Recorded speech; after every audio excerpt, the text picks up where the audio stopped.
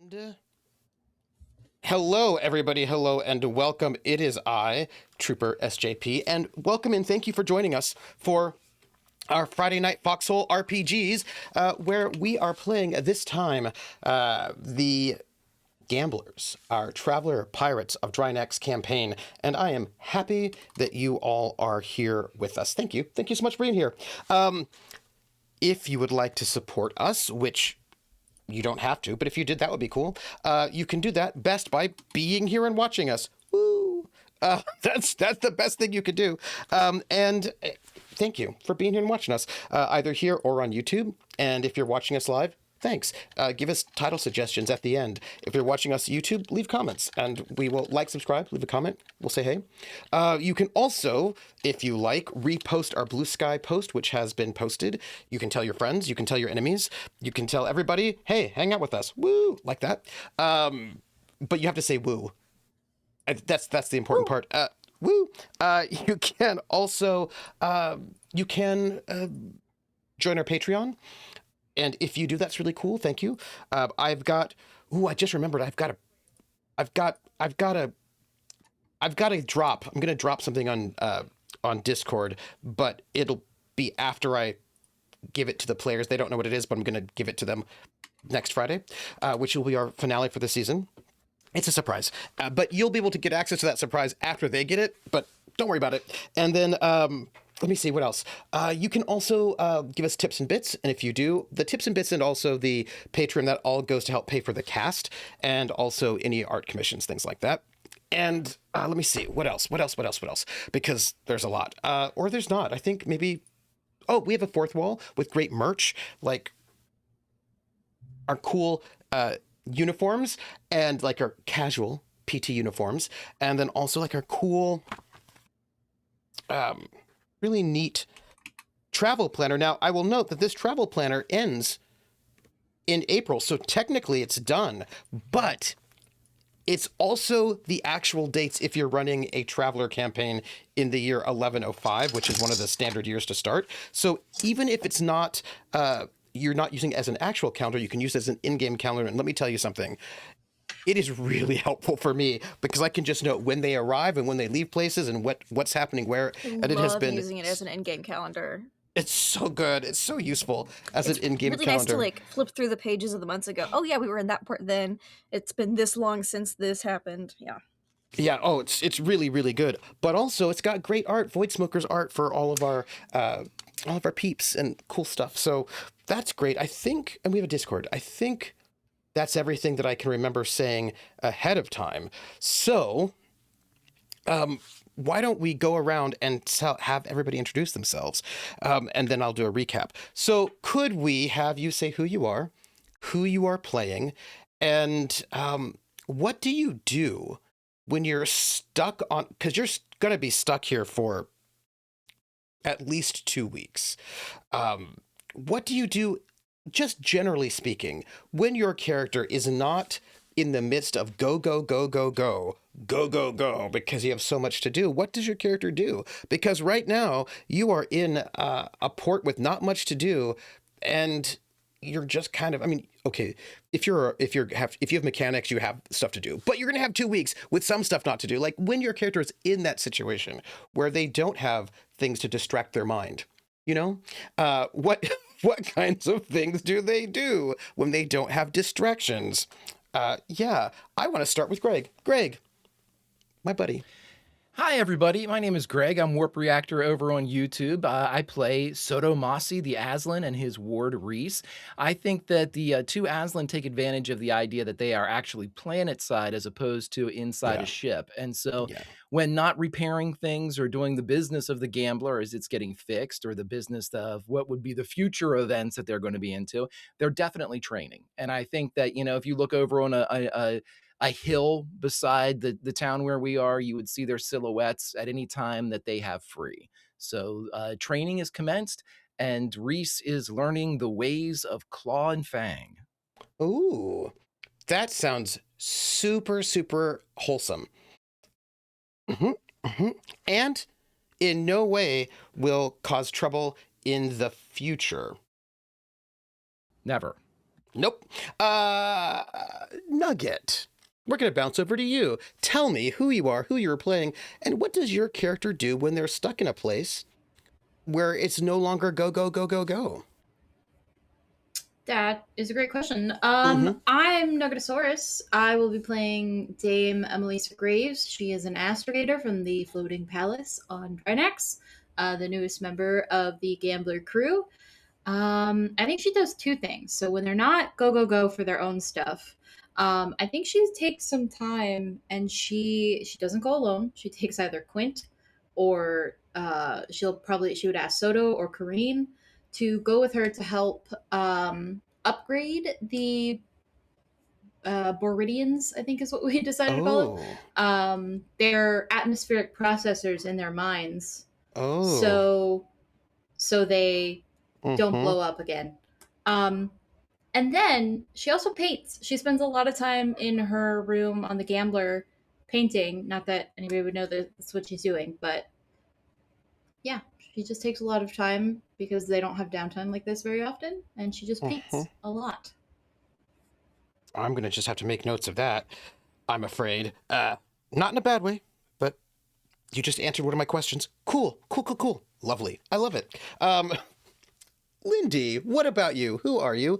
Who are you playing? And what does your character do when they're stuck in a place and it's not go, go, go, go, go, and they don't have Chaz they're hitting on them? I'm just curious. Oh God. Yeah. Yeah, he's super dead, thank God.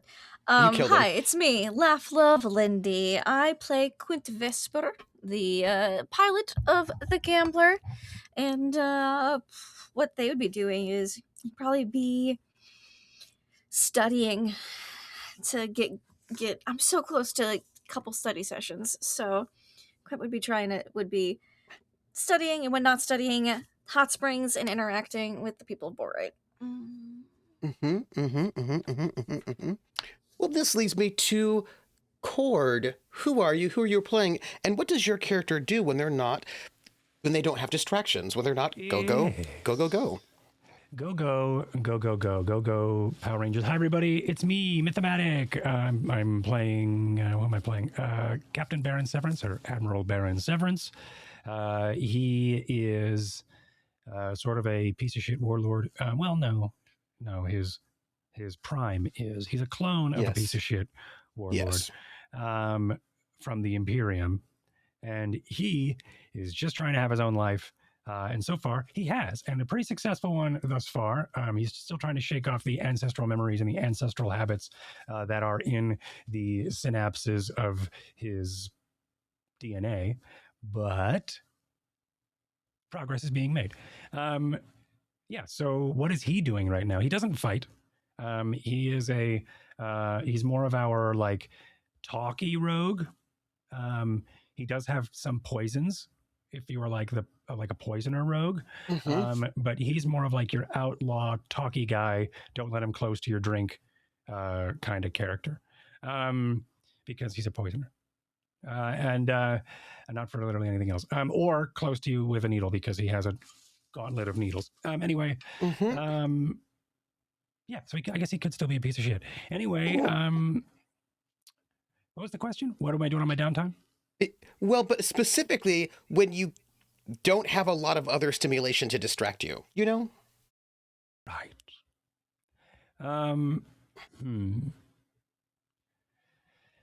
I think, well, I mean, he is recovering from internal brain injury.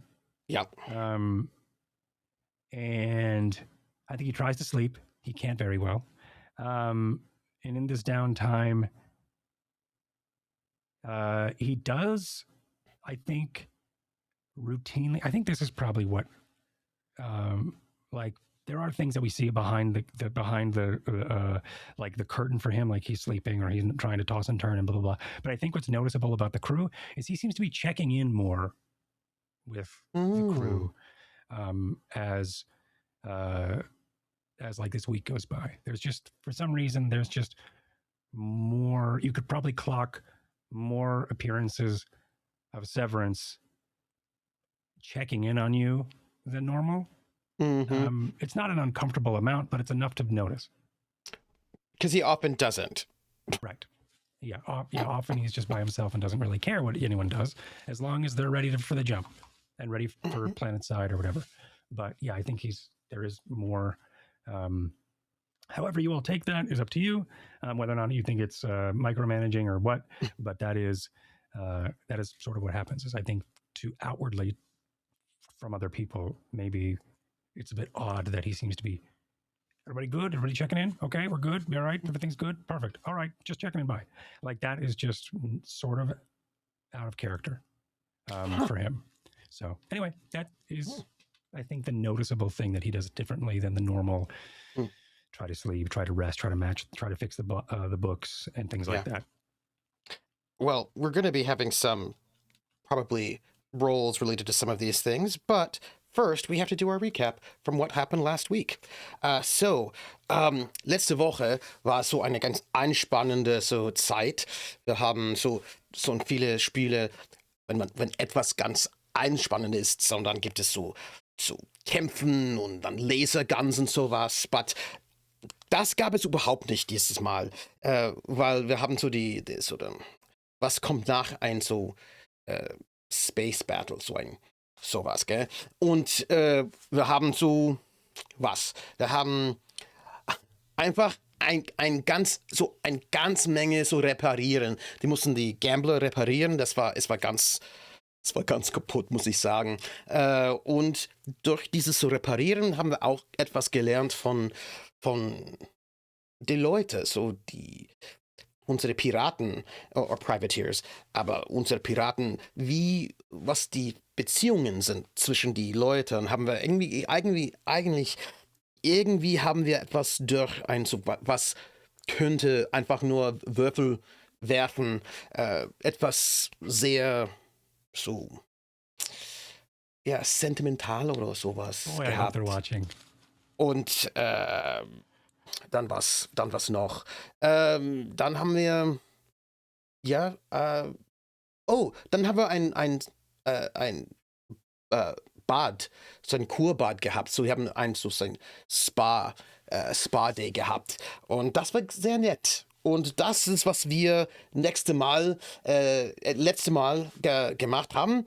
Und das mache ich, das Thermalbad, das Werkstatt und das Thermalbad Episode. Und das ist so für jemand, der in der Publikum ist, der Deutsch spricht. Ja, der Deutsch spricht. So, für Simone, hallo. That was our, we fixed the ship and got to know each other better, and then also had a spa day, a jacuzzi day, a hot thermal springs bath day. That's what we did. And that's going to lead us to this moment, when we are. Oh, it's a little bit tricky, right? Because we are. Amazing. Thank you. That was so cool. That was so fucking cool. If somebody requests me to go and speak German, ja, Mai, das muss ich machen.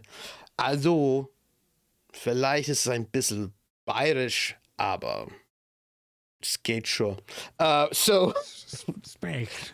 I learned my German in Bavaria, in Augsburg, so it can be a little bit that way. But as we speak in this Basho, it is the day 274. 274, which is, if you are Drinaxian, the third day of Azure in the sun year, and that is a day that month, their months are only 4 days long, but that is the month of abundance. So this is a month of abundance. It's a day of abundance. We're still in the day 3 of 4. And you have just finished repairing the gambler back up, at least the hull, back up to where it should be. You've got like 16 D-tons worth 16.4. 16.4 D-tons worth of scrap left. Your ship is repaired. Yes. The new ship that you have is not fully prepared. Your ship is not repaired in terms of criticals that you need to go to an actual port for. And there is no But port we have here. hull points again. Yes. It's But what we were lacking in the most. That and a jump drive.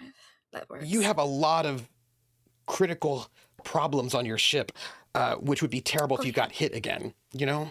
Because they just cascade. So that's not great. But you have sent off your oldest second captain, Kirsch, in the last refuge to jump to Marduk to buy some jump cables, a jump net, pardon me, and then come back so he can tow your ship to Marduk to get it repaired. And because right now you can't jump on your own. So you are stuck here while he's on his way. He's en route to Marduk. The Janel Torsk is on its way to Thieves in order to sell some of the gear that you got off of these raiders. But it'll take them at least 2 jumps to get to Thieves, and then they have to come back. But this is their process. You've got people, and now at the moment you are waiting on Marduk. You are in the middle of your first week waiting on Marduk, the week where they're on their way out, and then you've got to wait another week for them to be on their way in. So in this week, I'm going to ask you a couple of questions, just a couple of questions. In this first week, you're going to get 1 study period of mechanics, because you are spending a lot of time doing that, just a free study period of mechanics. But I would like to know if there's anything else in this first week that you want to do, because you can do a study period or you can do other things. And Dame Emelisa, Yes? you have chosen to do another thing. Yes, I have. You have. Could I get a roll from you, if you do not mind? It's going to be... I don't mind. I hate to do this to you, but it's going to be based on your social standing. No. I know. I am so sorry. Okay. But that is just how that's going to have to be. But I will allow you, if you would like, to use your mechanic skill or engineering skill rather than what would normally be a social skill, because normally you would use a social skill for this. But if you wanted, because of how you're doing it, you can use mechanics or engineering as the skill. I will use mechanics. It has to be. Is it mechanics social? It is mechanics social, I'm afraid. Okay, it's just a flat 0 then.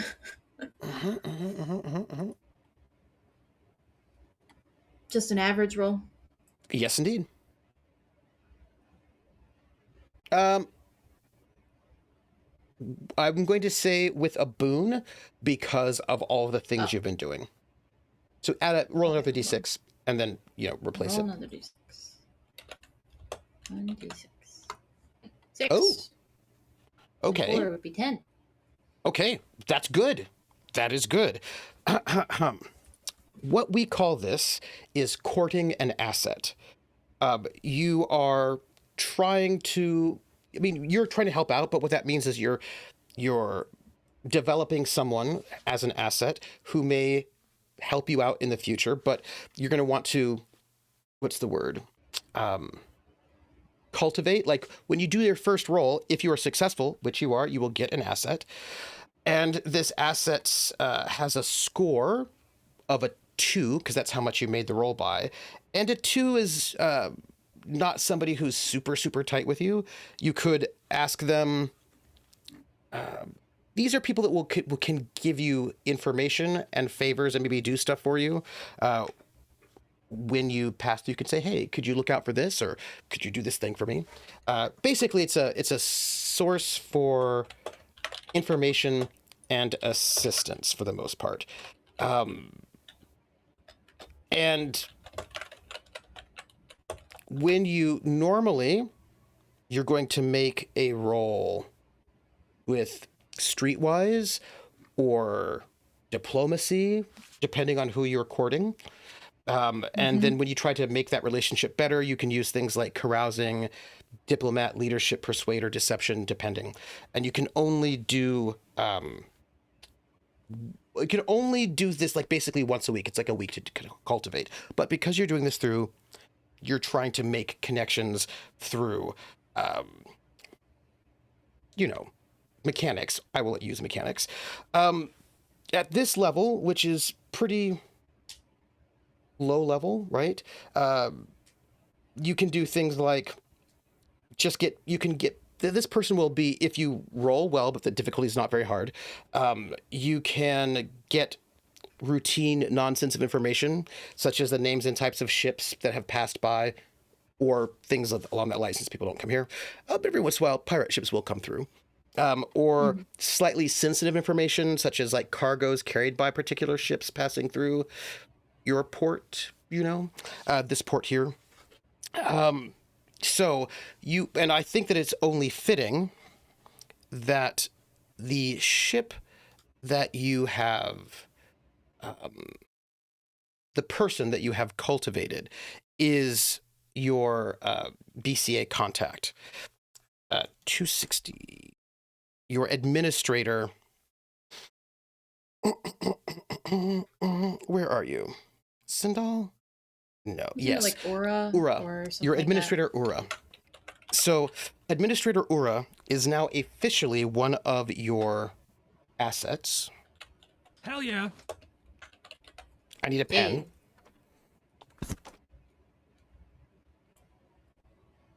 Administrator Ura. And she's at her asset value is currently it's like there are two different values that you can ponder. You don't have to worry about them right now. One is like how much reach she has, and she actually has quite a lot. And then the other is how much like camaraderie you have with them. And your sort of asset level for her is a 2 at the moment. And if you want to increase that, then you would have to spend a week doing something to sort of increase that relationship, right? So, you can schmooze, you can, depending on what kind of person you are, some people might bribe people to try to increase their asset value, or schmooze, or, whatever, hang out, make deals, whatever it is that you do, as that kind of person.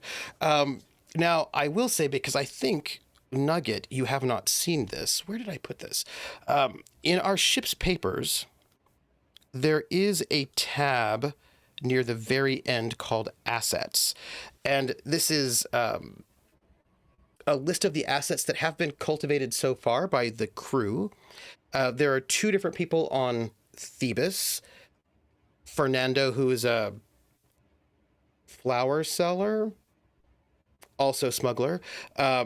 There is a mechanic in their high port. You have also Slightly sketchy mechanic. Slightly sketchy mechanic. Also a drug fence on Thebes. You've got a bunch of contacts on Thebes.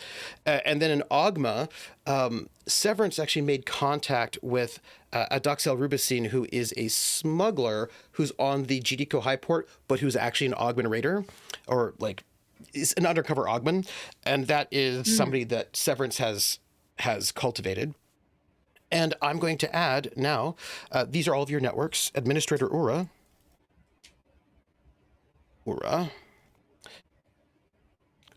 as one of your people. And I will just add that. Now, that does mean that you do not get a second training session this week, because you are running around creating contacts. Also, I will note that asking for something simple like, hey, if any ships belonging to certain people stop by, let us know, etc., etc., as an example. So, that's for you. And I'm going to just put down there's a allegiance code of 2.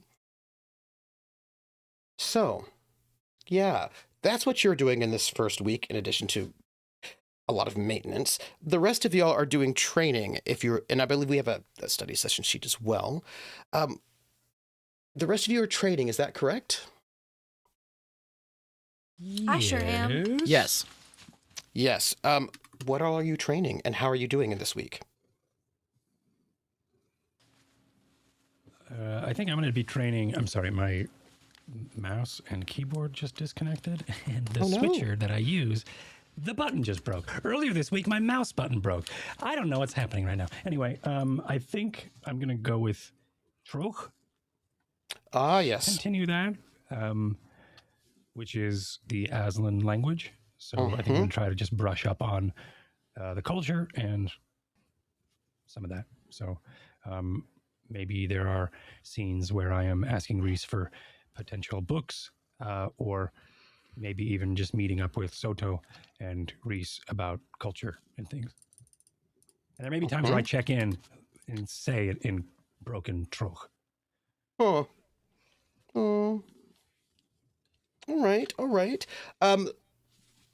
You have another week here before this ship, before the last refuse is going to come back. So let me know what you have a total of 3 weeks on Borat that first week, and then these 2 weeks while you are doing the things. So if you are studying, please let me know. And I feel like some people might have gotten to a point where they can Absolutely. have a study period. I want to know about that. After this week, I will be ready to roll. It'll be my 8th study period for pilot spacecraft. And 1, 2, 3, 4. yeah. Please, to finish the week, your second week on Borite, is there anything else you want to do in addition? We've got training, we've got courting an asset, anything else? Do you want to repair that other ship? Yes, Quint would also want to be working on that. Not as heavily as obviously we did on the Gambler, so not like full 8-hour days, but like, a couple hours here, a couple hours there. Like, hey, before we all hit the hot springs after we're all done studying for the day, how about we, put in an hour or two on the, Because I do know we need to save some scrap for our big part repair on... the Chainbreaker, by the way, is the name of that ship. On, like our big systems. I know we need some scrap for that. So we'd hold that in reserve, but I know we have a little extra. So Wesley will help. Thanks, Wesley. Would you like to make 4 rolls? Can Emelisa help too, or she's busy doing other stuff? Absolutely. Because you're getting... Soto and Rhys will help too if they need it. Then let's do a round. Let's do 1 round of 1 hour with everybody who's going to help. Where are you? Wesley. Whoop. Is our leader going to direct Severance? Yes, I'm going to try. I am... We'll let you roll your leadership first. Struggling with tech. He's trying to get his keyboard. Oh, wait. Oh. The mouse is working. Ha-ha! All right. Man, I love that. Was so silly. Okay. All right. Sorry. Leadership? Yes, please. Man, that was so silly. Okay. Huzzah! Wait, am I booned right now? No. You are booned because you're leading your team right now I'm in the boon in a place that zone. has a lot of energy towards you. So roll so- extra d6. Here it comes. Huzzah! Oh, all right. Ooh. What you got? Oh, that's nice. That's 4 so, more. Way better, So way that's better than 4. it was. So you have 4. You have 4 that you can give out. Cool. Awesome. Those who want to help out with this particular round of mechanics, please roll. At a routine, right? 6. Mm-hmm. Okay. Cool. That routine. Yeah. We're making do. Make and do. Make no. We're like, this isn't our ship. These are the worst rolls we've had. These are. Literally. Who wants pluses? I think they should go to Soto, Wesley, and Rhys for sure to give them all base success or 1 Oh, off. it needs to be. Oh, it needs to be 6s. Oh, yeah. Never mind. This is gonna go to. Yeah. Wesley. I have 4, Wesley. Quint and Dame Emelisa are like right there. No, I'm sorry. Everybody else got a 6. So Rhys, Wesley, and Soto, right? Yeah. Mm-hmm. So you have 16.4 scrap. Yep. We have 1, 2, 3, 4, 5 rolls. All of them are successes. Because Wes is going to get one, right? Yes. So Basically, with the 4, it's probably 77768. 77768. What are we repairing? Yes. The chain breaker? Yeah, the Yeah. chain breaker. 77768. 77768. So that's going to be 1, 2, 3, 4, 5.8 tons used. 5.8 tons. Yikes, guys. What the hell? Yeah, we're down to 10.6. How many do we need to have in reserve to fix? How many pieces of scrap do we need to fix our big systems? They are currently at 74 out of 120 hull points. That's better. That's better. So 74 out of 120 for the chain breaker? yeah, 74 out of 120. So you are going to need at least 6 to repair Okay. the systems that have been broken, and you might want some left over Yeah. in case you Do get we into want to combat.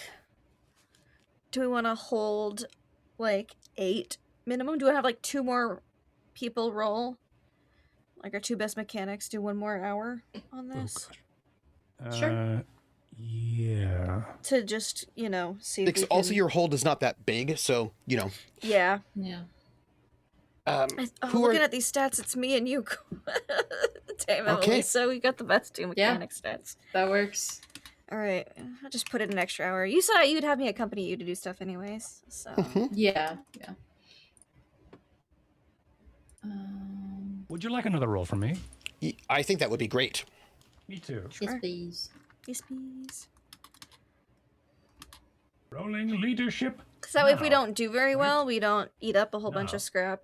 But Yeah. if we do good, we can maybe go 1 more round. You said Oh, two. nice. That's +3. Excellent. Okay, let's get Emelisa and Quint. Oh, that's so Okay. much better. Oh my god. There we go. That's Nice. double sixes, Emelisa, baby. that's a free. That is a free bit of healing for them. So they're up to 76, and that is a total of, if you give them a +1, that's by 4. So that's 0.4 tons total. So you're at 10.2. 10.2. Do we want to do that one more time, me and you? Yeah, let's do it.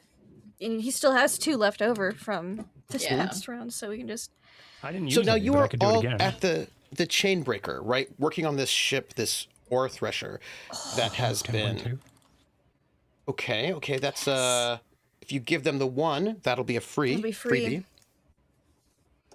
Fine. Hey, and Also a another freebie. Oh! Nice. 2 freebies. Mm-hmm. Yeah, there's They're at just that 78. horrible 7 that I rolled. 78. Yeah, I think if we're getting free ones, we should Keep going. Yeah.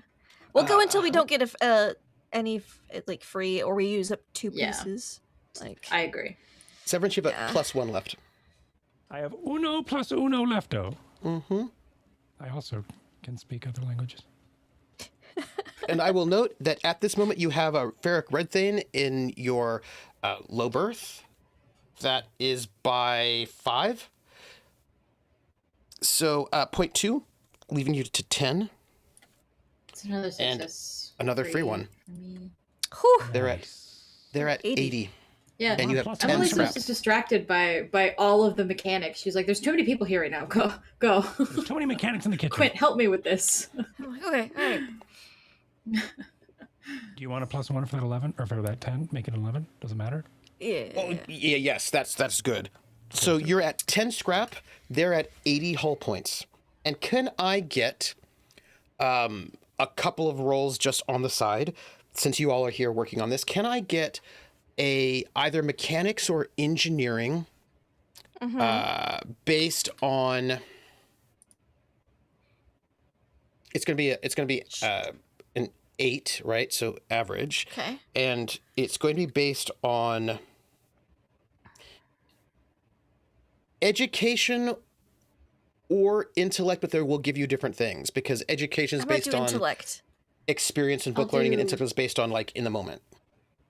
I'll do education. Okay. There we go.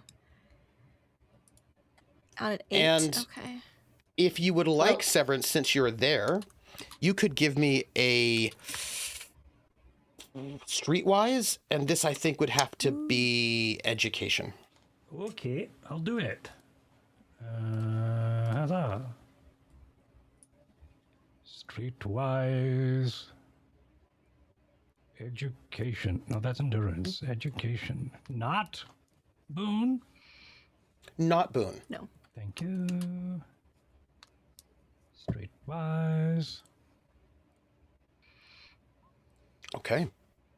Ooh. So, you are working on this ship, the Chainbreaker, and you're spending a couple of hours. Actually, you spend like that day, 274, spending some time just working on this ship, getting it together, trying to make it a better ship. And I'm going to tell you a little bit about this ship before you decide if you want to keep working on it. I mean, I imagine you will, but you might want to know some things that you notice about this ship while you're working on it. Might. Mm-hmm. So the ship itself, how it's built, it's got like 2 levels. It's got like the main deck and an upper deck. And it is a ship that has a number of low berths, quite a few of them because they are made to kidnap people. You know, that is what it does. It has got, it's got like a 12 low berths. A lot of people just have 8. It has a barracks for 16 raiders. Of course, they've got these really cool tanks that you're selling off. But one of the things you might notice is the mead hall. Right. So the ship itself, it's got like, got the standard array of duty stations at the bridge, the pilot and the astrator up front, and then the engineer and the sensor op are often up there up top as well. Sometimes, well, can I get a computers check? Yeah. From who specifically? Anybody? Anybody? Okay. What about an electronics check? Nope, computers. I don't have that. You can roll electronics, the basic electronics, as a... Right. Nope. Mm-hmm. And I'm not lucking that. Oh, Well- okay. So they have got on the ship's computers like a virtual crew person program to, like, if they don't have people who are good enough to astrogate, they've got like a virtual astrogator. It's not gonna be that good, do you know what I mean? But better than if you don't have somebody have that skill. Here's the thing though, that technology, those programs are beyond their level of technological advancement. They are at TL9, and by the way, TL9 isn't that people would say in game because the Imperium likes to categorize everything. So like these things have become kind of standardized, and Did you say they don't do that in game, or they do that in game? they do that in game actually. All right. In the world itself. But this is a computer program technological level that they do not have. You don't know. You made it by 4. Mm-hmm. You do not.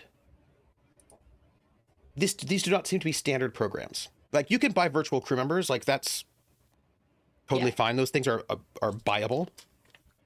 It's not like they're exotic, but these are not the standard versions that you can see bought and sold, so you don't know where they got them. That is a thing I would say. So what else can I tell you about this ship and some of these things you've noticed? So the accommodations on this ship are divided into 2 sections, and one is the one near the bridge, which has like these 8 standard staterooms. The first 4 are single occupancy for the officers, and the 4 aft staterooms are double occupancy for junior officers and crew. Like this is normal. and they've got their turrets, right? There's this hallway. Everything is sort of normal that way, but they do have this sort of common area, which, well, it's the mead hall, basically, right? It's a place where the crew can assemble after a successful raid, much like your common area, except that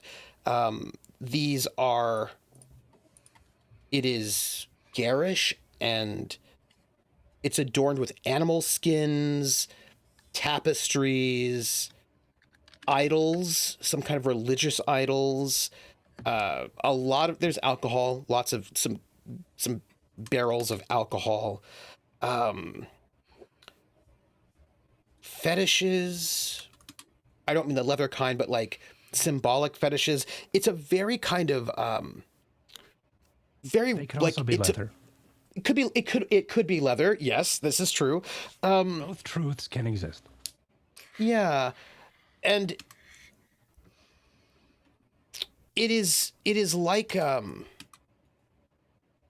it's very religious. They seem to be very religious, right? If you look at it, there's a lot of religious symbology. There are all these tapestries of their great raids and their like glory. A lot of like trophies, fetishes, paintings, animal skins, horns, animal horns, weapons. Some of the weapons are not good weapons. Like they will have like low tech axes or swords or shields that are clearly not shields anyone would use right now, like up on the walls. Is it kind of like an interesting mix of very kind of low tech, sort of hyper religious sort of. It's a little bit different from the Aslan stuff, right? Because the Aslan stuff, they do ancestor worship and all of that, but there's a kind of like a medieval sort of vibe in the decoration of this ship. And would also say from our sort of mechanics and engineering roles, the ship itself is completely new. It's newly constructed. I mean, within the last year or two, you would say. Yeah. All of the parts and pieces are new parts and pieces, freshly manufactured. And your Emelisa, your engineering, was it? It was mechanic. You made it by 4. The skill with which it was put together feels too good for you. And not for you personally, but like, it's like For them. Yes, it's like somebody with a much higher level tech level skill is making lower tech level ships. Yeah. And I think Emelisa noticed this before, didn't she? In one of the earlier episodes that we had, she noticed this as well, that there was like a discrepancy between the tech level that they're using and like their general demeanor and what they're supposed to have. Yes. Also, Quint, there's something you don't notice. Yeah. Cool. With your intellect-based role. What you don't notice are variations. Ah. These are cookie cutter spaceships.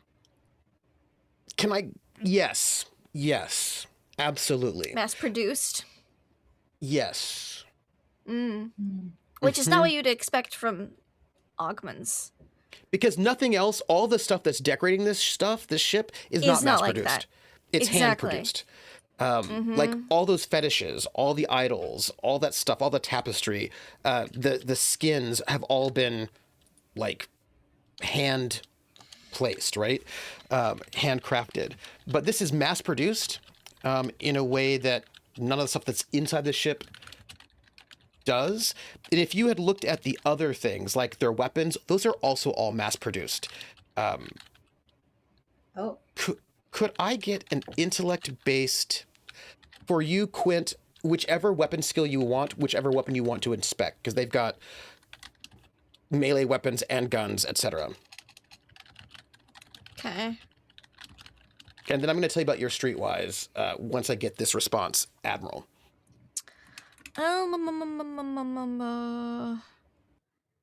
Pistol. Let's see, where is ranged combat? What's the Whichever name one is for best. ranged for gun combat? Okay. Intellect-based.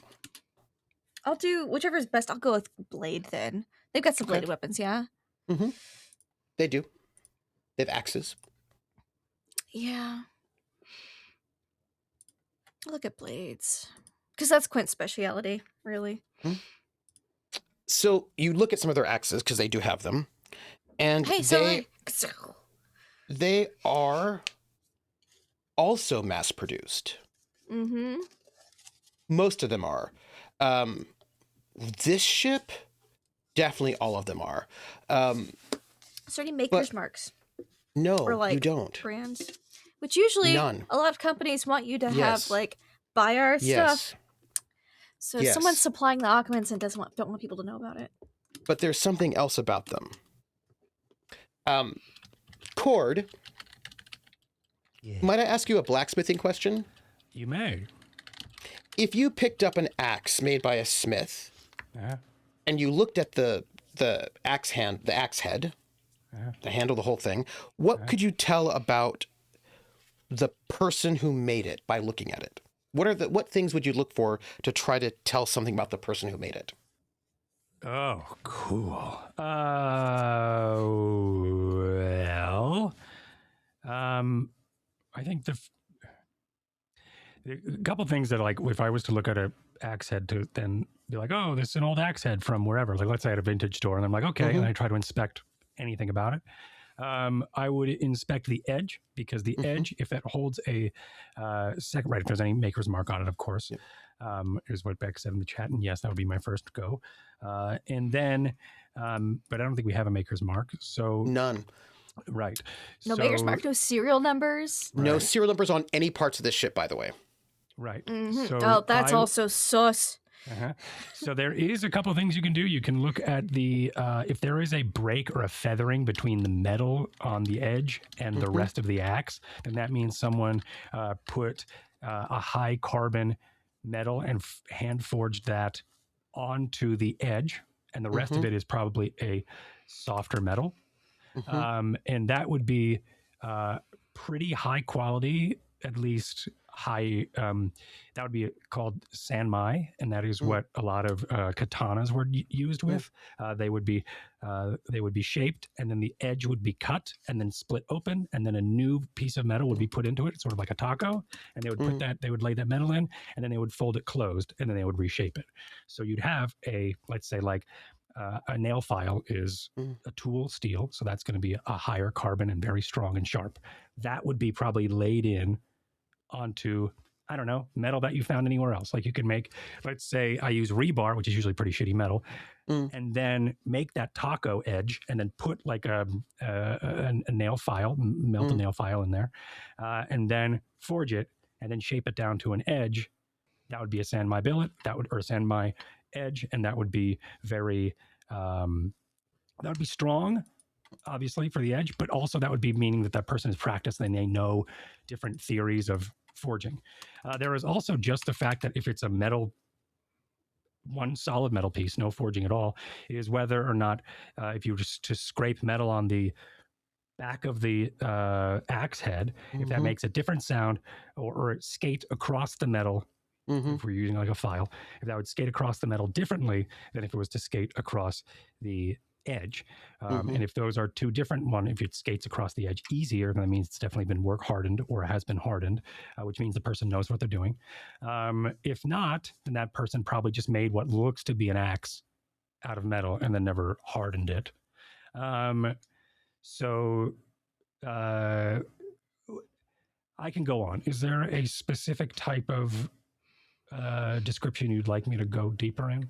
I do have a question. Yeah. So if there's a thing that like medievalists do who are like in like who do like literature, et cetera, or music, they will like look at medieval manuscripts and they will like look for like details about the scribe. They can like notice, oh, the Right. scribe does They this were with their letter left-handed D's. because, right. Right. And so you can be like, oh, okay, that's this scribe. So you can sort of Right. track who the scribe is. You can tell something Got about, it. you can do analysis of the handwriting, right? To sort of say So you're something thinking of about. like identifying markers, not necessarily skill. Well, yeah, there could be a lot of different things. I mean, there are a lot of like axes that are these days, including also in history, people who made axes, not just and swords or anything, like not just a maker's mark, but also a style. Some like if you were to have an axe that has, let's say, like a Viking beard to it, right? Yeah. So like you have the axe, and then there's, for no reason, there's that drip chin of the beard, or of like that hook, where there's like more edge than it needs to be. That would be the beard of an axe, and that is a style. It doesn't necessarily need to be anything. It can be used, of course, for cutting wood and blah, blah, blah, but that would be a style. So I mean, like the shape of how it is forged, it could be more hexagonal or tetrahedral, but still goes into an edge. Could you tell us something define... about them by the? Can you tell something about like the blows? Could you look at an axe handle and be like, oh, they have a heavy hand, or something about? Yeah, you can tell whether or not they used a flat side of an axe, or you can tell whether they used a round doming side of or a flat side of the hammer, or the doming side of the hammer. And those, of course, have two different outputs, or two different, outputs. You could also tell if one has been forged with a power hammer. But you could, there's probably some other subtleties that I don't know, but you could also see if there are several ways you can make an axe. You can have a block of metal and punch a hole through it, which won't necessarily show any difference besides the fact that the hole is uniform. But there are some people who have a flat piece of metal that they cut into the shape of the axe halfway, and they fold it over, and they forge the back of it around the handle. When then you'd be able to see that there is like a bit of a crease that goes down towards the edge of the blade and towards the back. But when it comes down to like whether or not you could tell if they're left-handed or right-handed or something like that, that would be really up to you, because I guess you could do that. You could see that. It would just sort of, if you could tell if they're left-handed or right-handed or something like that, it would be a little bit more, they would have to be a little bit more sloppy with their work, I think. Right. Yeah. Because I feel like in a master of the craft, you want to make it look like a machine did it, or you want to make it look like it's been done and mass produced perfectly every time. But if you can tell from the craftsmanship subtleties about the craftsman, then there's a good chance that they aren't that great or are still learning. Yeah. Does that make sense? Yes. So I think what I would say is there are some of these older weapons on the walls, and those you can see the seams, and you can see that these were two different bits of metal, like a cheaper metal and a better metal, like all these things that Myth was talking about. You can see in these older ones that are on the walls, the kind of handmade about them, the different metals, certain kinds of, you can tell the sort of the sense of the hammer they used, right? That kind of a thing. But these are much older. All the ones they're using have no indication of personality whatsoever. It is all, there's not two different types of metal. These are, they're hardened. They've got amazing blades. They're very, very high quality, but they do not evidence any personality of a maker, I think is the best way to put it, right? It is as if someone was able to make with one piece of metal with no seams, a perfect edge and no personality to it, I think would be the way to put that, Quint. Gross. Trying to hide it. And Severance, you have been a criminal in the past. Yes. You know? And apparently a blacksmith. Maybe, but I will tell you this. You have never seen these items on the black market. And if this is a bunch of stuff with no maker's marks, no serial numbers on the plates of this ship at all, like none of the things that this ship, there are no serial numbers anywhere on this ship.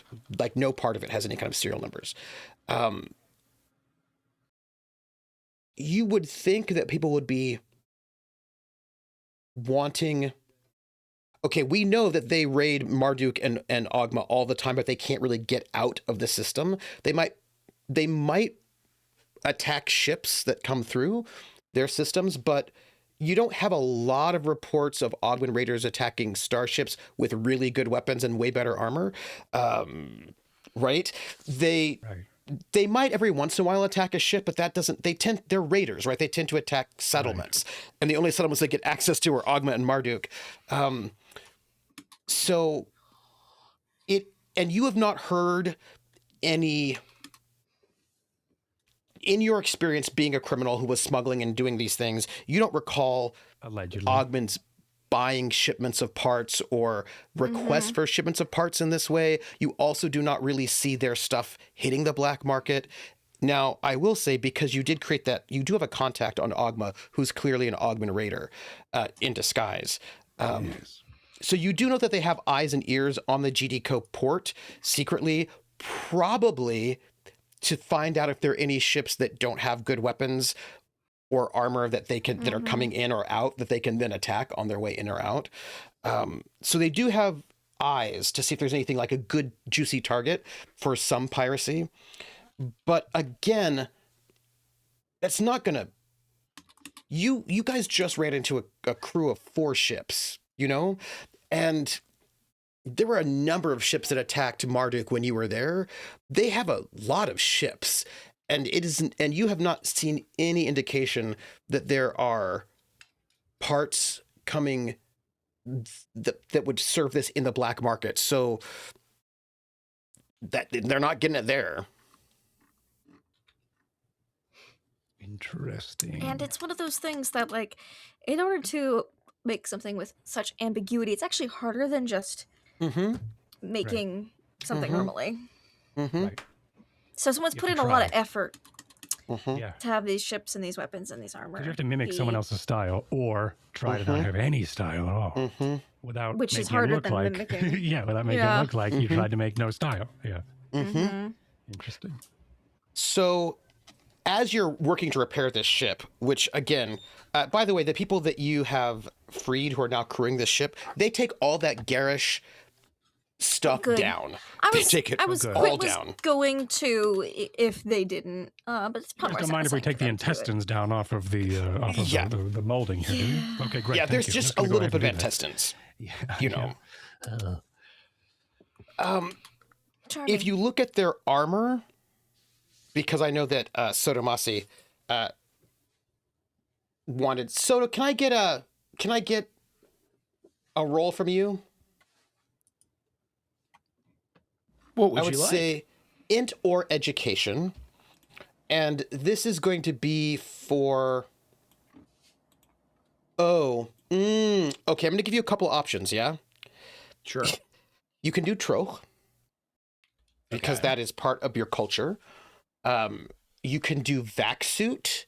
You can do melee. I want something that is either a combat check, because you're checking out the armor, right? So that you can suit it up. So a sense of assessing the armor, you know, would be, I think, the way to go here. All right, so I guess I'll just do int melee, since that was the last thing you said, and then I'm remembering that. So whichever one you like. You can do troch, you can do melee, you can do vac-suit. I think they're all basically the same, if you can believe that. Oh, well, whichever one you want, because they will give you slightly different information. The difficulty 8. Yes. 9. So their armor is good power armor, right? That's what they got. It is, however,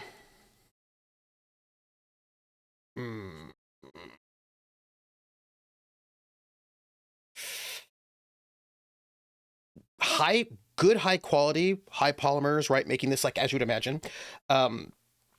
But the outer layers of the armor have got like boiled leather. It looks kind of like pure like that sort of that boiled leather armor is what it looks like. It kind of looks like medieval armor is what it looks like. That's sort of like outer. And these chest pieces are pretty elaborate, especially for the commanders. And you've got like sort of crafted into the armor, like the faces of beasts or symbols. It's clearly handcrafted, right? The sort of leather overlay that's on top of this polycarapace armor.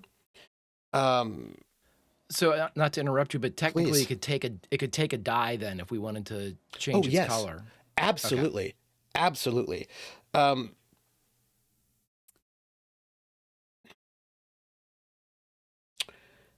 There is also fur, right? Like these things are productions, right? Like there's all this fur on it.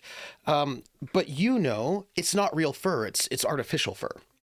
It is synthetic. It's synthetic fur as opposed to blasphemy.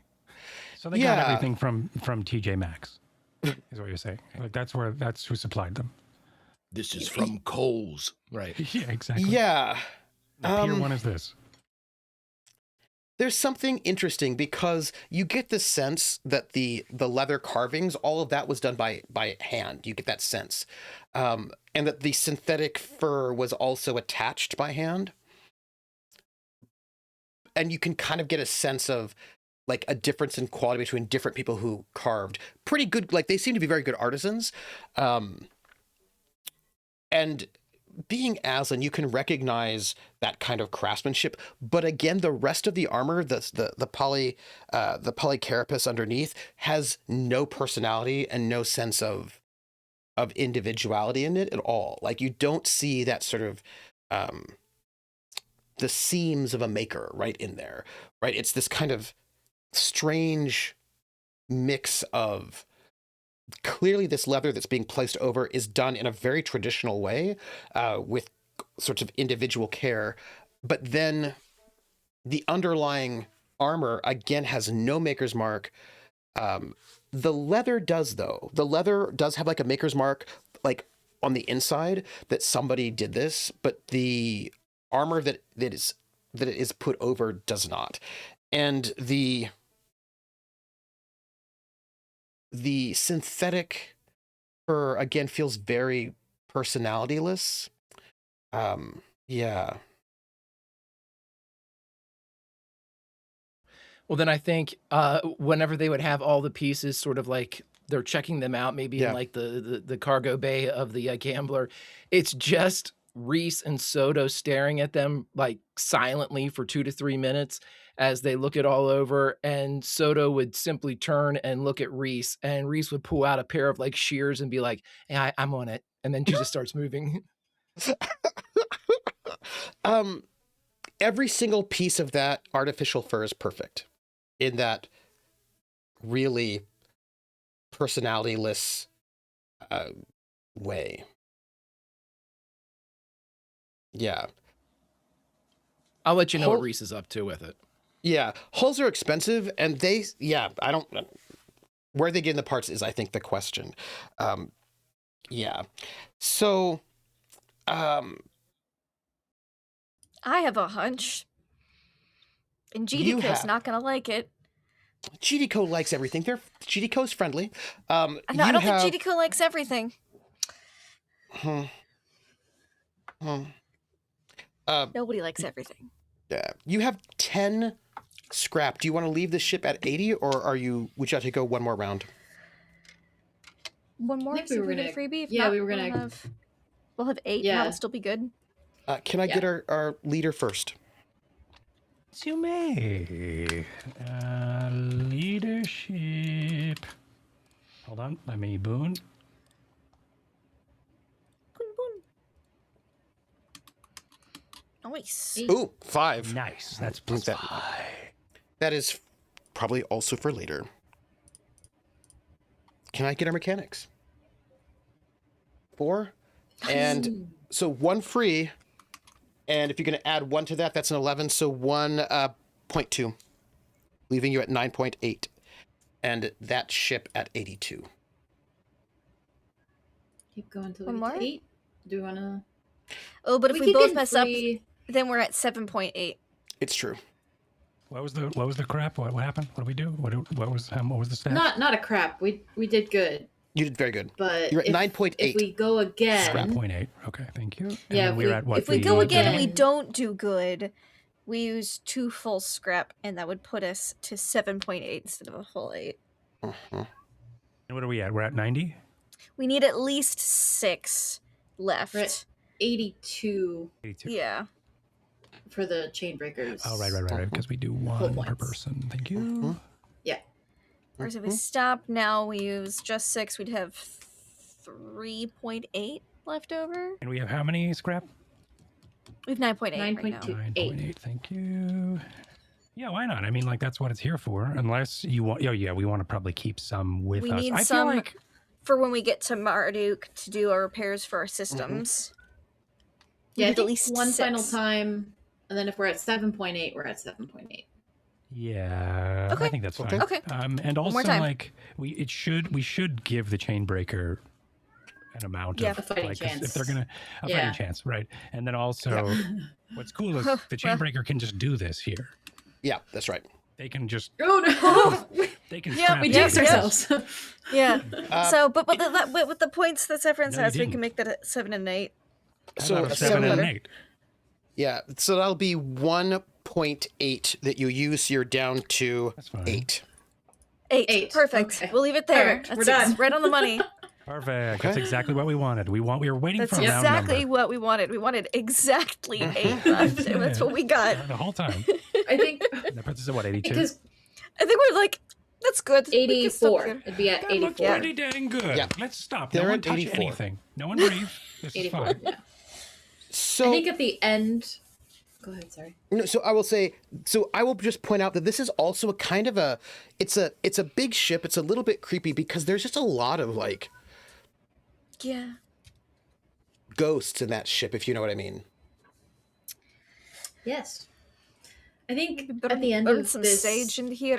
Quint will go Sage. around because again, Emelisa wouldn't know this because Emelisa wasn't here when we thought we had actual ghosts on the gambler, and Quint was like, "Fuck Oh. ghosts, hail to the no."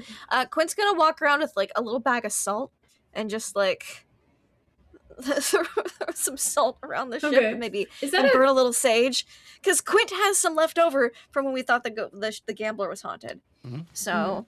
is that a cousin? We smudged it. That's not like a Drinaxy No, thing. So like, it is not a Drinaxian custom. Emily It's would be like, "What the hell are you doing?" Right. Okay, that's so funny. And, Okay, so I and think discouraging ghosts. And like, so as like we're wrapping up, I'm like, all right, and salt and sage. I just got yeah, sage smudge I think the ship Emilisa's and- probably like on her tablet because she's noticed these discrepancies in Yeah. like the UI of this ship, and she just Mhm. looks up and what is that for? Well, there was a lot of death and like pain on this ship, you know, which means there could be ghosts. We've not been on the Oh. ship at nighttime or in the deep of space, but you know, just better safe than sorry, no? Is that a Solomoni thing?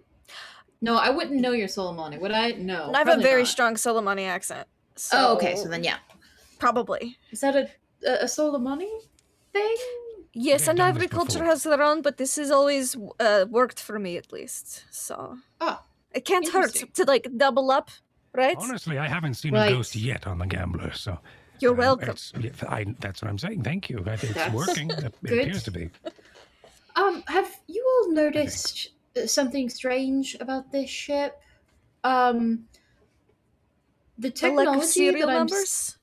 well, yeah, and well, I didn't notice that, but Is it the The ghosts or dealing with technology that they have Right. in their programs is, uh, from my understanding, way above what they should have.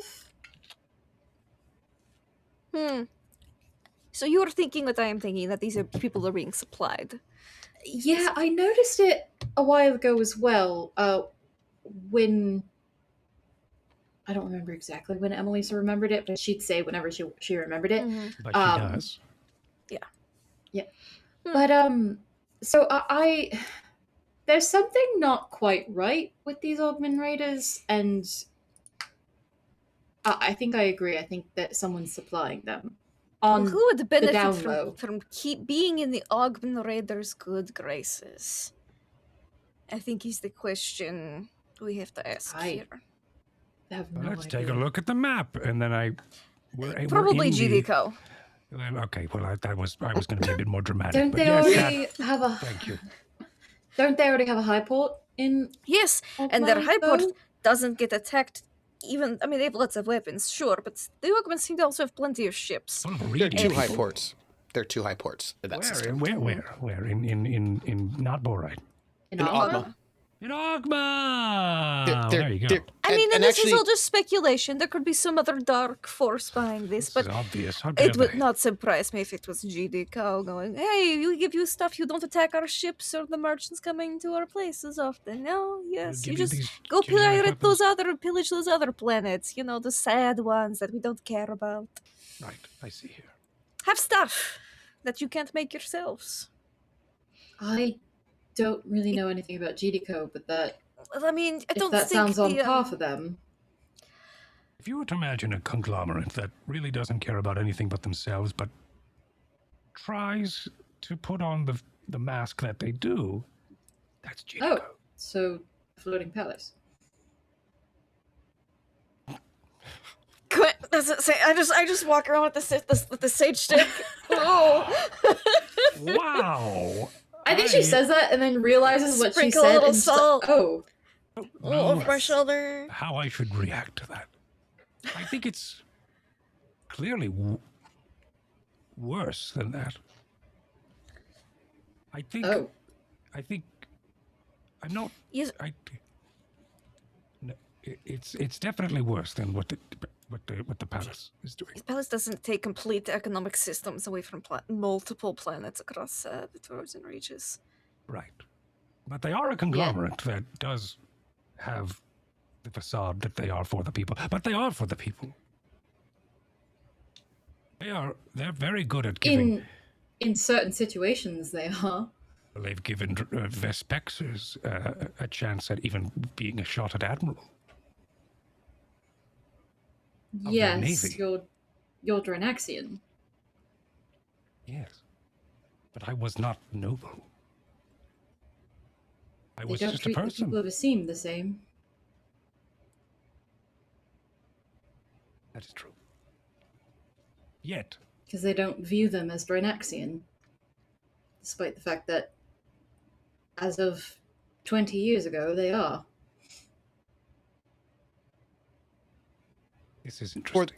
For the record, the princess did a lot of work to try to incorporate Asim, right, culturally into the space, allowing some Asim young people to study at the Scholar's Tower and bringing in a piece of art onto the floating palace. The princess has, yeah.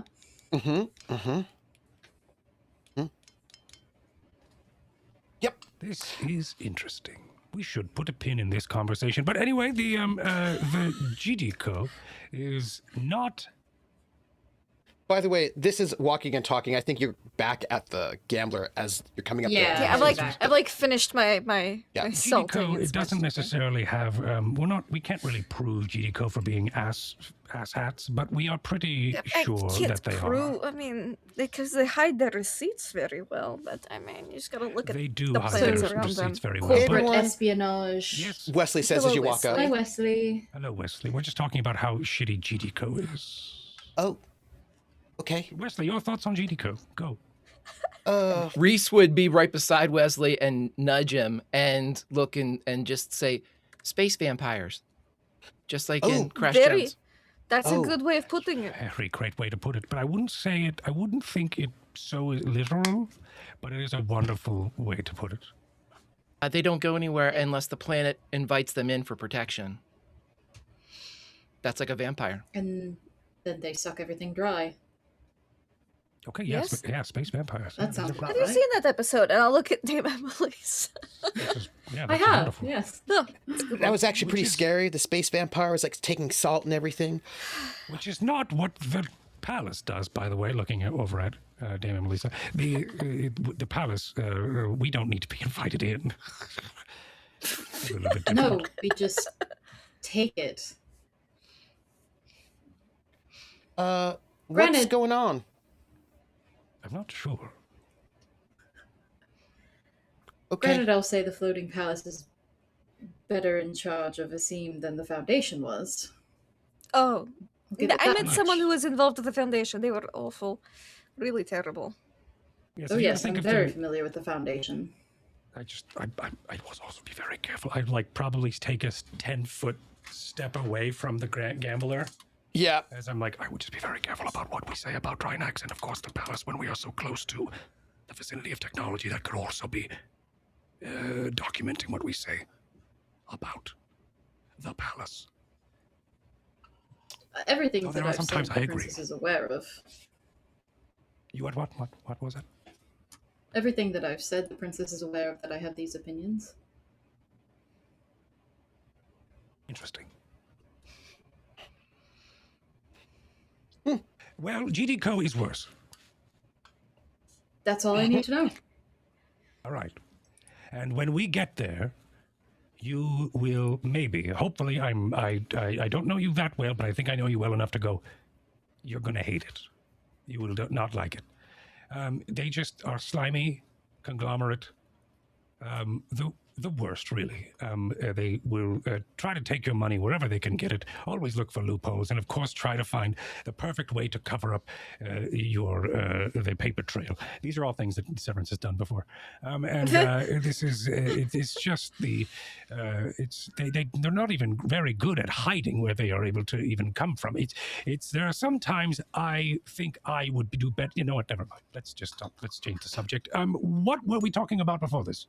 Nothing. We weren't saying anything. Let's all stop talking. Ghosts. But he said go. We're talking Ghosts. about ghosts. Ghosts, yes. Yes, Vesper was saging and salting the chainbreaker. Yes, it's clean. No ghosts. But also, slight, let's backtrack a bit. GDCO is the issue, right? We were thinking that? I Suspecting. think so, It's from my what you theory. guys have told me. Aren't we deputies? well. Didn't they deputize us? GDCO? Who?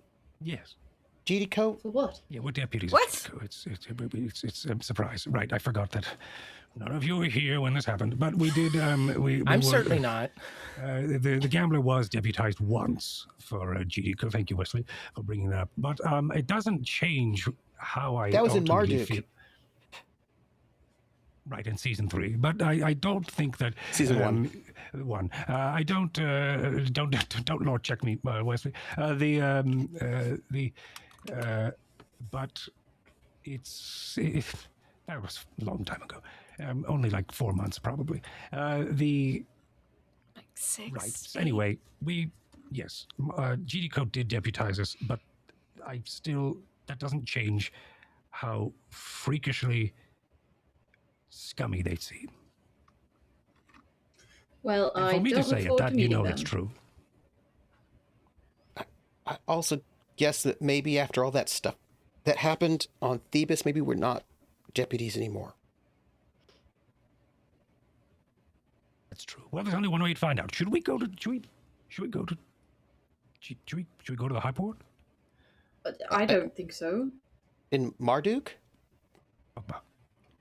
Oh, Oghma. Why'd we go there? I mean, Yeah, I'm not I'd rather scared, not. but They I think we They're not going should to attack us try to there kidnap because go get that bounty first. that's true. We should probably do that. We should get the bounty Yeah. first, and then maybe Get come fixed, back. go If to we come through Torpor. here and want to discuss it, then we should stop at that high port, because if what we think is true, we're not going to be attacked if we go to that high port, because that's what this supply is for.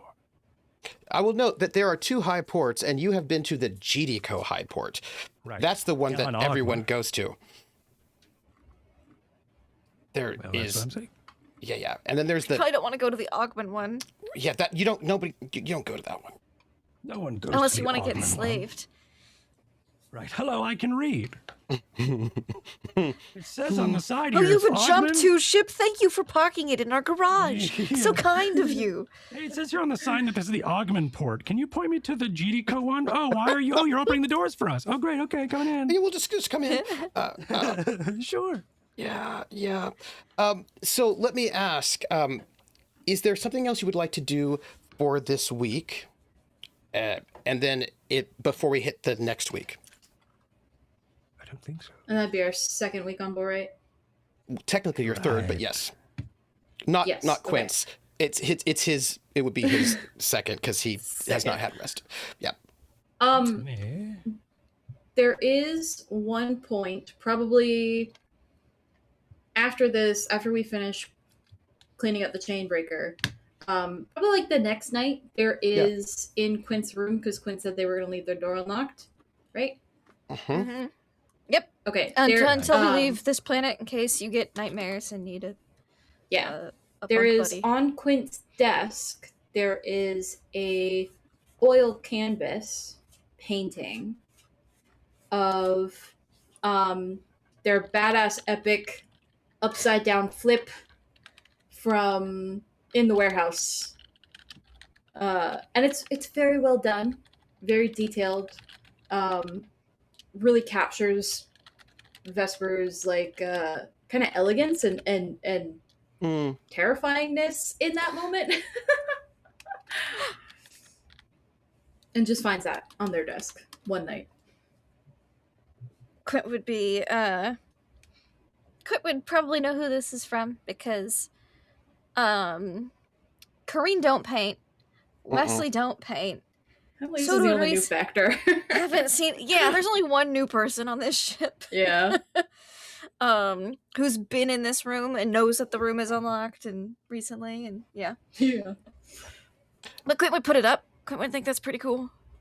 Quint would be like, ugh, and like give a little hug because Quint takes gifts very seriously, and would have it up on the wall. And Emelisa never acknowledges it, ever. Like, if you ever bring it up or anything like that to her, she will deny. No, Quint's not going to bring it up because if you wanted it talked about, you would have given it over personally. Would have not said just left something. it there. Yeah. Okay, perfect. Quint Yeah, gets that's it. it. Before we hit the week Emelisa 3, would find a knife Okay. with a little bow on it. oh, so not threatening. Oh, I love that. Yeah. No. Um, Emelisa carries it this The around knife everywhere. isn't threatening. The bow, though, is very threatening. that is very Oh, threatening. so The bow threatening. was adorned with a knife, not the knife with a bow. And it'd be like a good knife for beginners, What's this bow made out of? Tendon? Oh but my like God. Yes. small enough to be concealable. Perfect. In this second week before we hit week 3, during one of the group dinners, there is something that would happen. Oh. While we're having dinner, I just have to sort of get there. We're having dinner, the whole group. We're probably having dinner outside of the ship because we're not using our life support right now. In a spacewalk. Yeah. And Karinne is coming in late. You notice that Karinne has been talking to... She's been basically auditioning gunners and trying to make sure that the people who are on the chainbreaker are able to defend themselves. So she's been interviewing the crew and talking to them and all love that. how they're auditions. They're auditions. You have to do a dance, you know. That's right. A 5. There's some 6. Stop choreography. marking A gun it, dance, please. a Please knife stop marking it. dance. And from the top. A 5. A 6. A 7. And she comes into dinner and she seems angry, surly, on the edge of violence. Normal? Karinne. Yeah. Normal. I avoid her. Anything else? What else? I sit on the opposite side of wherever she is. I like just pull out a chair next to me for her. Karinne, I see you're incredibly normal tonight. How is See, nothing has changed. And she it's like she's tight. And she says, Like tense, right? very tense. Like, Sure. Just had to check. That's what I was thinking. Yeah, that's what I was thinking too. like maybe halfway through, and you can see that she's hitting that tablasto a little bit hard. Yeah. And she says, She's way hungry. Go She easy on that says- tablasto. You're not yourself without the blaster. just, I,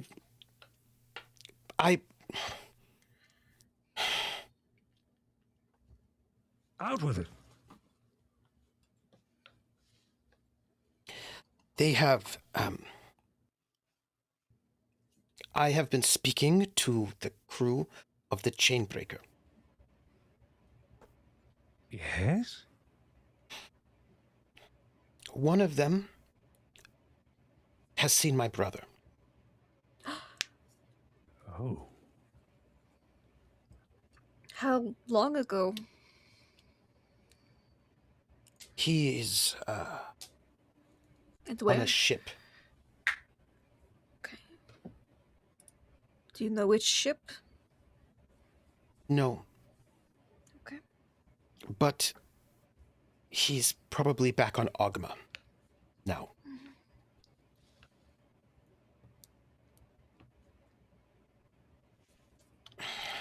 You want us to go to Oghma?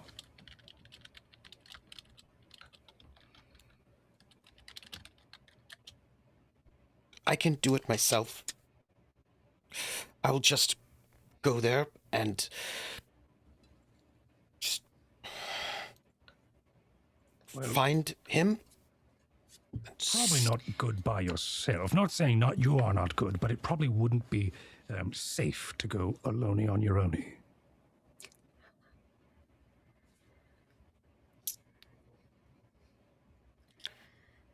I will interrogate that Oghman Raider that they have We're here. going to audition as them later prisoner. today. Yes, I think that might be good. See what he knows and maybe get some additional details about what position your brother was on. Maybe we can learn more about which ship it was, at least which Oghman Warlord it was under control of, because I'm sure it's all very regional. Did they say he was in good health? They said he was. He belonged to this one warlord that they said treated the crew better.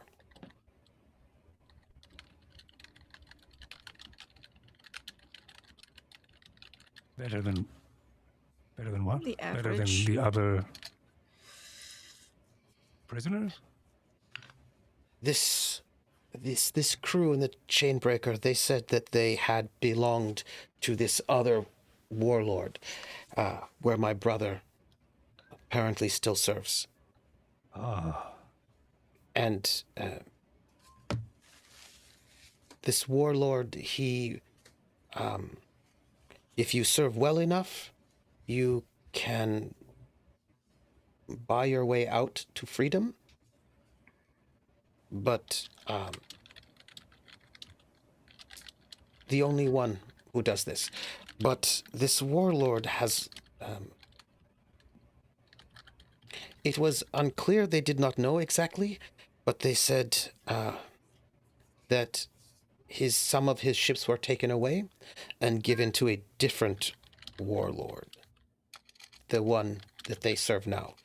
One of them, the engineer, was just a few months from being able to buy his freedom from the same warlord that has taken my brother. And these ships were transferred? Not stolen or raided, but transferred to this warlord, Gridden Callow. Callow? Let me open up my notes.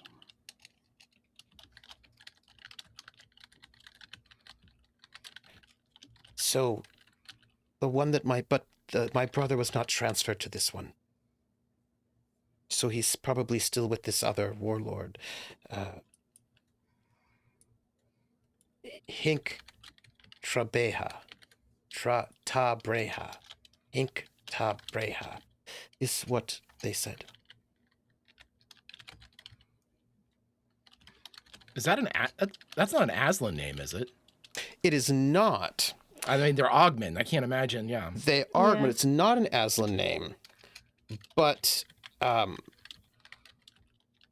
could you give me a troke roll? I sure can. I'd love to. I'm not ready. You want to go for it? Go for it. No, I'm not ready yet. Not ready yet. He's still got more studying to do. You could do it at -3, and if you get it, that would be Pretty cool. yeah. No, I'm not So, doing it. Both roll it, I'm not doing it. honestly. No.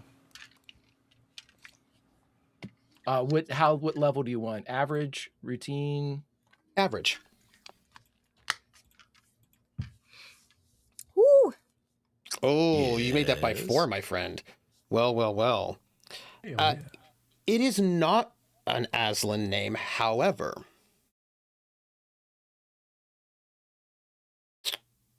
You have heard of it. In an Aslan context. It's you know how you don't have to be of the Aslan race to be Aslan, to be a member of the Hirate? You could be a human or Barger. You can join the Hirate and A become cultural Aslan, right? That's what yeah, they, cultural Aslan. yeah. You could become a cultural Aslan. And you recall that there was someone, a human, named Hink Tabreha. It's like that's sort of like a slight sound. It's like a translation of a name that was given him to something that was a bit. It's like a translation of an Oghman name, right? There's like a bit of a. He had been educated. There is a human with that name.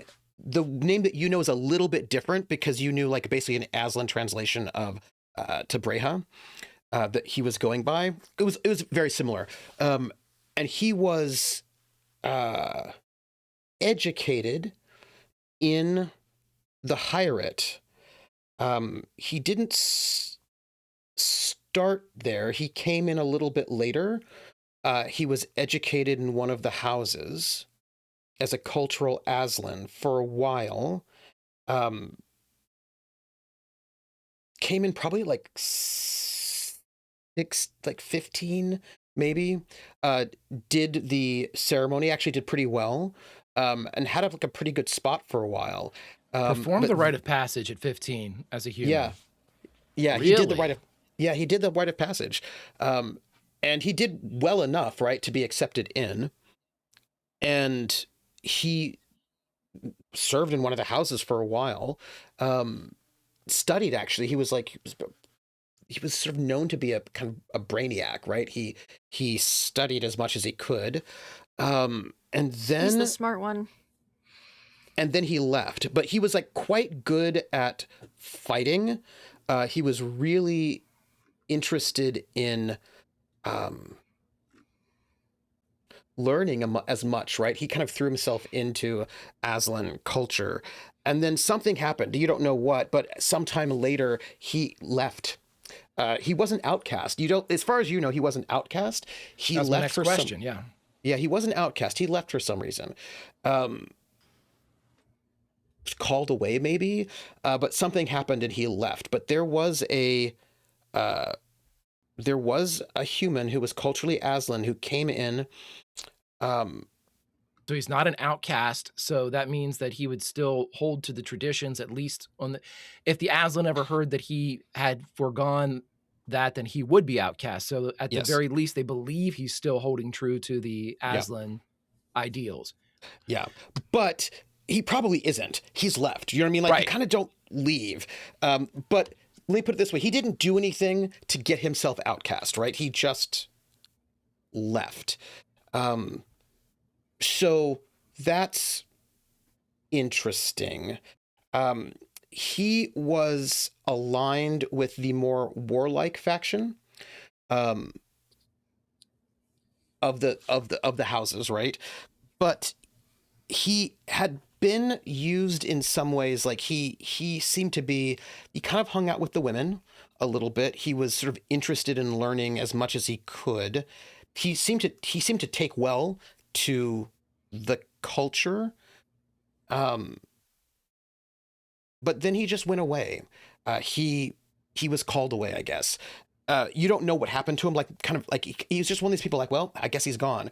Also, you were not part of those clans because you're from a different set of clans.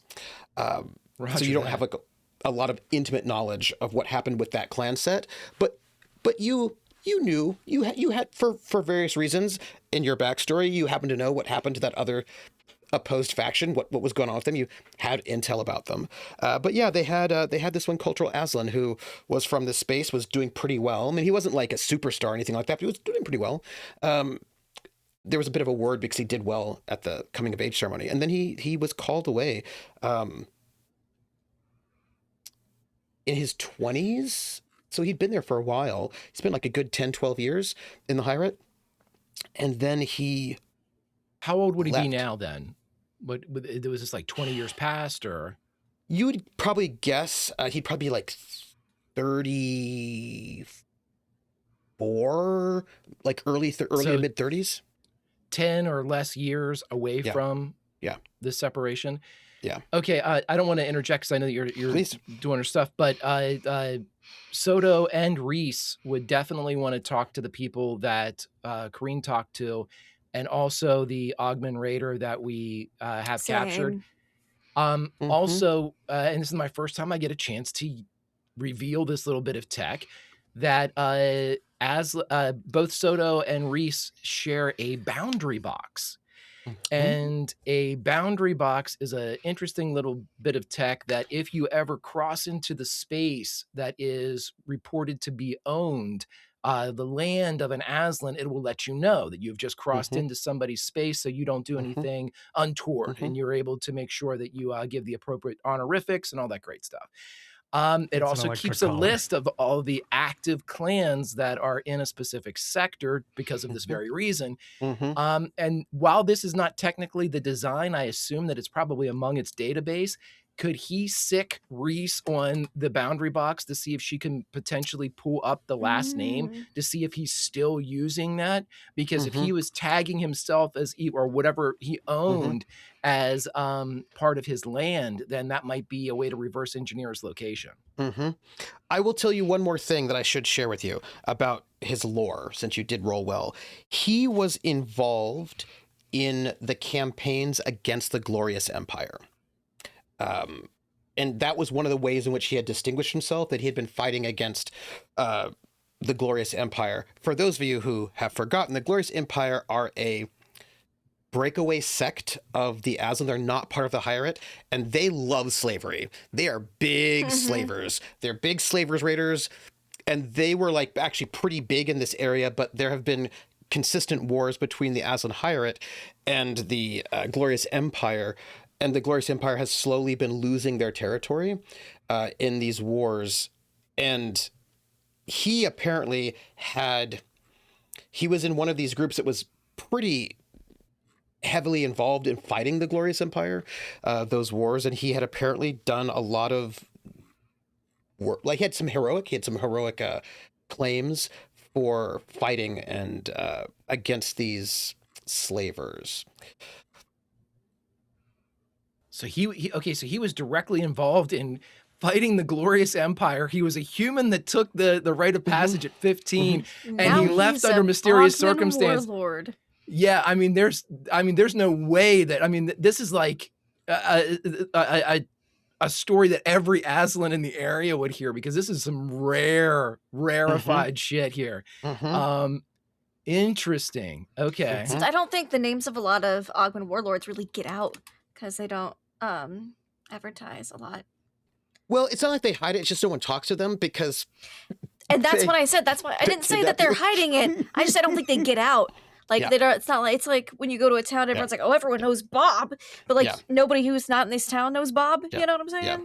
Well, Yeah. honestly, the only thing that triggered me was whenever Trooper was going through the name and he was like, Tabreha. I've been Yep. trying to do Aslan to get ready, Yep. or Trope to get Yes. ready for Yep. anything I'm doing with Yep. Severance, and that's exactly what I've been doing phonetically. Yep. I'm like, is that Yep. Aslan?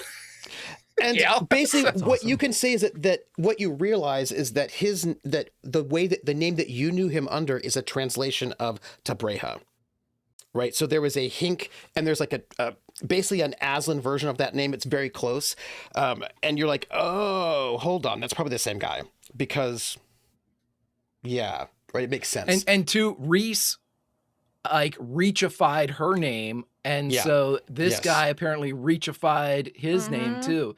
Okay, yeah, we got to meet this dude. Well, Also, if it happens. Rhys would actually probably know him a little bit better than Soto would, or know of him a little bit better.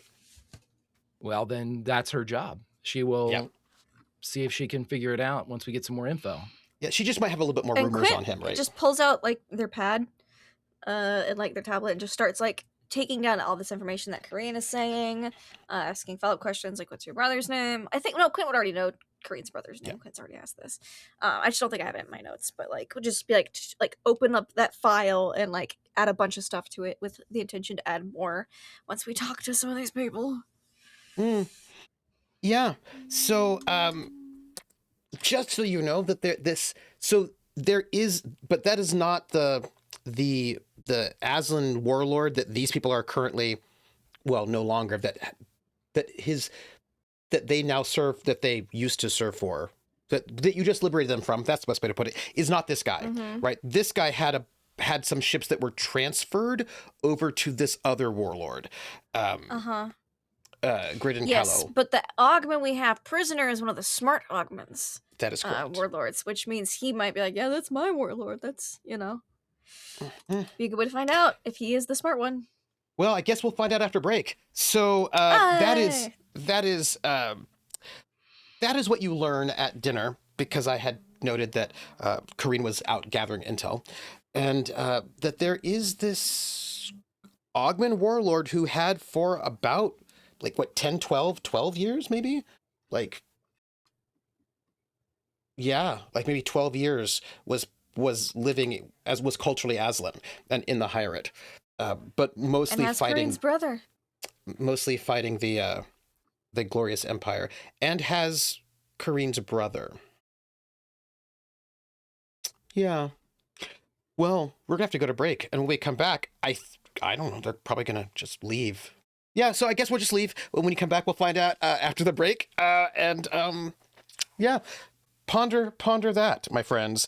We will see you in 10 minutes.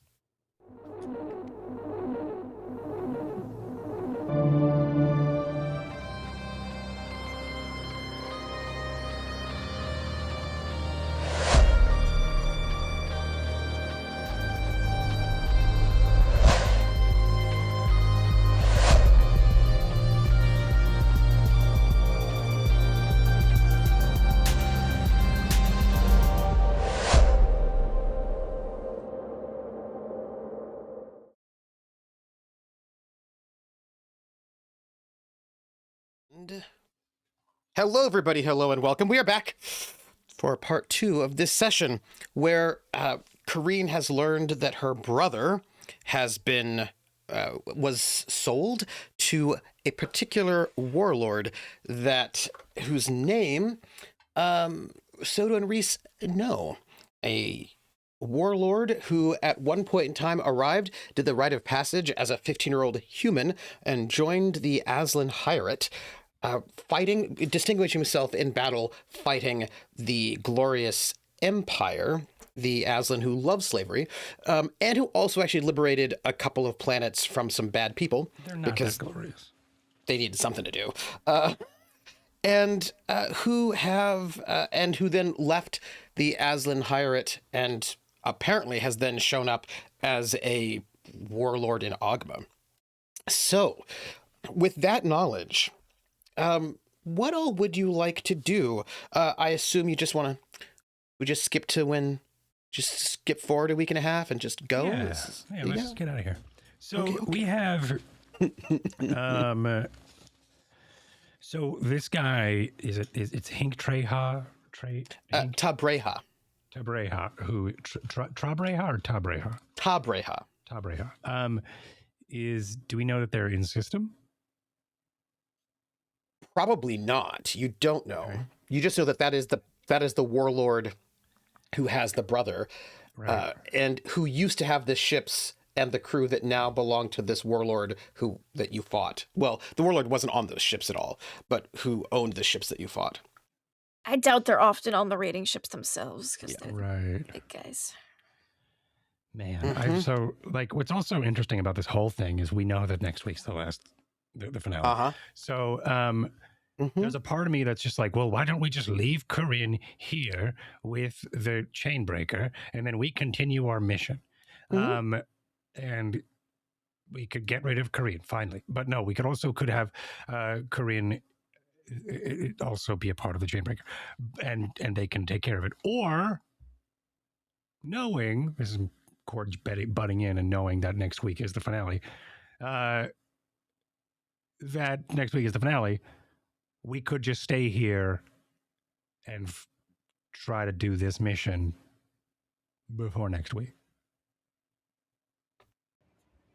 You know what I mean? Well, I don't know what the mission is just yet.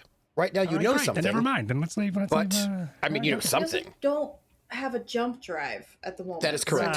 We can't go anywhere. We gotta go to Margaret and get repairs. Right, but we can gather information about this warlord.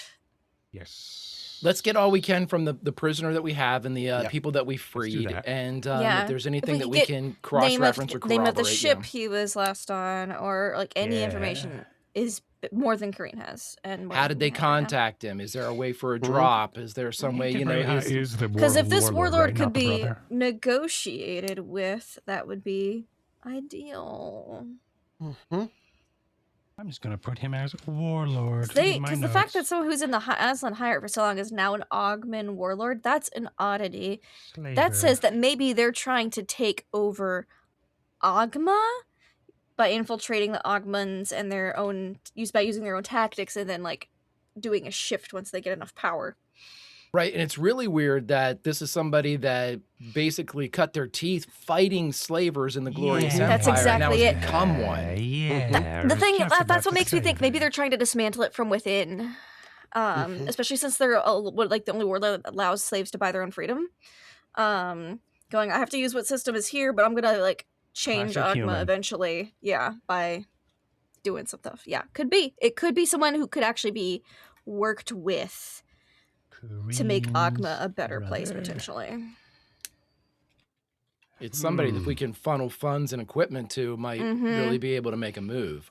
If they've made a lot of inroads with freed slaves and people that might still have like influence among all these different warlord groups.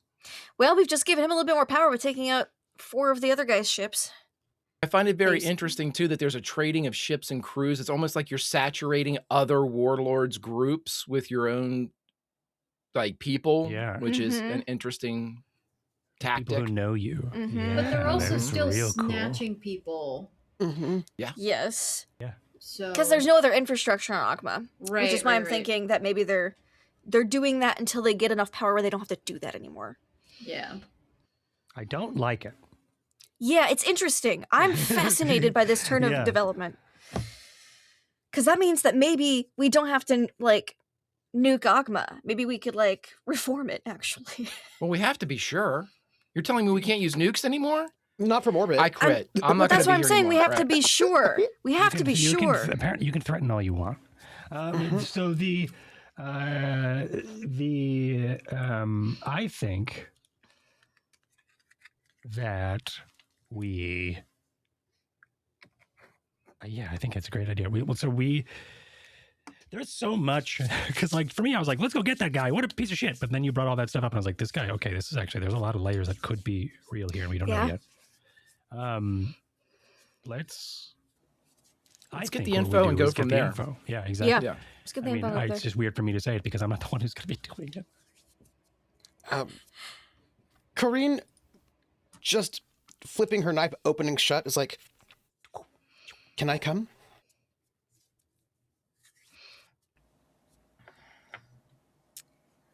This isn't Soto's call, but he has an opinion. I think don't it might know. be best if you didn't.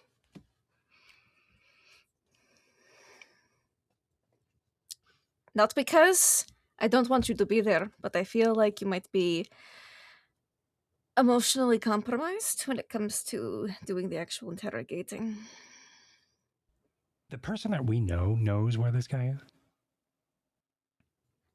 The one with the Oghman, we suspect that One the of our Oghman that's captured crewmates- is one of his crew. One of our crewmates told Karinne, like our new crew told Mhm. Karinne that they know. So That we they knew actually him. don't. Right. That they knew him and they saw Karinne going him. along with a knife is only a little scary because this isn't the same person that knows, right? Yeah, that's right. Yeah. So it's Because really it's the just, Oghman Raider rather than the Oghman Yeah. slaves. yeah, I don't think there's a reason Karinne just doesn't need to go. It'd probably be better. But This is Karinne. If she doesn't like something that she hears, she's going to like open his veins, the one in his throat. Which is why Quint has said, I think you might be a little too Guys, emotional to do hey, this do interrogation. y'all remember Val? You remember that guy? I remember Val being an incredible healer and That's right. an asset Yeah. without par. Okay. I remember that. All right, just, He was very clean. I remember that. was. That's right.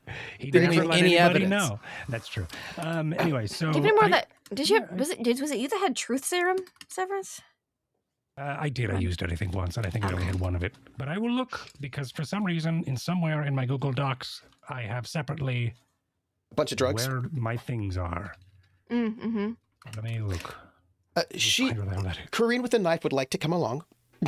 And she says that And in Quint- front of you all, That's right. and everybody's just like, And No, Quint Karinne has with a knife, you may vocalized not, that the but Quint Karinne, doesn't normal think it's a Karinne good can. idea. That is Karinne, and that is Karinne with a knife. This is Severance. Joke's on you, Perfect. Karinne always has a knife. It's, she always has a knife.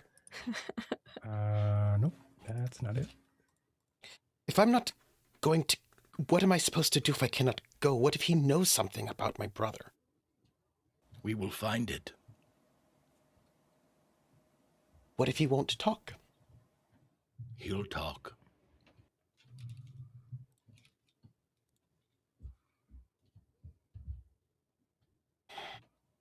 You Well, have if we my had that- word. Sorry.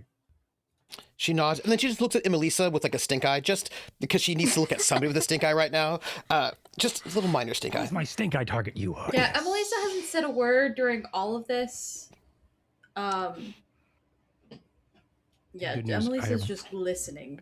That is such a move. Like she's being told that she can't go, and she's like, "Very well," and then turns to the dame and's like, "And fuck you," and then walks off. Basically, yeah. your fault. Yeah. Emelisa's used to it at this point, I think. Yeah. Oh, good news. Good news, everyone. I still have a dose of truth serum. oh, that could be helpful if he's not pliant. You know. Very well. Then I guess Also, I will you be know what's as coming good, along. almost as good as having truth serum? Telling somebody that you have truth serum. Mm-hmm. Yes. So- I mean, we can just give the guy a saline injection and be like, "Yeah, this is truth Right. serum." I just had a flash of Val once saying, "You know what's as good as having truth serum?" Telling someone that It's you like have he's truth here. serum. It's like he's here with me. That's so Mama. crazy. Wow. He's still aboard the ship. Still here. Thanks for the suggestion, Sal. Everybody's like, "Who the fuck are you talking about?" Oh, Yes. Anyway, great, wonderful. I have now 2 doses. it would not be difficult for you to get access to this this prisoner. You're the You one who are captured him, so. friends with Administrator Ura, and you captured if this is look, if this is going to help you protect Borite, they're happy to give you access to this person as much as you'd like. Let's do it. Who's As gonna I'm go? Flicking the bubble out Quint of will him. go. Not Karinne. Yeah, not Karinne. As much as I would love to have her Karinne, I there, would've I don't stayed think with it's you, a but- good. She's too close to the situation, you know. Right, but then I mean, so is Emelisa. Dame Emelisa was captured by this raider. This is true, but Emelisa barely knows how to use a knife. Emelisa, is Karinne gonna be mad at me if I go and she doesn't? 100%. No, she's She's an gonna be- NPC. She can't be. She's She can be mad mad at you. That's regardless. it. You know, it's one of those can't do things. anything. She's mad regardless. So All right, I'm gonna I think go. Emelisa would think so, but she wouldn't be. She's actually warmed up quite a lot to Emelisa, Okay. No one believes you. in her own way. I do. Okay, so tag along. Hey, you want to come along? Come on, we're going to go do some team building and also interrogating. It's the same thing. Some team building. Come on, you. I have a Malcolm's question like, before we interrogate him. should I Have go? we You completed stay a study here. period? What? you can wait until you have. I just want to know if I If I need any go, luck for interrogation. This is the Or question. if I need it for my because study period. we're having Yeah. 3 study periods. would you like to roll for your study periods before or after this interrogation? This is up I to would you. like to roll for my study period before the All right, then. interrogation, but Interesting. if the group wants to, if we don't want to wait, we'll go now. I could just won't speak to spend him any in luck Trunk during the if we do it. interrogation. Yeah, let's I have a telepathic Aslan with 11 luck who does not need to make a skill check roll at any point, or a learning roll at That's any true. point. So I just really want to be able to have like spaceship at 1 so we can dodge in combat in space. That's That's all a I good want. idea. in case this interrogation goes way south. Everyone, you can make your. If anyone has a study period, you can make your education do. roll, unless it's athletics, in do. which case it would be different. No, I don't think I've done that. It's just a straight education roll, right? That is correct. That's so bad for me. Trooper, I wanted to ask real quick: our Yes. entire time on Borite is 2 or 3 study periods? Yes. It's technically 3 because you've got the week that you were there, Yep. and then you have the Waiting week for that me to get here. waiting for Quint to get there. Then the week where Kirsch is going to Marduk, and the week when he's on his way back. And the number is 7. Okay, great. We're still like am not week there, but I 2 wanna out of make sure. 3 for you guys. Yeah. I'm Our magic on week learning 1 number because is I only have 2 7. weeks here. It's an 8, an 8 on your Well, education. That's great. Oh, you're really? That's a 2. That means I just hit it. But let Yeah. me roll my thingies. I had to roll at least a 3. You don't have 6 luck, do you? I don't have 6 luck. I have 5 luck. Wow. So I need 8 more study periods for spaceship. You want a +1? Wait, I have a question. You can't. You 8 can't more study do periods? a +1. I have a. It You have to start resets. over. Wait. Yeah. What about? I believe your admiral still has a +1 I he has still not have a used. +1. Oh, which then I would spend love all to my use luck it. if I could take a +1 from If the I can admiral. I use would it, yeah, spend- take my +1. But I need to know how this happens. I need to balls. know how this happens between you two. I imagine Quint is like. I imagine there's like some like spaceship question online quiz that you're like, do I have proficiency? Like, you know, like when you're testing your language levels. One answer It's I like, know. yeah. Yeah. And I'm like sitting there stressed out at this multiple choice questionnaire. What's the matter? Quinn? What's going on? As I'm like just beep boop boop beep beep. I'm on Doing my captain station. the spaceship piloting test. What is Yes, that? the proficiency, you know, to get like the little stars on your your spaceship license. Yes. Yes, I for do. rating. I'm trying to get it. I have the base license. I'm trying to get the next level. All right. And it's just I don't and think it's it's gonna- tough for you. It's very difficult. Yes, I've spent 8 weeks studying this material. All right. Could you just send me your? Do you have your license serial on you? Yeah. Great. Let me see that. I'll be back. I come back and I go. Okay, now refresh that page. Give me a profile. And you have been certified as a level 1 starship Wow. operator. So good. There you go. See, was that And so hard? and Quint's just wants to question it so bad, but it's just like, thank you, Severance. And I just put it back in my pocket. Of course. And now you know how Val became a doctor. Right. Yes. Quint has a lot of questions right now, but isn't asking any. I was There too you grateful to ask any go. of them. Wonderful. And this is spacecraft, my new specialty. Yep, that is correct. Pilot Oh, spacecraft. level 1 spacecraft. Now I Yep. get instead of rolling just a 2 to pilot the gambler, I get to roll. I have a +3. And you can dodge. So yeah, I can dodge because I have 1 spacecraft, 2 decks. So we're gonna be flying better, everyone. You'll be getting a. You can And it's you all put a because you -1. believe that you're going to be doing well because you've got that star. It's confidence. Yep. Does anyone else have a full study period of 8 weeks that they would like to deal with? Yes. The Aslan are I at have- 7. I have my. Oh, and you rolled your education, Yes, once. Should I do it again for the other 2 times? but you rolled it with a boon, and you shouldn't. Oh yeah, let me try. Let me not do that. But it's okay because you would have gotten it either way. So that Usually is how it is for me. yeah. So you spent one 8-week period. Do you have languages at all? Do I have languages at all? Yes, I have language education. So you have languages at base, yes? I have this. Yeah, I have the base. I don't have. You may now add Troch at level 1 as a specialty. Hello. And it's like TROKGH. TROKH. Troch. H. Got it. Level 1. Your record Woo! does have the I just, certification you know, point. Just gonna note it. Didn't want to be tempted to spend luck that I needed during the Double interrogation. checking that this works. And now we just have no luck. So it's like, oh, say Lovey. It's not like, oh, do I spend luck? It's like, no, I can spacecraft now. I have it at 0, right? Not 1. I have it at 0. You have Troch at 1. Oh. Language is at 0, but Troch is now at 1. Oh. I see. 'Cause it's like your other That's gonna special. give me a +2 total. And that's right? Mm-hmm.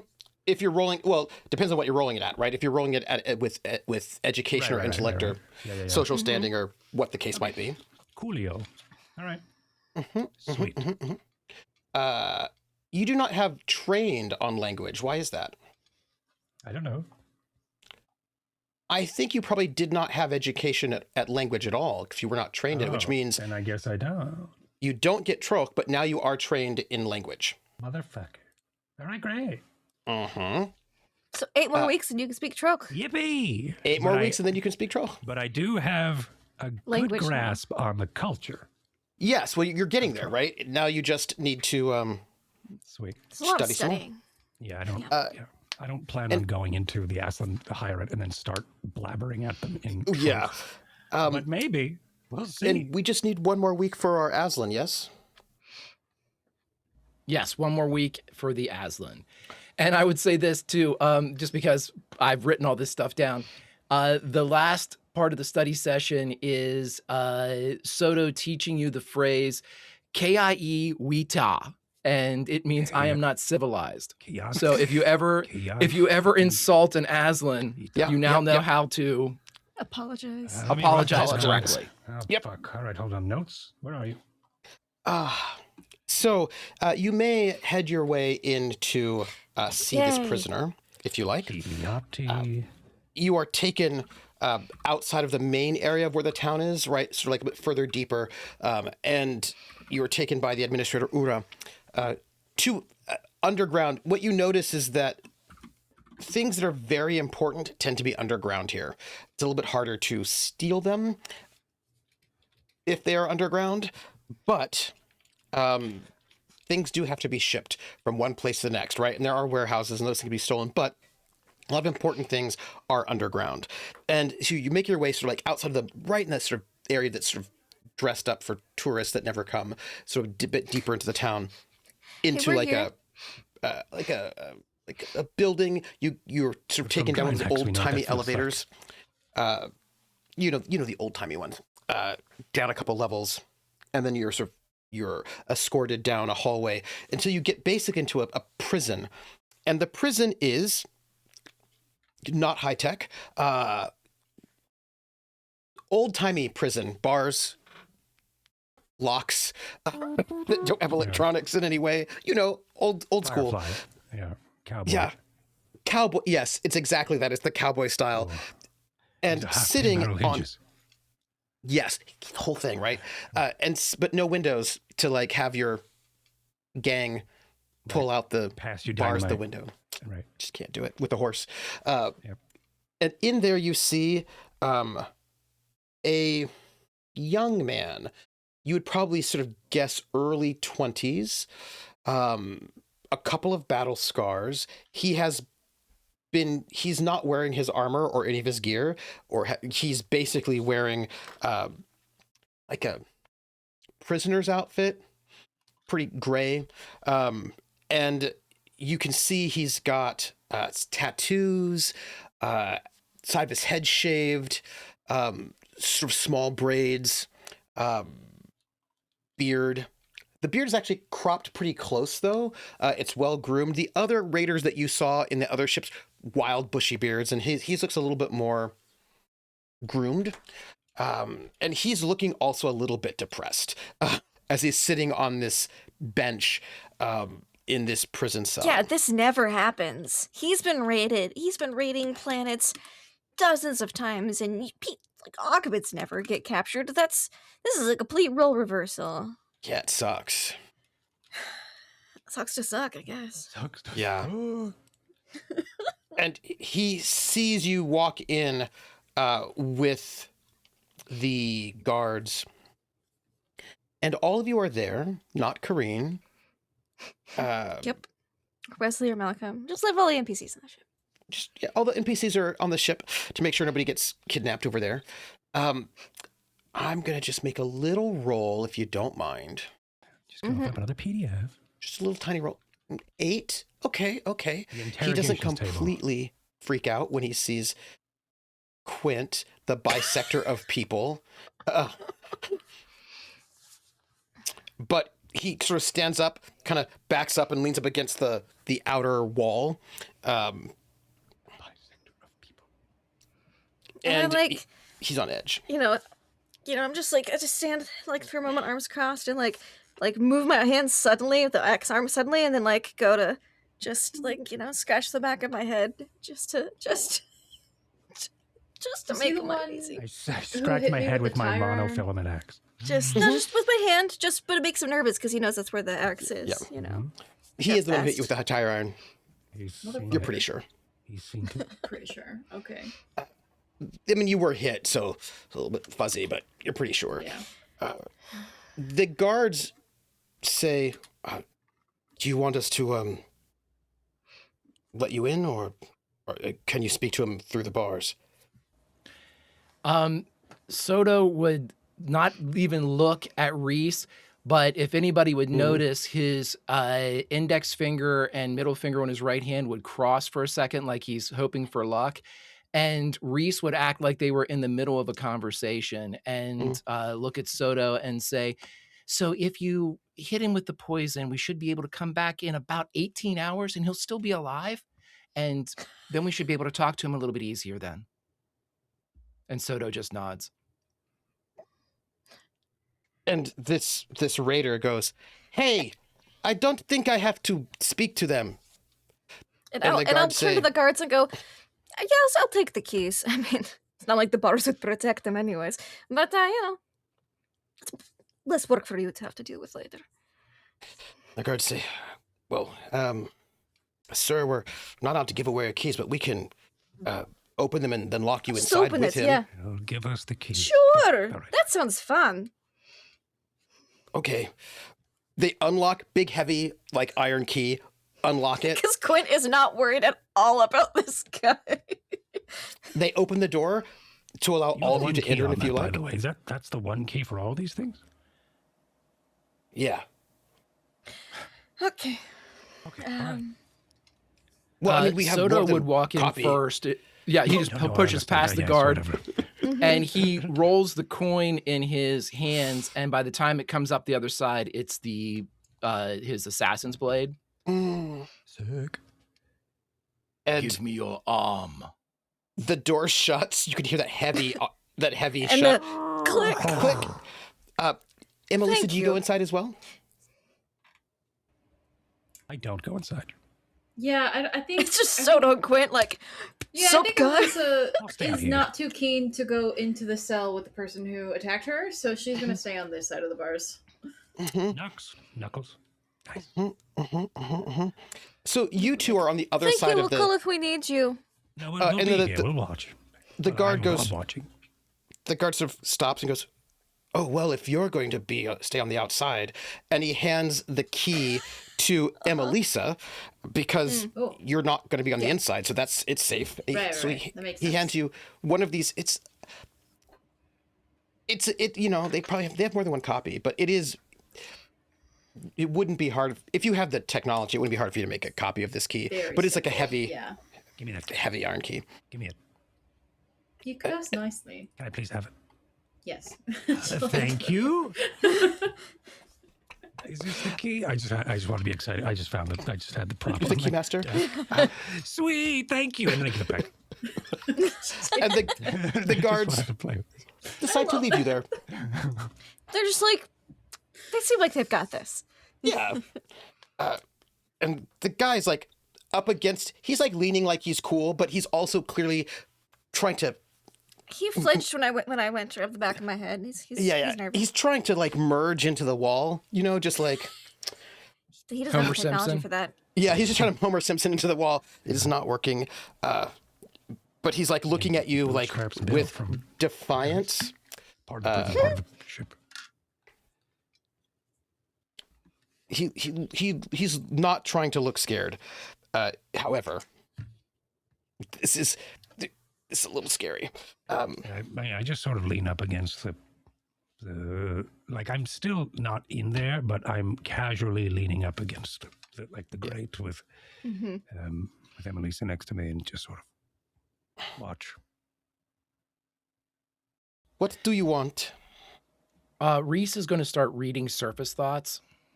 I will need you to roll it for me. And then Quint would start with, let's start with something simple, something easy, right? It's like, who's That is the which best warlord she do could you have fucking serve? rolled right there. But it really is. What is the name of your warlord? Who do you work for? Rhys. Yes. So I thought I'd let you know what is going on in the surface of his thoughts right now. You are seeing an Oghman Raider being bisected by Quint. Which way? The wrong way. From the bottom up. Yeah. The scrote to throat bisection? Yeah, the Right. scrote to throat Throat to bisection. throat.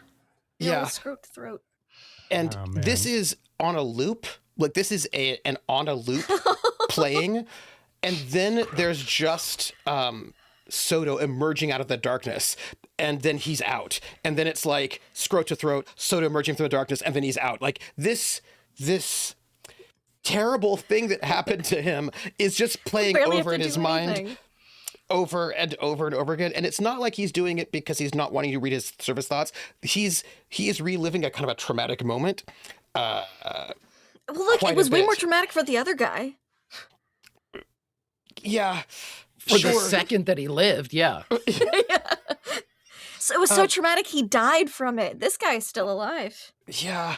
And Quint asked this question, and then you just see this an image of a man, early mid-30s,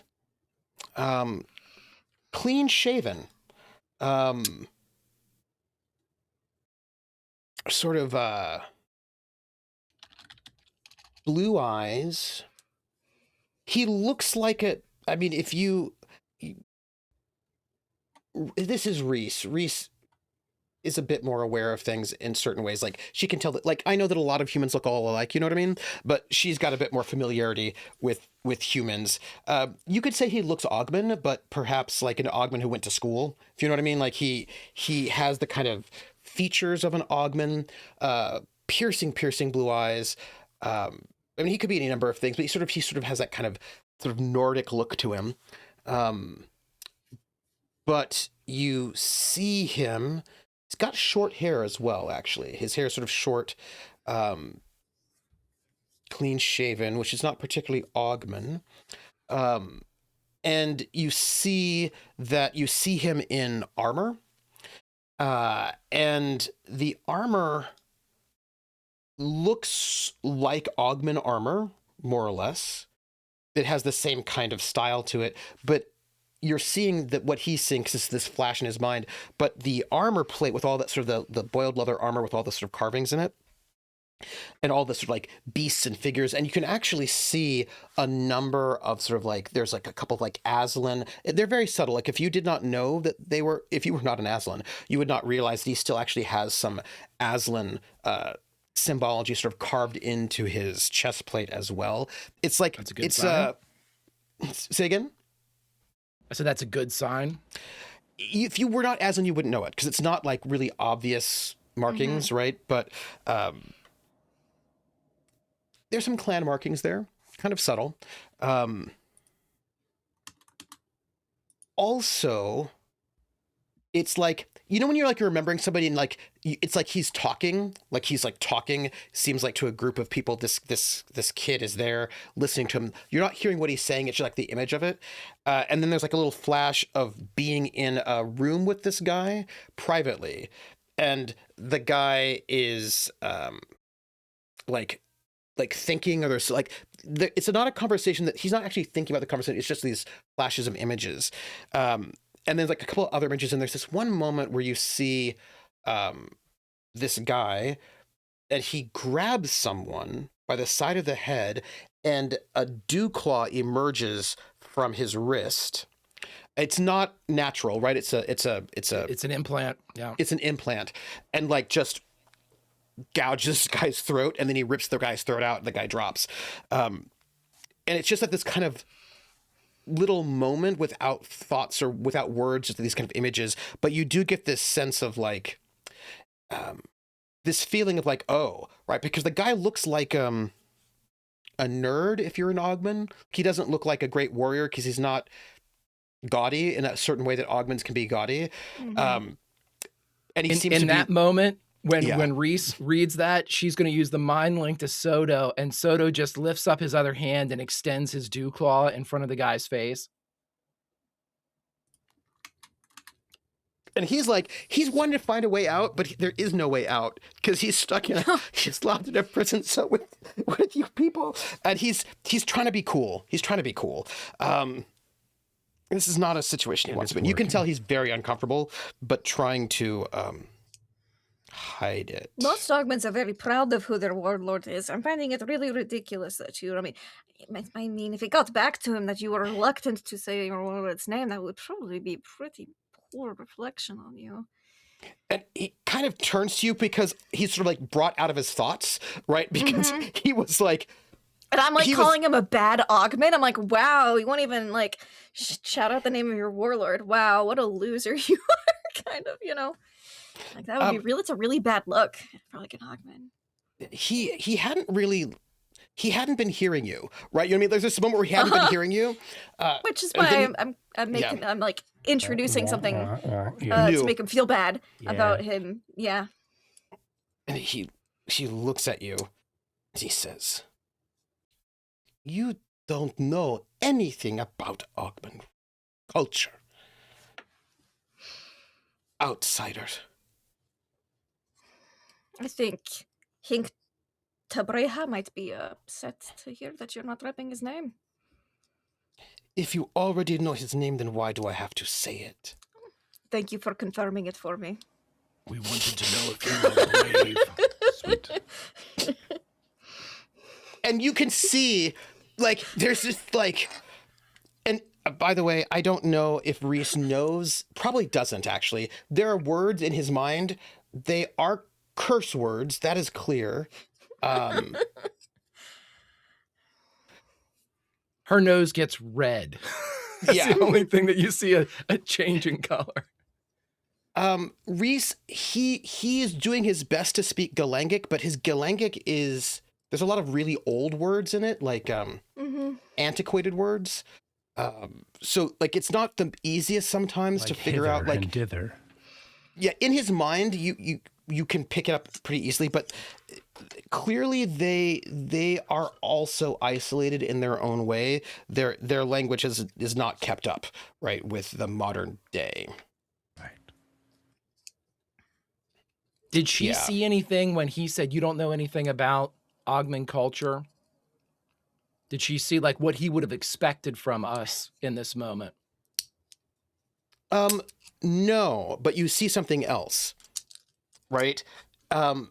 When he called you an outsider, Quint, there was a flash again of his warlord. Oh. In that, like, that it flashed again, like him, like with his like shorter hair and clean shaven. Okay. Can we glean this, whether or not he is actually proud of this warlord because he was given to him? So this might not be somebody maybe. that he's we actually... don't know if he was one of the ones that was given. Right, but that's what I'm trying to ascertain. Is this somebody that he is like legitimately serving, or he has to serve this person because of some agreement or bargain? Warlord traits, yeah. Could I get a roll from Rhys? Sure. At a boon, and I think it would be deception based on intellect with a boon. Okay, so she doesn't have that. So what I'm going to do is I will roll 3d6 and then take 3 off of it. Yeah.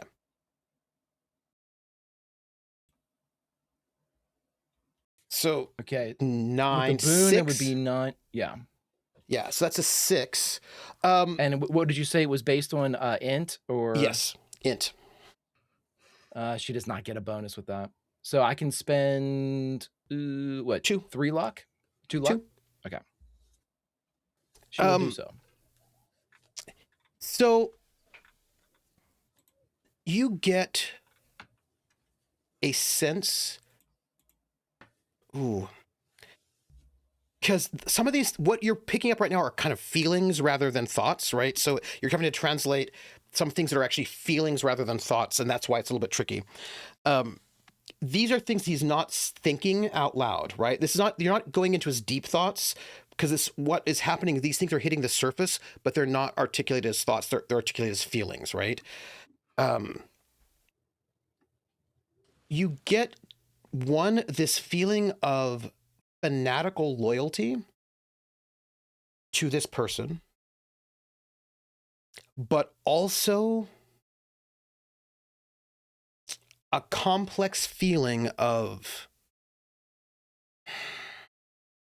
you know, when you believe something really hard, but the person who's doing that kind of goes against all of your beliefs, right? If you have been raised your entire life to believe that outsiders are bad and wrong, and you're really invested in your culture, and this person comes along who is telling you a different way of doing things, and you think maybe it's really good and you're a true believer, but still at the same time, like, maybe it's a little bit of shame or embarrassment, but also still a real commitment to this person. Like, it was the outsider part, like that when he says, you know, you're an outsider and you don't know, that brought up all these kind of feelings of conflict between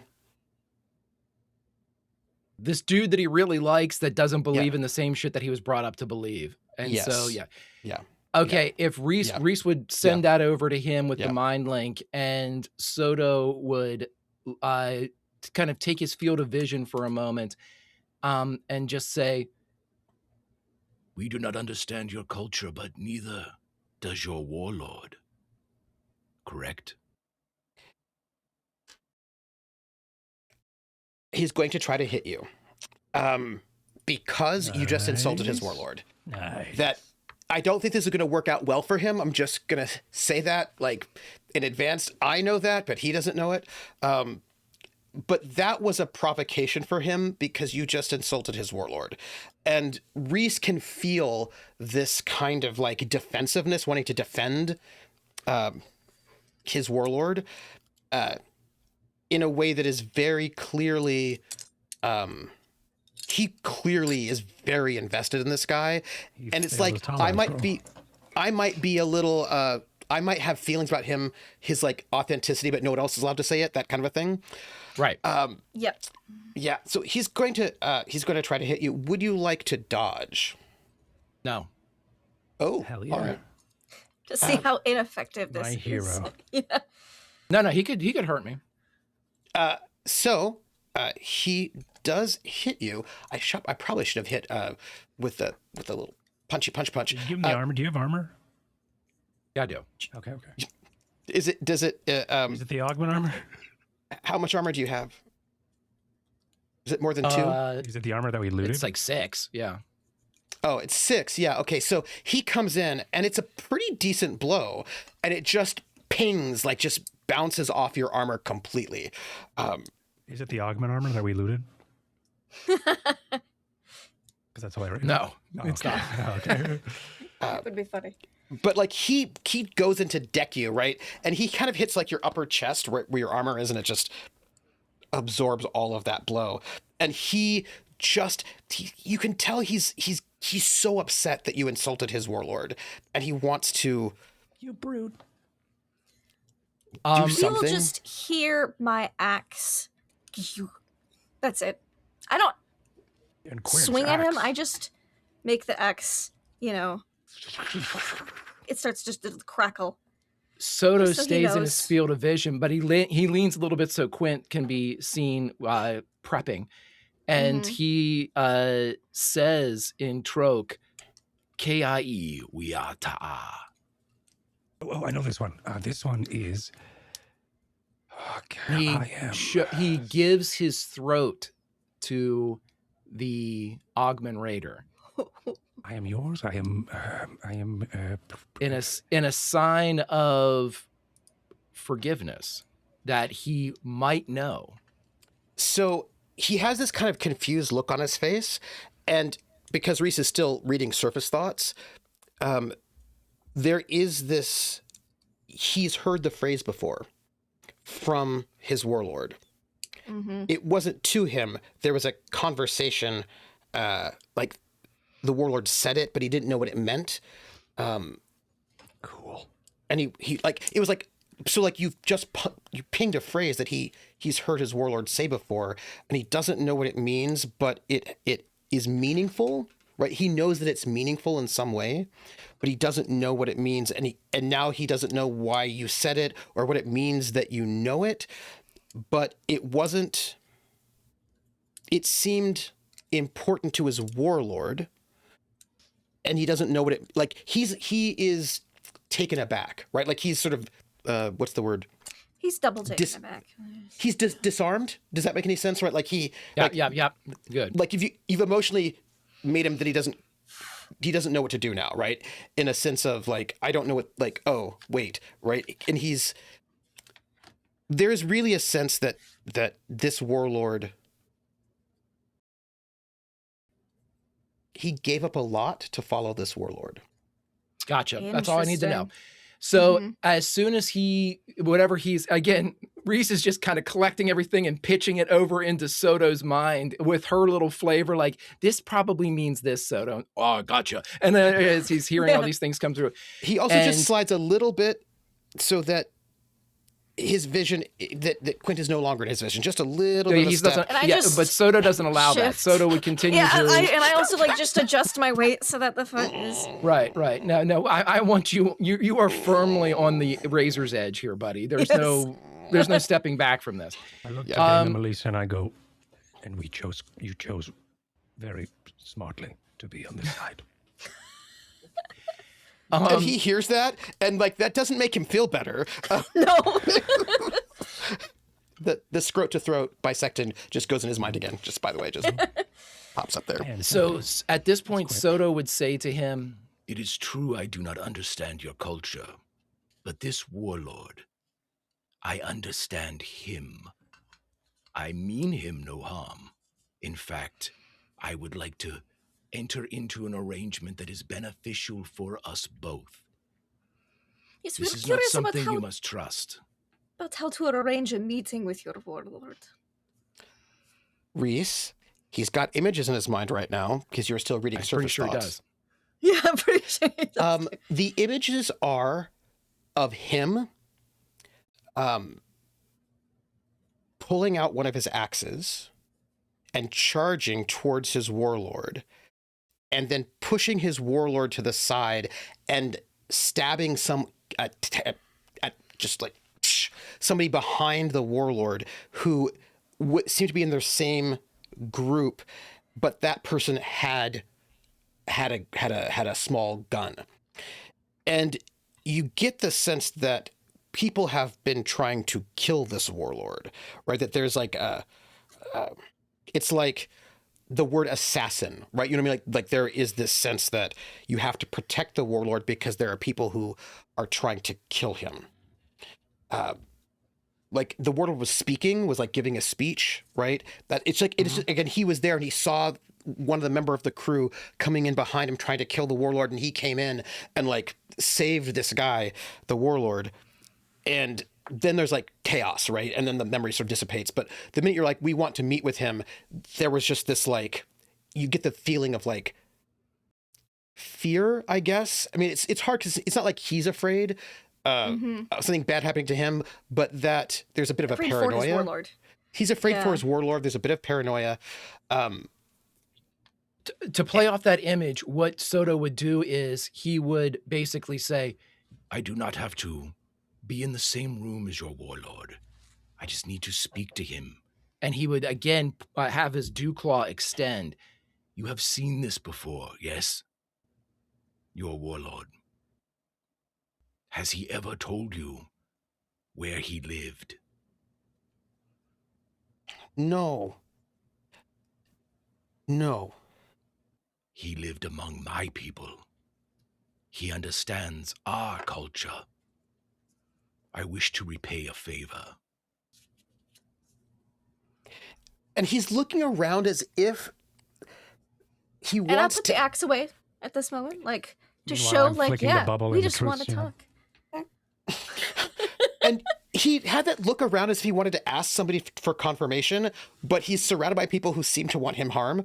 Like, and he's... Which is why I put the axe away. Right, but it's one of those things like, oh, can I just ask Bob? Bob's not here. You really wanted to ask somebody, be like, right? And he doesn't have anyone to ask. There is a word that was in his mind that Rhys heard. And it was said by the person who was about to attack the warlord. And the word is heretic. Oh, I think we might like this guy. And so we're still just on surface thoughts. He is in a space of, he wants to confirm that what you're saying is true. It sounds believable to him. Can I get a roll from you? From Soto? But before you do, this can be a chain because you are all in this room and clearly Severence and also Quint are helping. Yeah. We'll start with the chain. Severance, I feel like you're doing some intimidation. Is that correct? Yeah. Probably unknowingly, but yes. I mean, you've got a truth serum drug there. That is a little bit intimidating, it seems to me. Could I get do I have a intimidation? No. social standing persuasion? You got it. Because that's intimidation goes into persuasion. Yeah.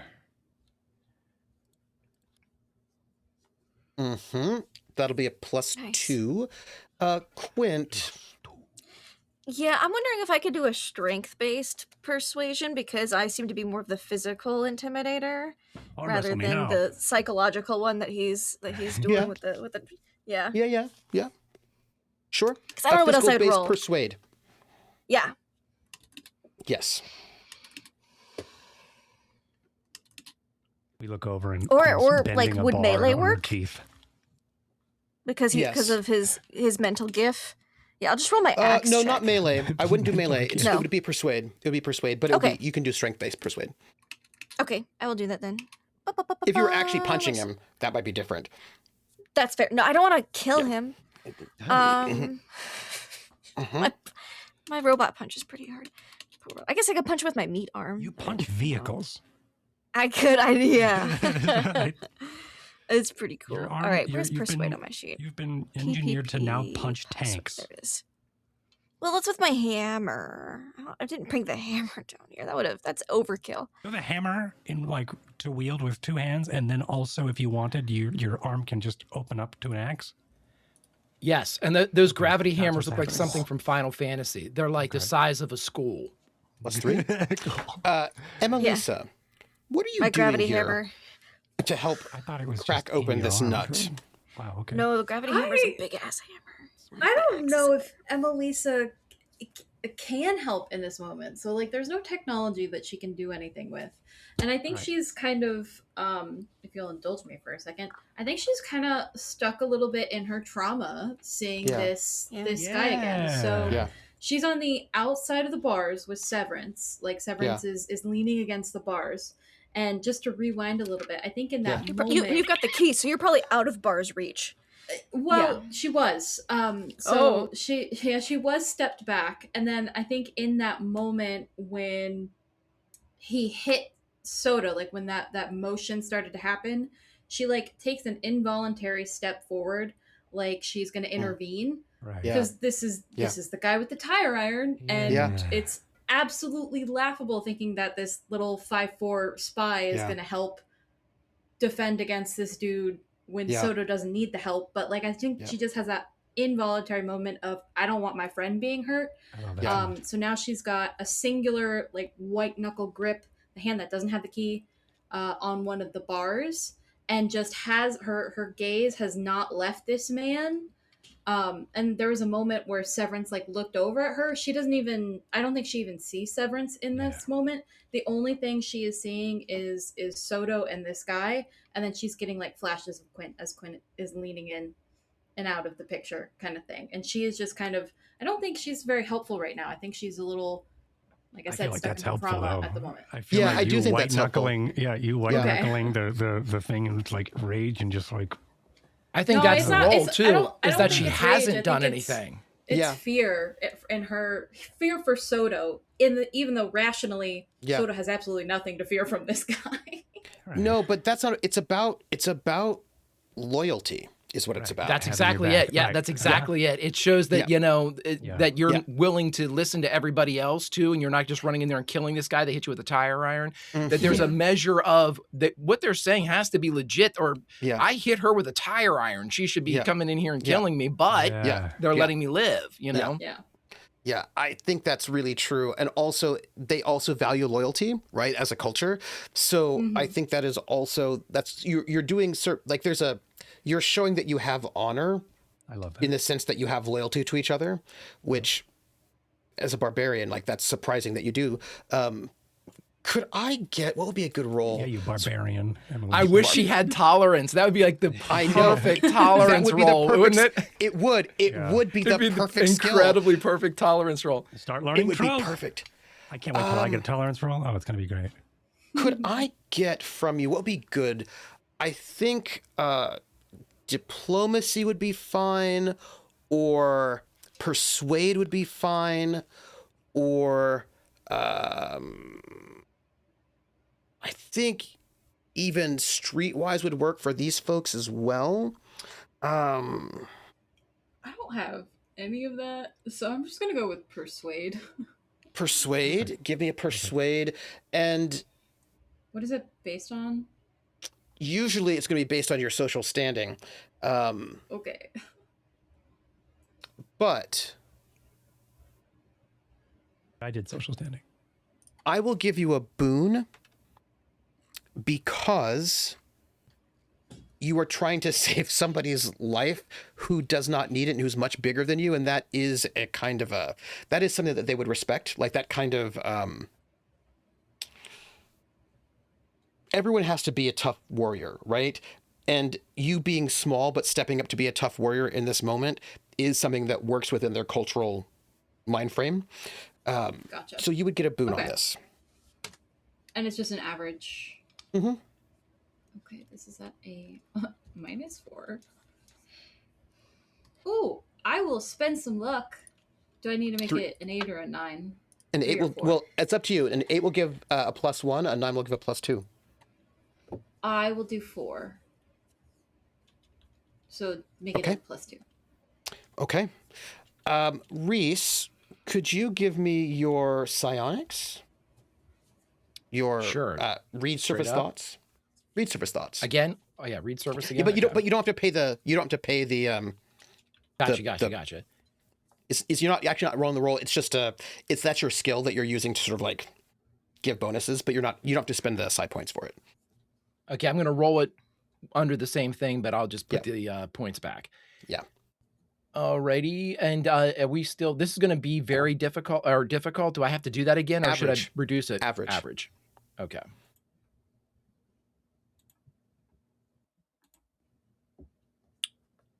She'll spend 2.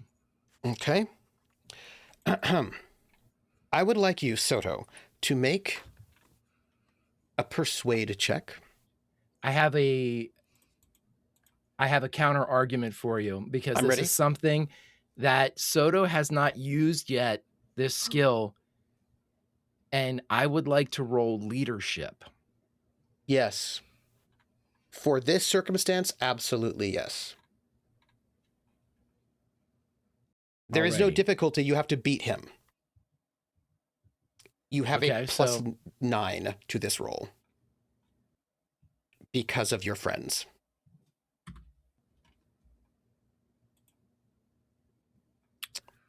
So you rolled That's a bad roll. That's, You it's rolled a good thing you got okay. a +9. Yeah. 12. Okay. He is going to roll. He's going to roll. It's going to have to be persuade. Do I have to declare Because- luck now, or No, can I do it just after he declare rolls? Okay. All right. It's going to have to be persuade to resist your influence. And this is going to have to be intellect, I think. I bet that's his strong suit. He has worse suits I'm than sorry. that. He has worse suits than that. He's going to Like roll social at a... standing? His social standing is very bad. It's very, very bad. He's going to roll at a boon because he is very, very committed to his warlord. And just to But be he- complete disclosure, Soto only has 4 luck. So if this scotches, I won't.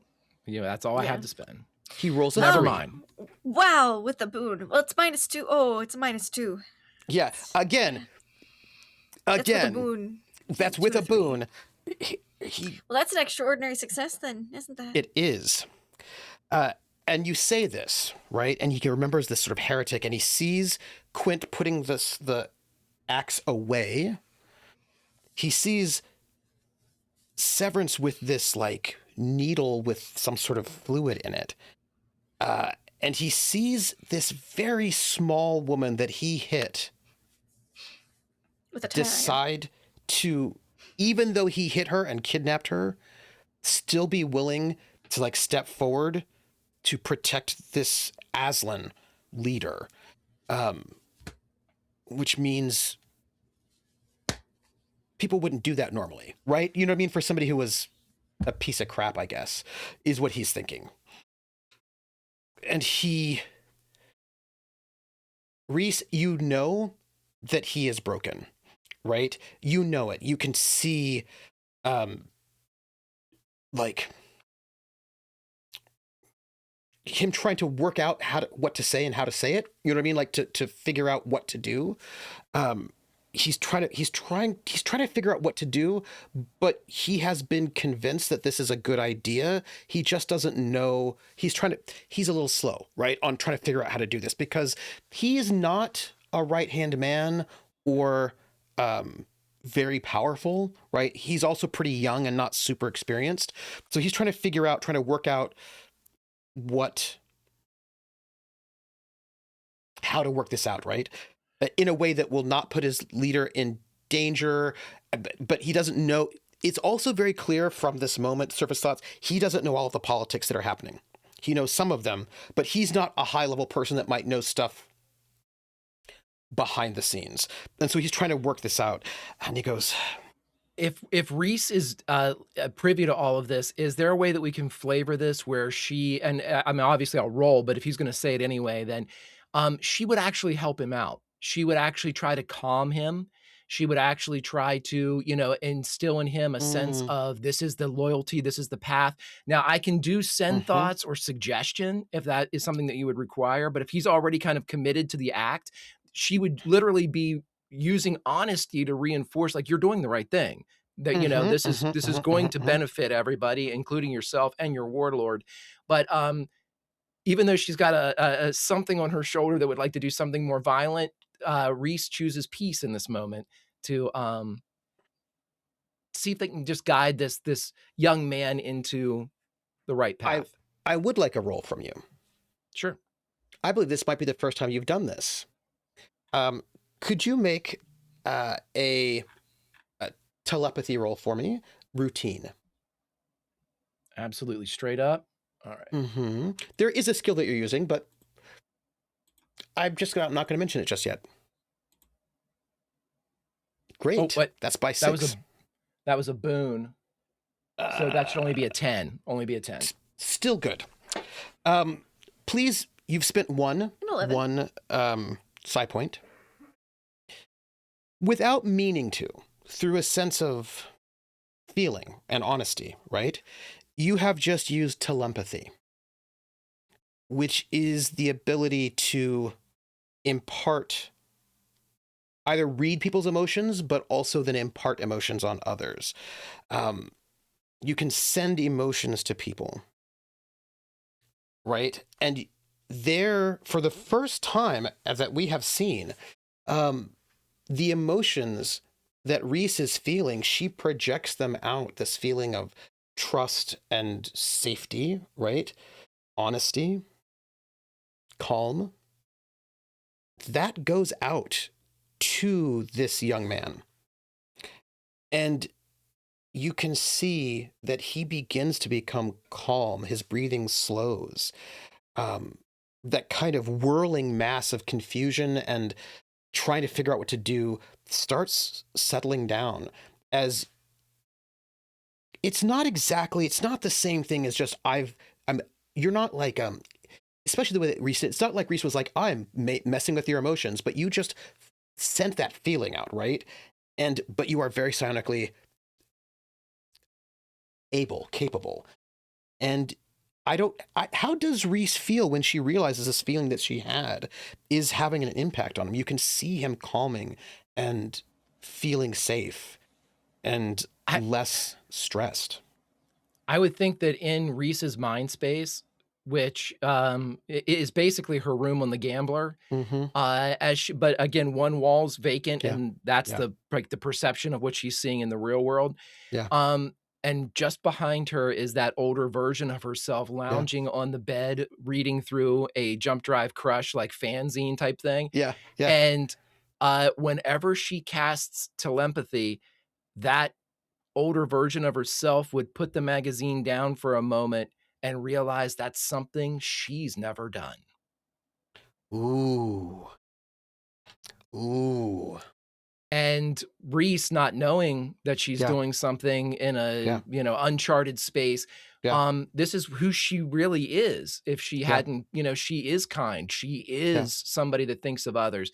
And, she sees a young man that's just a few years older than Wesley, she wants to defend her friends, but at the same time, there is a better path. And she chose to walk that.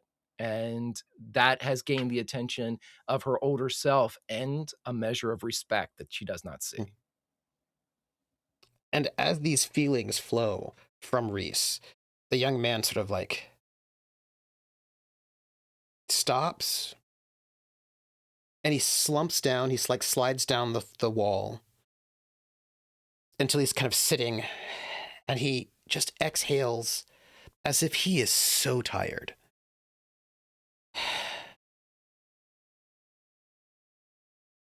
Well,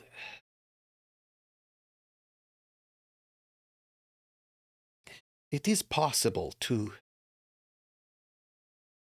speak to him, but it is hard because he has to keep safe.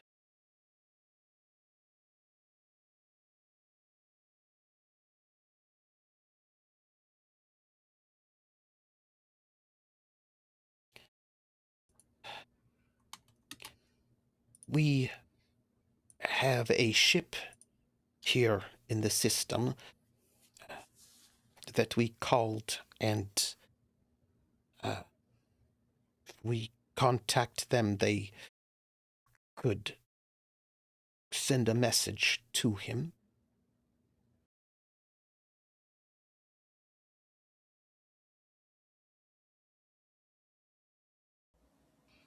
What is your name?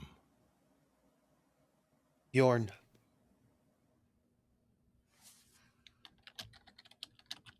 The honor will go to you, Bjorn.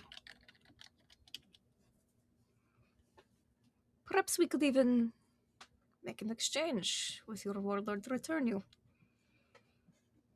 Quint's thinking prisoner exchange. I'll give you one of your guys back, you won't get Karinne's brother. He says, most warlords would not do that. Sounds like yours might. I think he would. He sounds very wise. And there's this sort of like sadness, right, that Rhys would vibe. And not that there's a disagreement, but that the sadness is that is true, right? That the sense that Wise guys don't get too far on Oghma. yeah, right? That there's like a sadness that other people won't listen to him, right? That he is wise, but that is not helping him. You know what I mean? Like that there's like this, there's a sense of like,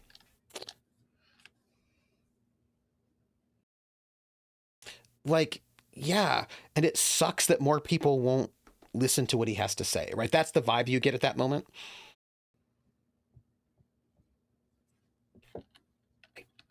We have a ship here that I think could send the message. What is the name of this ship? And he just sort of smiles. The saucy flying woman. And by the way, Soto immediately turns around and looks at Rhys, and Rhys conveys in Troke in her mind what that translation is. So the translation, by the way, is a figure from, it's like there's like an Aslan sort of good luck figure. There was like an Aslan woman who was like, the story goes that she was, the astrogator of one of these battleships, and that she had like, she's kind of like a Paul Bunyan, you know what I mean? Where like sort of thought of as a real person, but probably not a real person. But like there was this astrogating, this woman who was an Aslan woman who was an astrogator, and she was like a little bit saucy in terms of behavior, but she was able to do these really great things in maneuvering the ships around to where they needed to be. And she was like coordinated mythically, right? A whole fleet of people to outsmart a different clan. There's no way that Rhys doesn't know that doesn't know that story. So yeah. She'd probably gasp then whenever that was kind of issued in recognition that once the translation hits Soto, he would nod in understanding as well. And this kid, Bjorn, does not know the reference, right? What he gave you was the saucy flying woman, but when you translate in the trope, you're like, oh, it's her. It's right. It's that figure. So he clearly doesn't know what the reference is, but that's the name of the ship. Soto would tell him that is named for a hero in my culture. Your warlord, you, I, all of us are more alike than maybe we care to admit. He is Oghman. Perhaps he is both. That is why he is special. He was born here like all of us. But he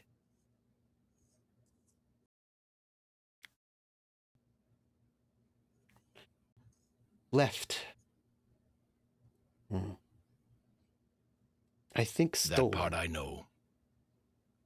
And he looks like how would you know? Like it's like this kind of like, again, you get the sense the Oghmans are also somewhat insulated and also I was don't gonna say know a they're lot. definitely not in the loop because again, how would Yeah. we know any warlord names if they'd also know? The news doesn't travel across No. that the North Korean border. I'm sorry, the Yes. Oghman border. Yes.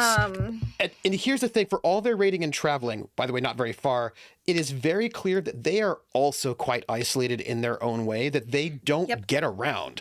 They don't talk to people outside of their culture. They don't even have like modern language still. Like it's still kind of oldish language. Antiquated. It's antiquated. They seem very isolated in some ways, right? So that somebody would know something about one of his people is surprising and shocking him because he also doesn't know anything, if you know what I mean, right? He knows his culture and the people around him, but they don't. They're in some ways just like Borite and Marduk. They're also very, very isolated. They still see flying women. How Bluesky may have already been on Borite and left. Is it always the saucy flying woman that comes back, or does she linger until she's full?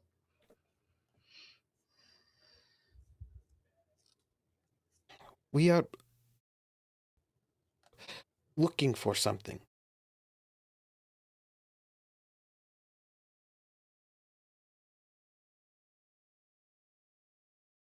And he looks around like he's not sure if he's supposed to say. Does Rhys get anything when he says that we're looking for something? Yes. An image of, it's a little garbled, right? Because it's like multiple, like there's the thing they're looking for, but clear that thing's not going to be here. So they're looking for something else to maybe get them the thing. Do you know what I mean? So you get this like overlay. And they're looking for a piece of technology, it looks like. Some kind of technology, but that technology is clearly not going to be here on this place, right? Like, just what they're looking for is not going to be on Borite. It seems like some kind of like, you see some kind of like high-tech image, super high-tech image in his mind that sort of flashes briefly, but it's also clear he hasn't seen it. It's like he's seen an image of this thing. You get the sense that it is some kind of high technology jammer, some kind of communications, some kind of jammer, but like for him, it seems like magic, like super high tech. He doesn't know, right? He is tech level 9, but you get the sense that it's very high tech. And you so also like 12, 14. Maybe more. Wow. But you also get and of course, why are you here at Borite? There's no reason. But you get that moment that, right, Borite is a planet that nobody goes to except pirates going between Thieves, which is a very high-tech world, in and out, right? And so you get this sense that they were also looking for, they were doing intel gathering on, or the ship, right? The saucy flying woman is also doing intel gathering, and you realize that one of the people they took was somebody who works at the downport who might know if any new ships had come in or out, right? So one of the things they wanted was to find out if there were any ships that had come through here that might have access to this technology they're looking for. He, again, is not super read in on whatever the plans are or whatever's going on, but you do know that one of his jobs, you could see that in that moment, was to get one of the downport people who might know what ships were coming in and out because they were looking for this thing. But clearly there's like a big gap between finding somebody who works at the port and finding out the thing that is beyond his pay grade. But you get that is part of this. And so he's trying to figure out, would this ship still be here or not, right? Because he is like stationed here, right? So he's not certain if the ship would still be here or not, but but he's like, okay, well, if they didn't get the person, but if there was a ship, maybe they would stay. Like, so he's like trying to, he doesn't know what their orders are, Yeah. but We'll try you to could tell contact he- the saucy flying woman, but they may have seen something. Could you tell me, do you know the ship, the Broomhilda? he thinks about it for a moment. And is the warlord on good terms with, Hink? Tebreha. Oh. The Brunhilde. Hilda, for those of us who don't remember or who weren't here, Emelisa, was the one that we blew up, right? Yep. Yep. I don't know any of the other ships' names, but I know the Yeah, Broomhilda, That doesn't matter. Yeah, perfect. so that's a good Um, one to ask about that fleet, because they're all the same people. Yeah. Rhys, you see an image of the ship, the Brunhilde. You see an image of the woman who surrendered. Oh, He she wasn't knows- captain at that time. She was not the captain. He knows them, that ship, but the context you're seeing in the surface thoughts is that this was a ship that used to have been Hink's and was given over to, and then you see this man. That's why she was willing to negotiate to a That certain is why she was willing to extent, negotiate. because she was part of the Smart Guys crew. Mm-hmm. Yeah. And you see this warlord, and the warlord, when you see people's surface thoughts, sometimes they're memories, but sometimes they're distorted based on what people think about someone, you know? And you don't know how much is distortion, how much is not, but you see a young warlord. He looks to be about the same age as this guy. And he is drinking.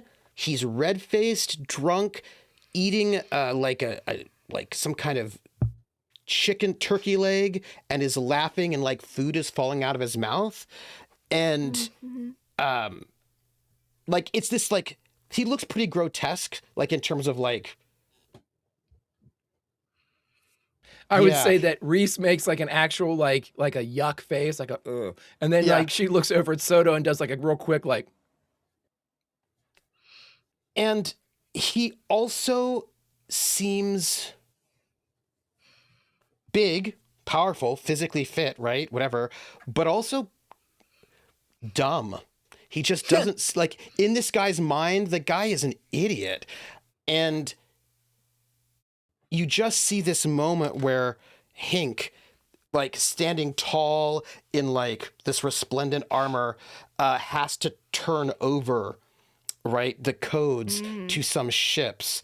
And this guy is laughing, and you just, there's like this sense of disgust and like, then for the Yeah. last little bit of flavor to her prior telepathy roll, Rhys is going to flavor the image that he's Yeah. seeing. And again, I'll roll again Yeah. if you need me to do something like this, where it's that guy, the dumbass, handing the codes back to Hink, and Hink taking something from him, just to give him, just, you know, Yeah. just to give her like a mirror Yeah. reflection, you Yeah. know, like a possibility. yeah. And But I was the just, vibe like- you got was that this was not a voluntary turnover, by the way. Well, then he should be happy to hear that. Those ships are no yeah, longer Tebreha must employed. be up against it. They must Yeah. be sensing something about him. So Quint's just Um, waiting for the answer, because Quint doesn't. Yeah, he goes, telepathy. Yes, I do know that ship. Why? Is the warlord who owned it on good terms with Tebreha? Or is Tebreha on good terms with them? Rhys, I don't know if you're gonna understand this image at all. You see some cities, and you see these big pyramids, and you see like factories. That's like the image that goes in his mind. Are they like friends, enemies, kind of neutral? Frenemies? And you just hear him say, Rhys, in his mind, should I say? But you beat that roll. So he's going to be, he questions himself for that moment. Like, is this a thing I should share or not? Right. And he says,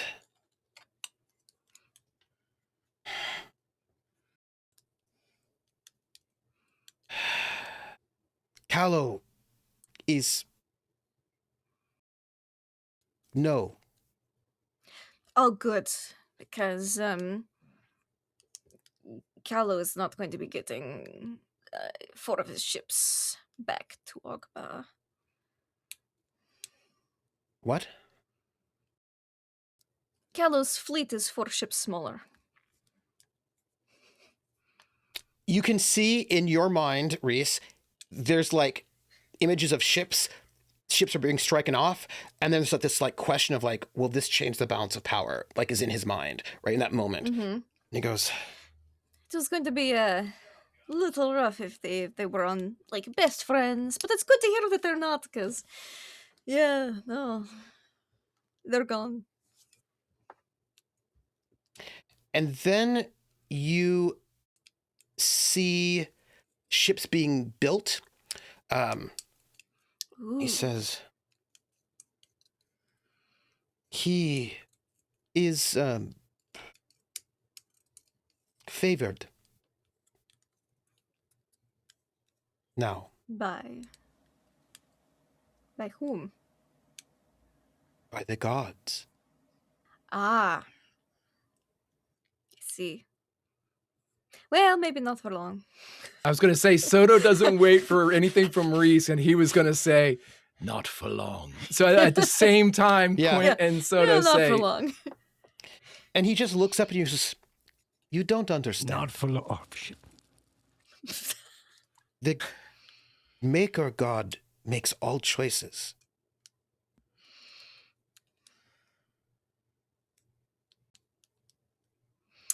The Maker God, the one who gives you spaceships, parts. Who decides who can build what? Quint's mind is just, the GD co-representative infiltrating the culture. Wow, they really wanted to be gods and they got what they wanted, didn't they? It just doesn't say it out loud, but it's just thinking. That's just Quint's theory going off somewhere. And there's something there, right? That They can decide who builds what as long as they want, but they might choose someone else if whoever they've chosen currently his stuff keeps getting destroyed, you know? It's not and very you can just see the profitable. image of the fat guy in his head again, and like, I don't. Even gods have their limits to how much favor they can bestow on a failure. And he looks a little angry at what you're saying, not at what you're saying, but in his mind, he's seeing this fat, stupid, angry guy again, right? Like this guy. Because that's a better person to have in charge if you're GDCO and you want to control the populace. Yeah. This oh, guy I'm who's so not surprised. that competent. You know what I mean? Rhys can see this person, but obviously nobody else can. Yeah. Can Rhys mind link? She's going to sever the mind link to Soto. She'd have to, and mind link with the dame. Ooh.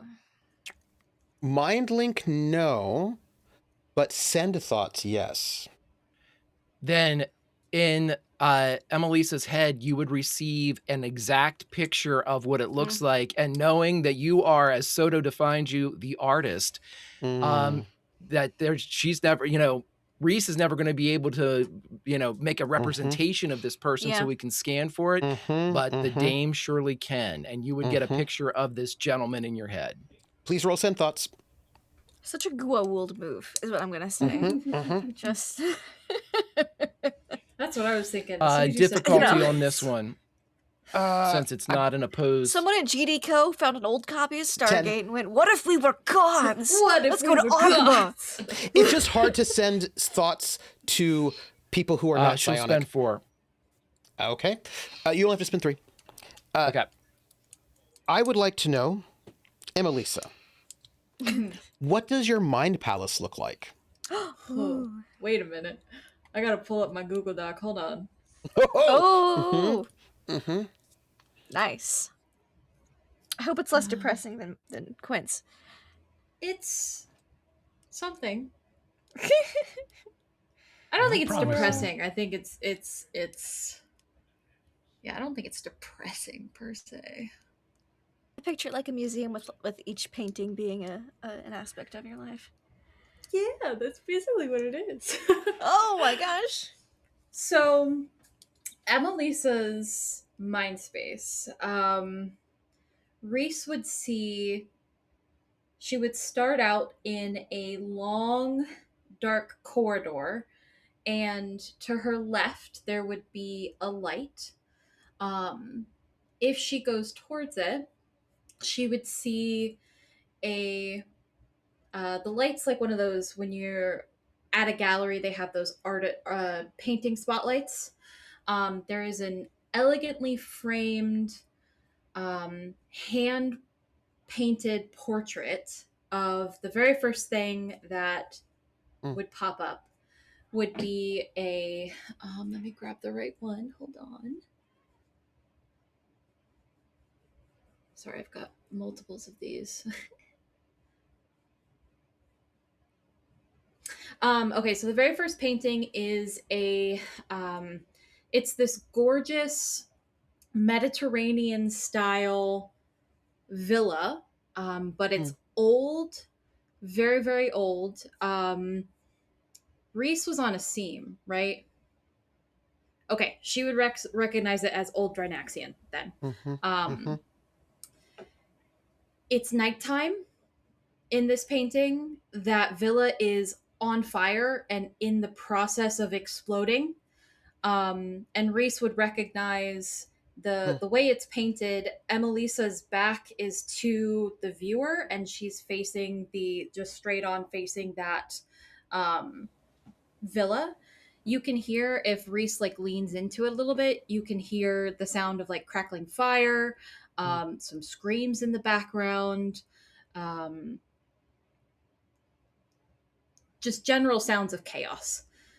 To the right of it, the next painting is about a 5-year-old Emelisa. Actually, she'd be about 7. A 7-year-old Emelisa on the ground, surrounded by painting supplies that have been broken and ripped and destroyed.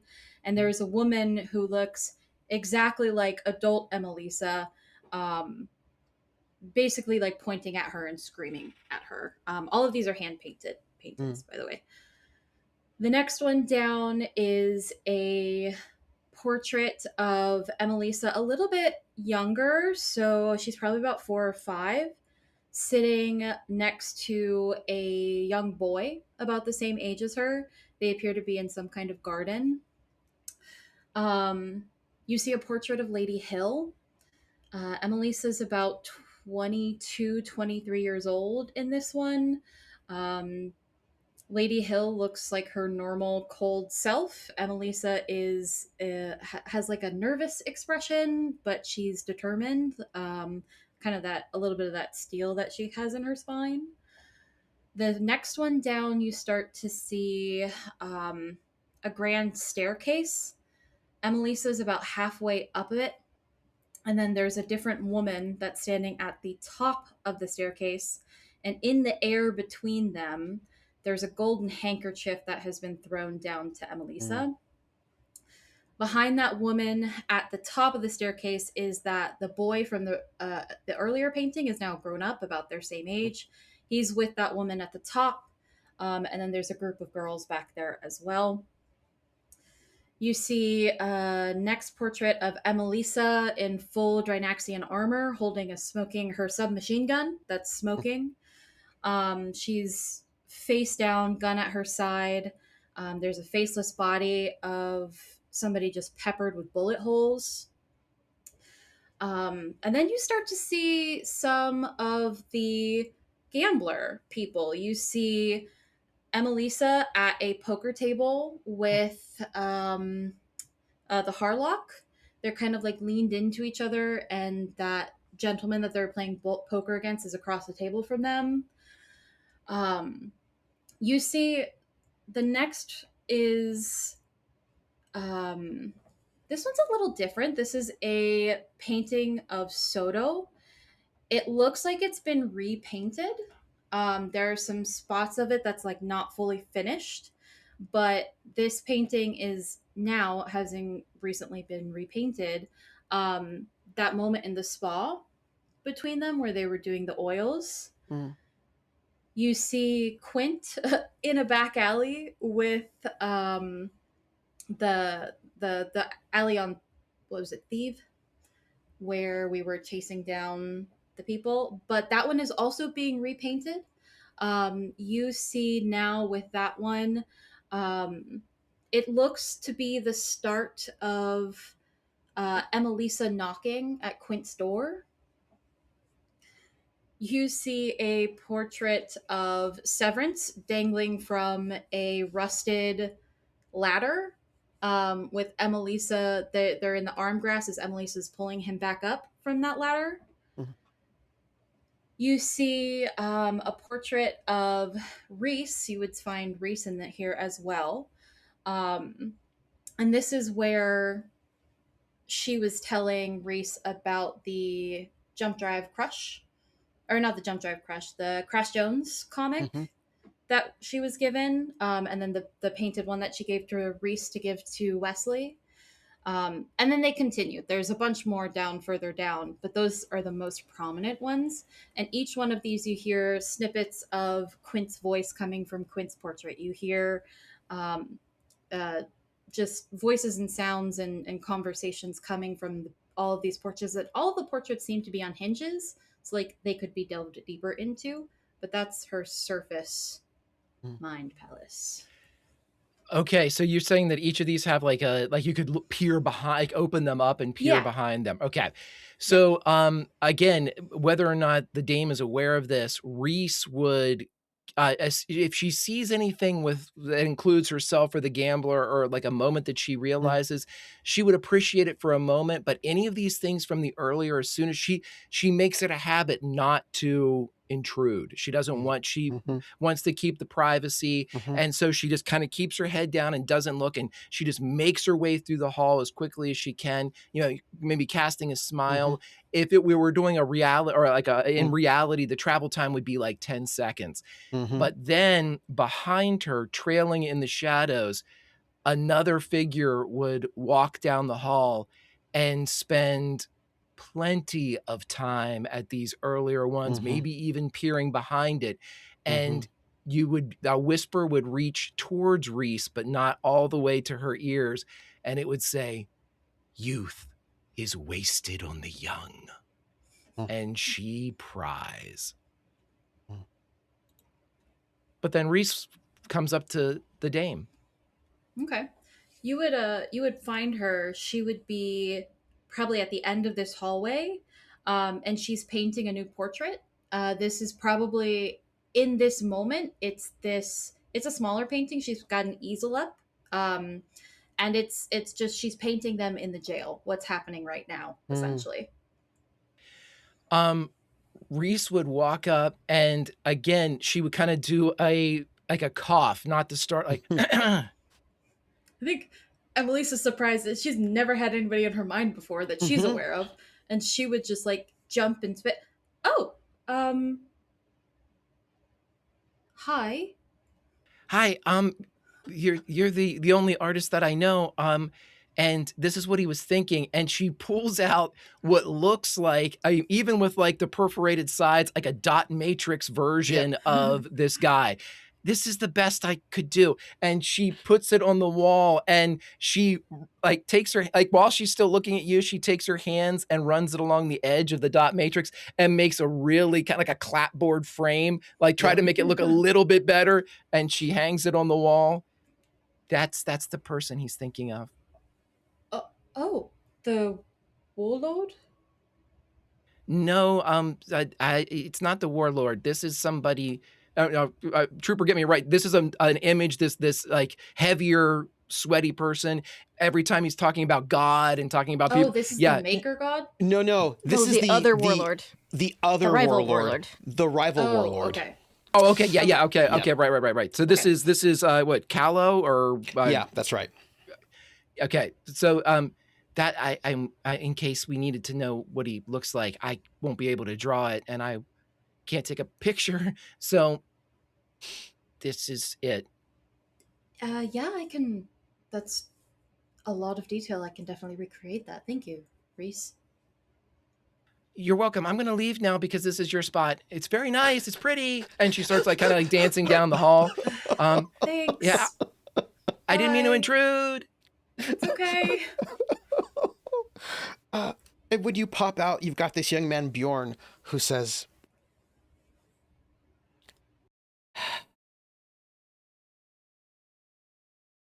Hink says that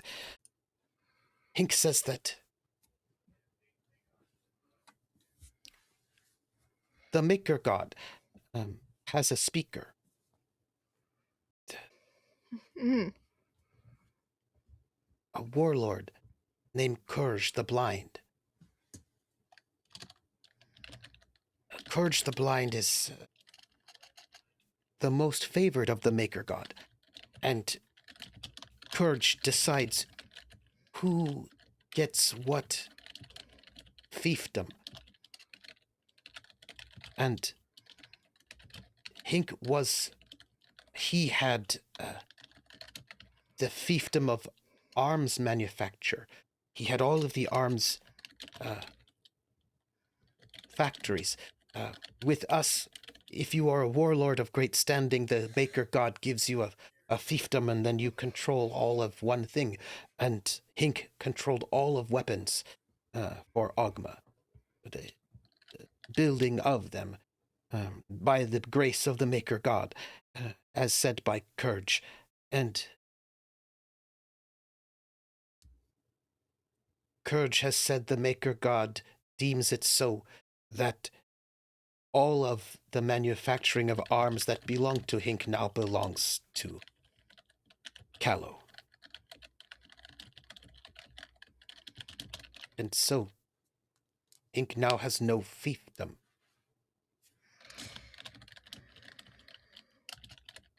And with no fiefdom, then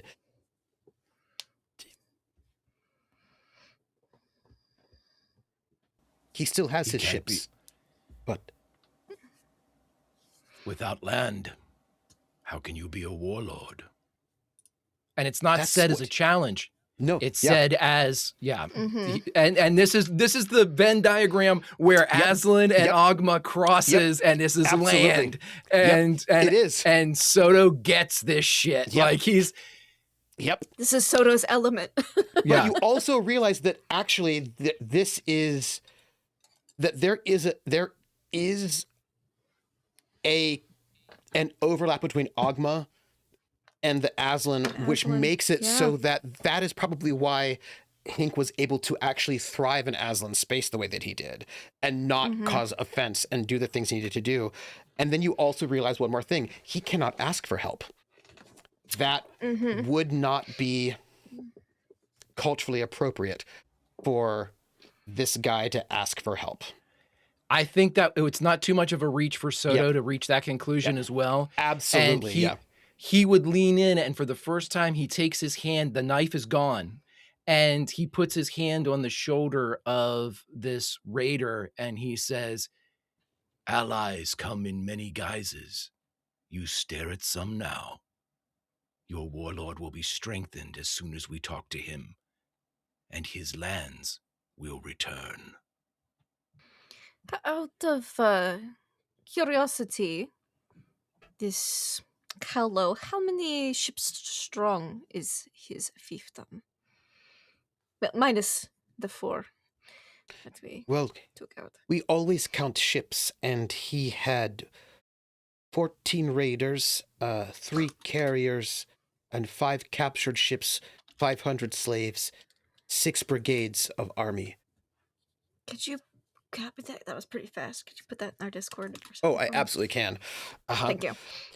But you're Just like, wanna put oh, my he's got notes. 6 brigades of soldiers. The Well, entire. but he only has 10 raider 10? ships now. Mhm. That's a decent chunk. That's like a quarter of his fleet almost. Yeah. Mhm. But that's giving you a That's sense good. of scale that, like, he seems to Yeah. be a big warlord. But to go back to the Aslan thought, all of that stuff matters, but what matters most is that fiefdom that was given to him and taken away from Hink. Just taken from him and given over. This is Well, I should tell you. And the word heresy comes up in his mind again. Ooh, delightful. My warlord, Hink Tabreha, he believes something. And he looks like he's going to say the most scandalous thing you've ever heard that you can barely even say out loud. Because It's somebody gonna be hears you something say it. anti-slavery, and Quint's gonna be like, "Bravo," maybe, because that seems pretty great in their culture. He thinks that maybe Courage the Blind.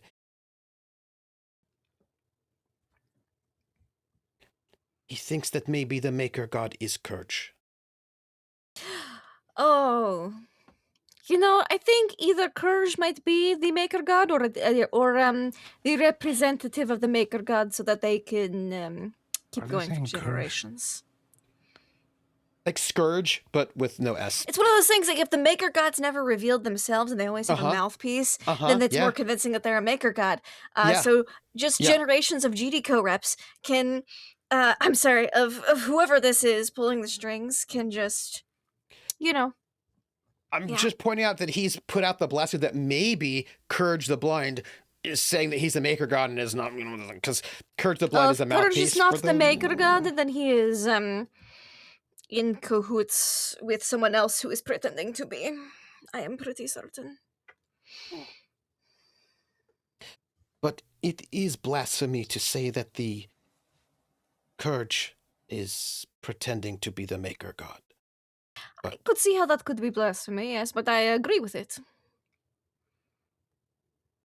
And Soto would nod his head, and he says something in an effort to ground this guy, because we're getting way above this motherfucker's pay grade. We're like, and so, yes, we agree. We're all heretics here, you know? Right. But Soto wants to draw this back down to the foot soldier level, what this guy is. And and it all comes down to one question when you're a soldier. And he affirms it by saying, "You follow the right leader." If we get to my radio at the warehouse, I can send out a signal to the saucy flying woman, and they can send a message to Hinks. I have it. And Soto would turn, and at this point, he moves completely out of the eyesight. "You can come with us, but first there is something you must say." And he indicates the dame.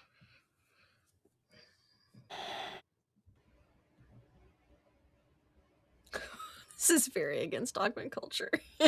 In his mind, he's like, how do I do that? But it's not against his guy. This is not against Tabrea. So Yep. And he thinks about it, and he says,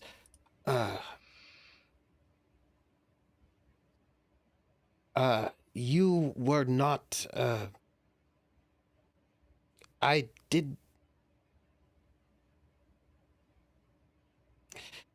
And there's all these words in his mind, and like in the way back is I'm sorry, but like other words are like crowding in the front, that like things like, He's gotta fight through.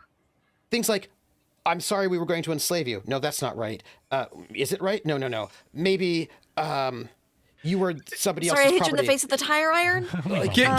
Give me this one, Trooper. So invisibly, Rhys runs through his mind and begins to swat the other words out of the way until only I'm sorry is left. Like she's got like a butterfly net, and she's just like yes, because there are all these like culturally appropriate ways to say you. Actually, there are no culturally appropriate ways to say you're sorry, right? And so all these things are coming up. Toxic ways of not actually apologizing. Yeah, but he also doesn't believe them, right? Like he does like all the things that you would say. He doesn't believe those things exactly, right? Let's turn this all the way back around. She takes out all those words, and the I'm sorry's still there, but also is the KIE we like ta.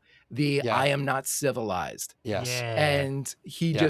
she just reveals that, and she's Yeah. like panting inside the mind space Yeah. and just steps back and crosses her arms with her little butterfly net over her shoulder. And he says, she went into the collection of phrases and then pulled out the letters to say, okay, that's amazing. and he says, my warlord has said something before, and I did not understand it. I thought it meant something different. He said, I am a warrior, but that wasn't the right word. I thought it was boasting, but I think he says, I am not civilized. And so Oh, I know this one.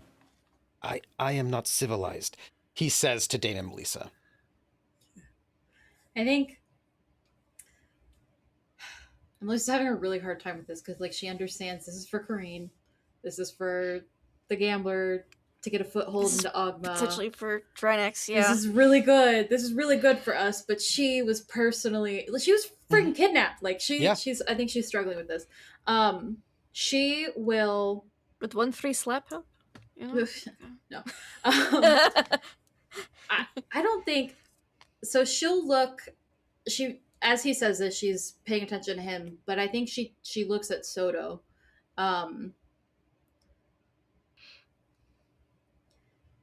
If he helps us get in contact with his warlord, we can call it even.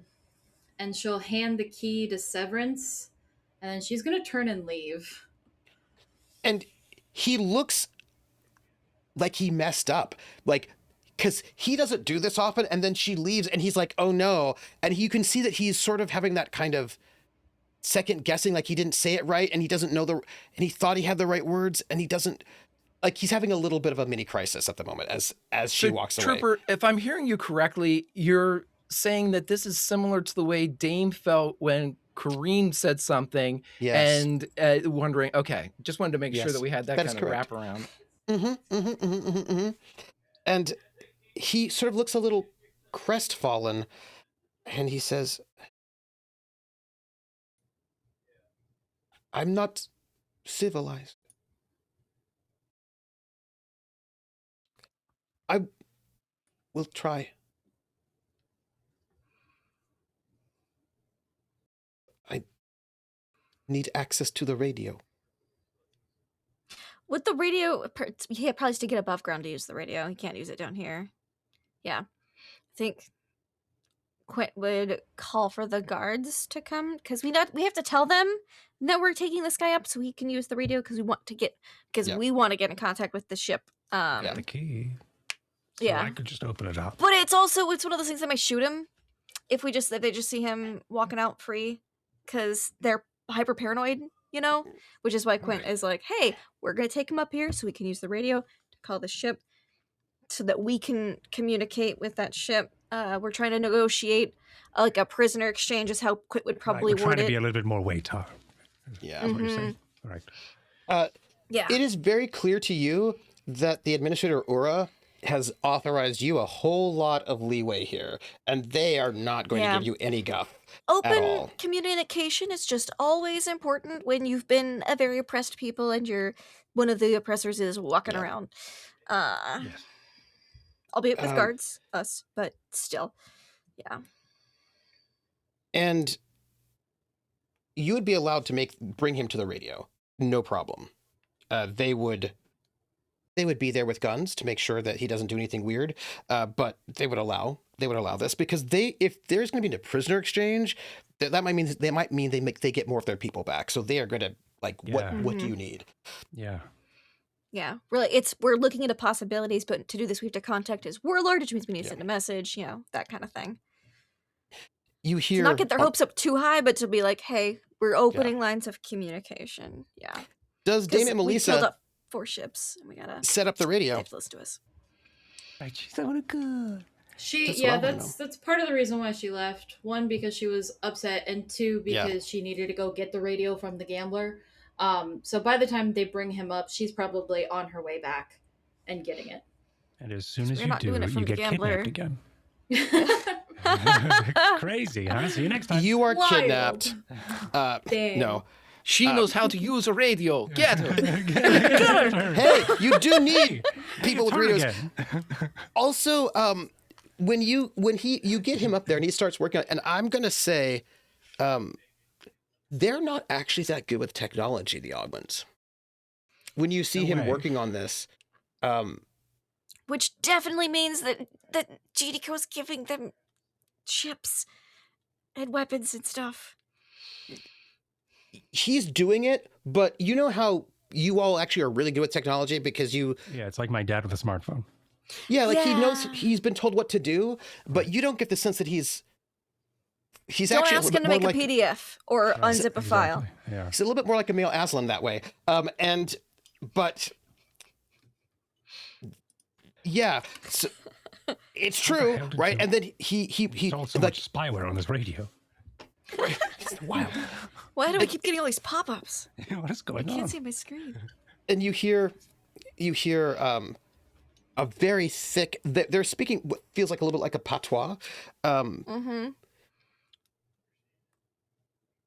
Dame Emelisa, Mhm. there's a lot of old Sindalian in Oh, what and way my that they're hearing speaking. is picking this up as well. I will translate it later. Or run it through my old Sindalian Like translator. it's like old Latin. Do you know what I mean? Like basically it's like super old. It's still Galengic, but there's clearly feels to you like they've not had a lot of context since Sindal fell. You know what I mean? Like that's kind of the vibe you're getting. And I've had my universal translator. I haven't taken it off while I've been on board, right? It's So reciting Shakespeare. Basically, yeah. But also you did grow up on the That sorta palace, makes sense. and there's a lot of old so I language. recognize it Yeah. naturally. Yeah. Okay. But it's pretty vulgar. You know what I mean? Like I don't mean like gross, but I mean yeah. like Like But beast with just two backs. unrefined. yeah, unrefined and drifted for about a couple thousand years, right? And he goes, "This is Bjorn. I'm calling the saucy flying woman for." And you hear back, and they're like, Ooh, if this works, I swear to God. You're not dead? My God, When you're that like- warehouse looked awful. I'm gonna and pick you up just line. hear 34278. And he comes back and he goes, "Glory to the Maker God, courage the blind, that give us food in the winter that lasts all times." There's a pause. Write that shit down. Oh, I'm recording. This is all recorded. I'm like, Samesies. "Courage, what happened?" It's like, They say Courage, what happened? Or Bjorn, Like- what happened? "Bjorn, what happened?" Oh. He's like, I was just going to say, because if this... No. Yeah. It's been me the whole time. he's like, "I was captured, but the people who captured me were they're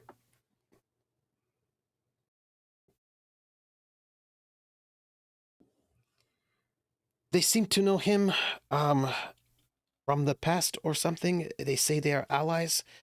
And then you hear, We didn't It's hard attack to- that ship when we were attacking all the other Oghman ships either, so this is a good look for us, right? it looks really, it's really hard to understand what they're saying here because it seems pretty slangy, but you get the sense it's like they murdered a whole bunch of people. There was a lot of blood. That doesn't seem like allies to me. Like that's the vibe you're getting from Well, like, we took something that was theirs. Yeah.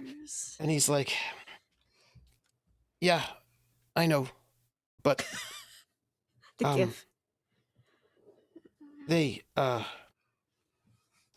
they want to talk to Hink. They say they can be allies. And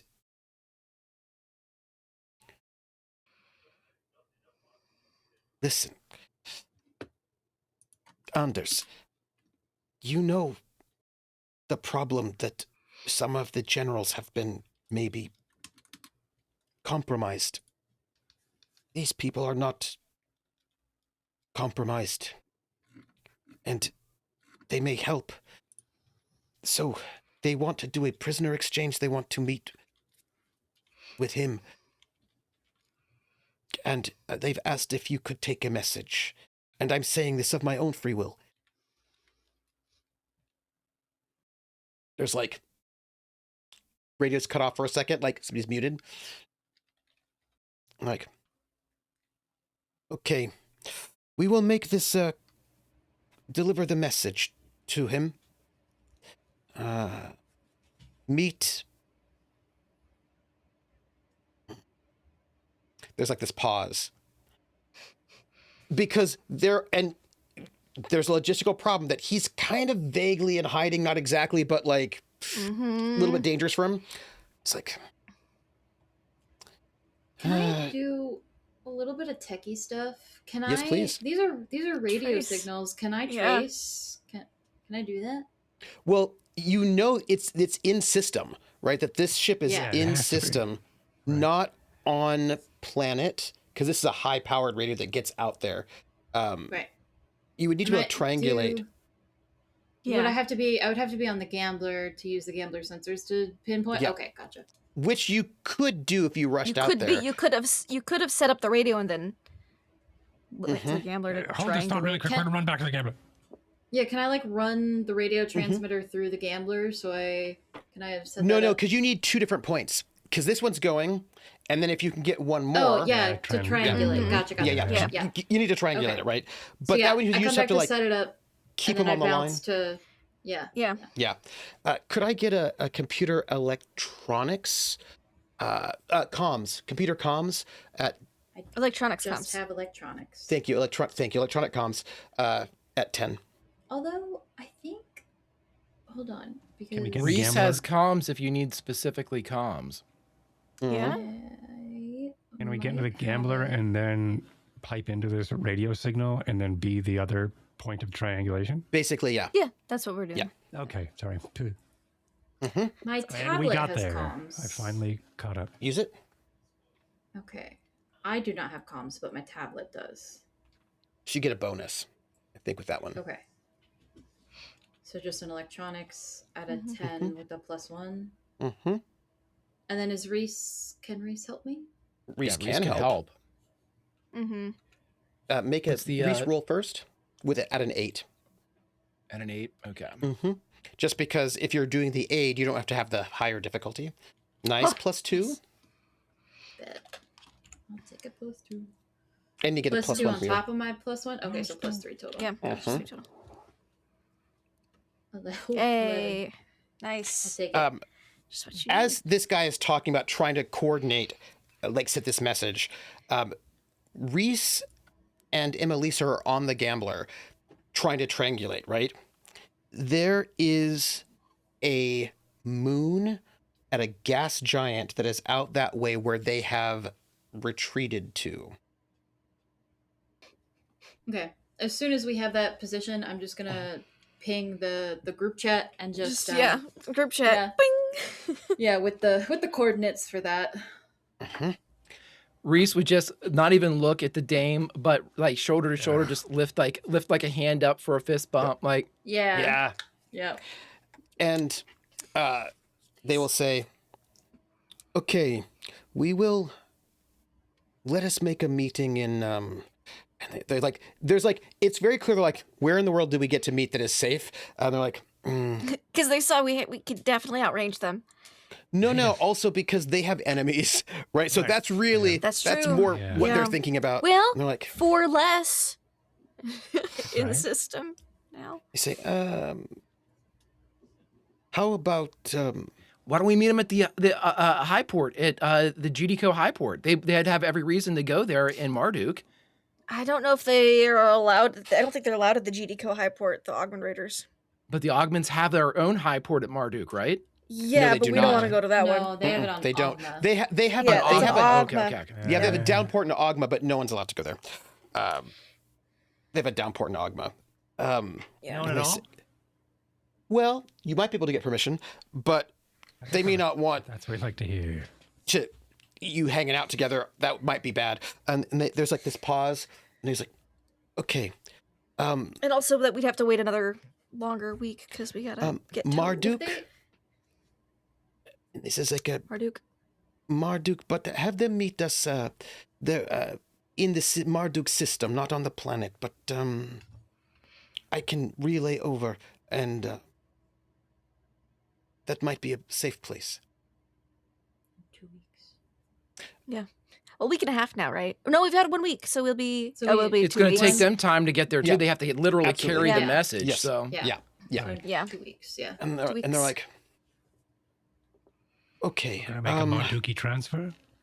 He comes back and says, they said that we could arrange a meeting for 3 weeks. We will be in Mardukan too.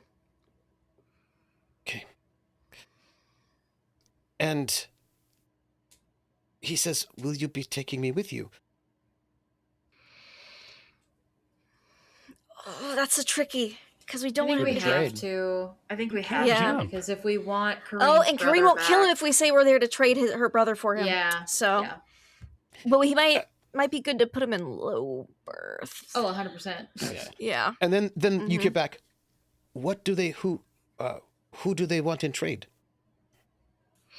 I will give Kareem's brother's name and last known like position on like crew on a ship. Question. Yes. Go ahead. Severance. Very. There's a lot of tonight's episode where I'm like, oh, I'm lost. Oh, I'm lost. But can't we? We can't jump. No, But not you're- yet. but- That's why we gotta wait. But Kirsch is Wait, coming wait. to We take have you to in wait anyways. Yeah, Kirsch is it's coming to going to take tow us you. To They're gonna- Marduk. to Marduk. Jump. Yes. They're going to Then jump to do the thing. Oghma to relay the message. Yeah. And then jump to Marduk to meet us. In tow with Kirsch, and then we're going to continue our tow journey. to No, see because if- we'll get repairs. We just stay in Marduk for Oh, repairs. Oh, we're going Yeah, to Marduk Marduk. for They're repairs. going Oh, I to thought we come were going from to Thebes for Oghma. repairs. Yeah, Okay, we're okay, gonna okay. meet in No. Marduk. Got it. All right, cool. That's fine. And I it's was convenient because they this can't is gonna go get weird. really anywhere else. They can go to Marduk or Borite or Oghma. Yeah, and I'll pass along like physical description, name, planet of origin, brother of, and I'll even say brother of Karinne. That way, they like if there's multiple people with that same name. Yeah. And they nod, and then like, okay. And there's like this pause, and then he asks something of your guy, Bjorn, and like, is this man so valuable? And the guy, Bjorn's like, I don't know. He is to us, right? Like, it's very, they very clearly have like They're like money slave. and They want to and- trade with a slave. like, well, no, it's not that they don't want it's like they're used to different ratios, slave ratios, right? Like Yeah. for one We could Oghman, say like you And, might family, get and a I'll can't we? say it's a start for the negotiations, but we do want that one specifically. That's what if he looks like yeah. I don't know why we're getting off so easy because if we could free more Basically, yeah. slaves, that would be good. Yeah, if we but could like, free more. Yeah. but yeah, it's a start. Like we need that one to start in. But like, I ran It's all the gonna way take from more. the refrigerator. Okay, I was getting Thank you wine. so much. I know That how much Pinot that means to Grigio. you. Why do High we want value. this guy? Yeah. Loyalty. oh, He's one of ours. Mm-hmm. There's I'll this like, understand that. and Bjorn sort Yeah. of like stops and then says, again, very heavily accented, just like, they are wanting to save one of their people, loyalty. And there's like this pause, and they're like, maybe they will be allies. So did you Oh. just jump from the mess hall? Yeah. And Yeah. I will say this to end it. We have to go. You have Yes. another week, which I know you all are training. Oh wow! Look at the time. And at the end of that last week, that third week on Borite for you all, second for Quint, where I I'm believe training most of athletics. your training in this last week. What am I doing? At the end of that last week, you hear, Gambler, this is Captain Kirsch of the starship, the Last Refuge. Boy, do I love hearing that.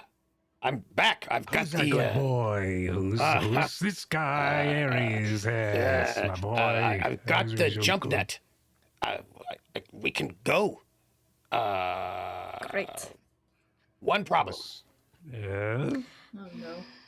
there's a bit of a quarantine on Marduk. Oh no. Okay. Because of the No one's plague that allowed we on the didn't- surface. Oh boy, what am I looking We're over not here? going planet side. That's fine, right? Oh yeah, the So plague beasts. there's this really great bar down there that was really fun in the Downport Star Town, and it's all quarantined. No one's allowed down there. Why? What's the I'll quarantine name about? Karinne's old workplace. Is that the bar? Oh, yeah. I've heard of it. Amazing. Places? But, Are you quarantine. coughing? Are you? Did you get quarantined? No, it's not that kind of thing. They're monsters just teleporting in and killing everybody down there. So, Oh, what? Oh my god, Teleporting the in? fucking the cats. yeah. Yes. Oh, okay. Laughs all right. maniacally. That's nuts. How did you?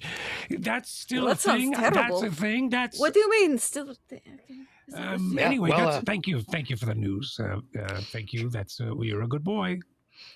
So come on up and we'll tow you to Marduk to get you all fixed up. Yes, wonderful. That's exciting. And with my new and Boy, improved spaceship license, I'm gonna. I can't get believe us that's all- right. That's And right. You're new and improved. Let's talk about that and not the other thing. yeah, and they are going to ask you to come up into space, and they're going to spacewalk and attach these cables attach the gambler to the last refuge. But the thing about these cables, you're not towing them. What it does is they actually have. They look low tech, but they're very, very complex because what they do is they have electronics in them that will extend the jump bumble out. So it's not just that they're towing you, It's but like they an actually electric net. it's like an electric net, right? Yeah. That will sort of take that moves space to a larger space, and we are going to end it here, so that Like fade to black while the montage of us putting it together this quantum yeah. bungee cable. Yeah, because when you have to go to Marduk to get your jump drive fixed, and not go on the surface apparently, because of Probably for the best. I do give everybody a sort of a rundown about what happened. Oh, I would love to hear that rundown next session. God damn it. yes, please next session. Because Quint has no idea. Because I wasn't here yet. All right, You have fine. to give us the rundown, and I don't remember it, so I'm gonna. Karinne to will do have- some- Great, I have a week. I have to go week to rewatch. we'll have feelings. But that's it. We're going to start as you go to. I will ask you. What I will ask is, do you have anything else you need to do, like before you fly out of there? On What the hell do I Borite, have to do it. Oh, Borite. and then you will jump out and hit No. Marduk to get your ship fixed, and I don't know, find out about that. Quarantine Oh boy. where Karinne lives on the surface where her friends and family are. Anyway, so let's go and give our outros, everybody. But not her Say who you brother. are. He's safe. Word. Yeah. That's true. At least everybody's Yeah. safe, and so is she. She's And you welcome. can find out what that means, that quarantine. There'll be fun politics for you. Guess who's in charge of the spaceport? GDCO. Anyway, which means guess who's making that quarantine? GDCO. So guess who has all of the power in that system now? GDCO. Wow. For now. Yeah. For now. now. Till we get there. For now. So my friends, we So have we to do our elevate the cats outros. and teach them how to fly spaceships, and then we have That's like the true, new yeah. Aslan. Yeah. Oh, I Then can't wait to GDCO could be come back there. scared from Cats- teleporting spaceship cats. Teleporting spaceship cats. Oh my goodness. So if you would, I'm going to say this was our penultimate episode. Next week is our finale for season 8, where they return to the planet that they first started on, well, after Drinax, and find out what has been happening. And We didn't start there, on Drinax. We started in the floating palace. that's true. Starting the floating palace. And you'll find out what has happened in the interim on this planet that is screwed over by Oghma and also GDCO, which is, And us. Poor Marduk. poor Get Marduk. to that next time. And there are, I also have, I might have a surprise for you and Marduk, depending on what you do, Okay. Rhys. So, Oh, Okay. let's, what? Might have something for you. I don't know what you're going to do, though, so I can't say.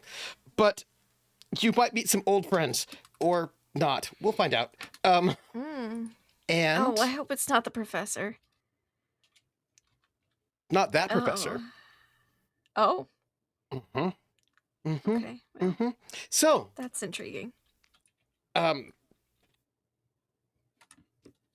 for those of you who don't know, there was an anthropologist who was trying to hire people to do an expedition for him underwater where there was something really important happening that he wanted to do. He wanted to do like a thing, but he couldn't find anybody to take him up on the offer. And then there was a quarantine, so he's still there, and he can't get down below water to find this thing he's looking for. I bet there's no teleporting panthers underwater. It's probably the safest place to be on the planet right now. Yeah. So, if you could say who you are, where we can find you next, and what are you looking forward to on Marduk? And we're going to start with Greg. Hi, everybody. My name is Greg. I'm Warp Reactor over on YouTube. Anytime you want to watch any sci-fi or any fun stuff like that, just jump over and we can watch something, friends. But as far as this show goes, oh my God, I absolutely adore Friday nights with all of you so very much. I don't even know what to. I don't want to expect. I don't even want to speculate about the finale. I don't want to. I love when we just go into this shit and then Trooper says, "Hey, remember all those things that you did that caused these things that you were like, fuck it," when you left, and you were like, and we laughed, and then we come back and the entire place is burning, and we were like, oh yeah, we did do that, and now it's come back to roost. Yeah, I Like love Venice? shit like that. Yeah. Well, no, especially since I can literally say that Soto and Rhys had nothing to do with what you're going to experience next week, but Greg surely did. But so Oh boy. I can't wait for all that. My love goes to the crew that you see around you, the support, and the how can I make your character's interaction in the scene better? You'll never find a better group than the one that you're looking at right now. These incredible players, incredible GM. Everything is just a part of a narrative that is organic and evolving. It is absolutely unreal. And that includes chat.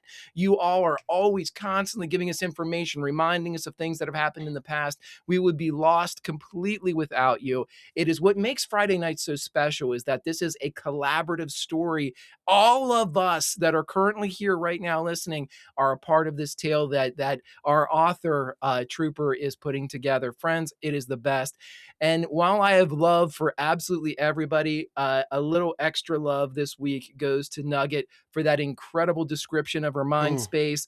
I thought it was absolutely fantastic. It was something that I knew Rhys would ignore, and I knew older Rhys would absorb. So, friends, I will see you next week on Friday for our finale. Speaking of the Mind Palace owner of today's session, Nugget, tell us who you are and where we can find you next, and give some love. Absolutely. I'm Nuggetasaurus. You can find me here next week, Friday, for our finale, which I'm very happy and very sad about because it means we're going to have a break. And I love this game and I love these people. You can also find me on Laugh Love Lindy's channel on this upcoming Tuesday for our Ghost Assault March campaign, where we're in the styes and it's abysmal. And it's going to be a fun time. My love. Oh my god, I have so much love. I just echoing kind of everything that Greg said, is these people are amazing, chat's amazing. I'm so grateful to be a part of this show and to be a part of this group, and I'm just eternally grateful that I was invited to play with you guys. I do want to give out some specific love though. So for Severance, I just think Severance is so effortlessly intimidating in some moments, and then just an absolute buffoon in others, and I love that the dichotomy of that, and just with the needle, and didn't even really have to say anything. It's just kind of standing there, and it is terrifying. But then in earlier in the episode was talking about ghosts and just being like total blasé about that, and I love how dynamic Severance is. Quint, I love how happy Quint is and how eager Quint is to use their axe arm. It's just anytime it comes out, I'm like, yes, give me It's more probably just violence. me. I love the axe arm. It's just Lindy. Greg, every time Rhys is in the picture, I adore that girl. I want her to be my best friend. I think she's phenomenal. And me, Nugget, not even the dame, but me, I just want to be Rhys's best friend. I love her. I think she's so adorable and just a genuinely amazing character. And then Trooper. I don't know how to express how grateful I am to be a part of a world you've created, because I love this place. I love this story that we're all building together, and I'm so grateful to be a part of it, and you're amazing, and I love all of you guys, and I'll stop talking now. Oh, if you're going to keep making compliments, please don't stop talking. Oh, speaking of somebody that you just complimented, Nugget, Cord, who are you? Where can we find you? Give some love. Hi, everybody. It's me, Cord, or Mythematic. You can find me here next week. Also, I've been playing around on another streaming platform. If you could find me there. Hint, it's green. Anyway, so it's been Soylent pretty Green? fun. Soylent Green is people. Yes. Also, I've been playing Skyrim roleplay lately. I don't know how I missed this, but someone made a mod where you can put hundreds of people with local VoIP in a Skyrim map. So you can, and they got rid of all the NPCs. So you can be all of the NPCs. It's amazing. Hundreds of people at the same time, talking and having a living world. It's been great. I am not obsessed, but I'm having a lot of fun. Come check me out. I've got a really cool character right now who is sort of figuring out magic, but also is explaining and inspiring others not to worry about magic, but instead use quantum thought. What does that mean? Check it out on the site that I mentioned. But also, you can check me out here on Twitch, because I'm also sometimes streaming on Twitch as well. I may do a multi thing. Anyway, that's enough about me. More about the love. So tonight, there was some great stuff. Greg tonight with when Rhys used telepathy.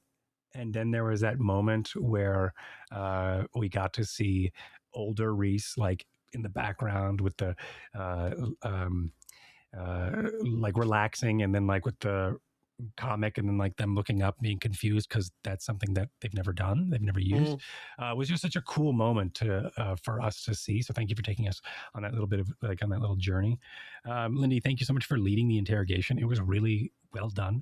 We learned so much really cool stuff. Your note-taking skills and your a way of being able to keep track of what's happening. Because like I said, tonight there's a lot of times I was like, I'm lost. But Quint's got it. Lindy's got it. So thank you for that. And I will be poking you for the notes. But yeah, so it was just thank you so much for leading that scene. And of course, Soto within the scene, being able to, of course, play off and learn and still be a part of the scene. But I still feel like Quint and Lindy sort of led the interrogation, which was really awesome. And it wasn't just like, I have an axe, do what we say. There was a lot of actual like civilized interrogation, or I would say Weetah interrogation. I don't know what it's called. What is? Hold on, I know it. Yeah, Weetah interrogation, which is civilized in Troll. Anyway, so thank you for that. And Nugget, the obviously the Mind Palace, Mind Space was really well done. I love that you had that already typed up and everything. And he was like, oh, wait, hold on, I have this somewhere. I also really love the subtleties of like, this is like, there's other stuff too, like the beautiful moment you had with, I'll mention this one first and then nerd out about the other one. The beautiful moment you had when Soto got attacked and then you like sort of flinched because like you were still very, not you, Dame Emelisa was still very like protected and still traumatized, but there was still that that reflex of wanting to step in to protect someone was really like really awesome to see. So like that was really cool to see that happen, and it showed us a lot. Speaking of showing us a lot, the mind space that you had, but I was nerding out with Bex. We were texting going, oh, this is so cool. And I loved that we got some really cool paintings of really anything, but then we started getting paintings towards the end of things we saw in game. Yeah. Hinting at all of those things that we saw weren't just feelings, weren't just things that you wanted to have happen or were feeling to do. Those were memories that happened. Yeah.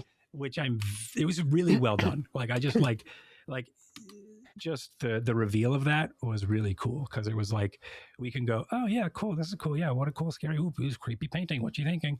But then it's not, these aren't paintings of feeling, these are paintings of memory, which is so cool because there's now so many more questions that I have about the Dame. So thank you. Yeah, that's everyone. No, Trooper, you were there, and Troop, thank you so much for the intro. It was amazing. I can't like that was so fucking cool. For those of you who are like, what was that all about? I have a friend visiting, Bex in the chat, and I have a friend visiting who is from Germany, and I was like, you sprechen Sie, right? And Troop was like, yeah, and I was like, okay, great. Do you want to do the intro? And Troop was like, you bet. So I was like, sweet. So it was just really, really cool. And then you jumped into it, and I was like, I have no idea what he's saying. This is great. So I hope you liked it. So sorry, YouTube, if you're like, what the hell was that? I thought my computer broke for a second. It was playing something, sort of. But yeah, thank you. It was really cool. And yeah, thanks. That's it. Speaking of people who are cool, by the way, chat, give us title suggestions for today's episode. Speaking of people who are cool as a cucumber, cool under pressure. Loch Ness Monster. Not the Loch Ness Monster, but does start with an L. It's Lindy. It's this little board. Oh, okay. It's you. Tell us, I have a lot of things that we could start with. No, you. Who are you? Where can we find you? Give some love, you cool person. You. Hi, it's me, laughlovelindy. You could find me online as such. My love for today. I loved getting to learn so much more about Soto today.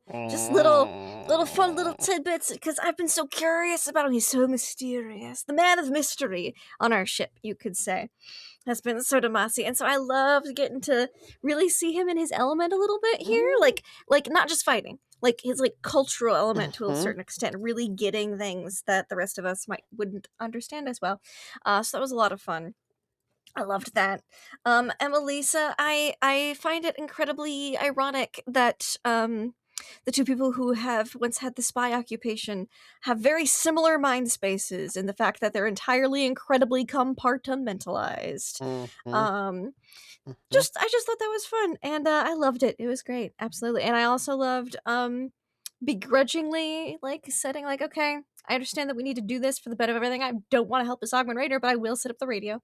And just, overcoming the trauma a little bit by seeing this Oghman Raider with their back up against the wall, reliving a gif of me eviscerating someone in their head a bajillion times. And that's my love for Trooper, is that is the image that was in this guy's head. Because I feel like it just made the interrogation a whole lot easier.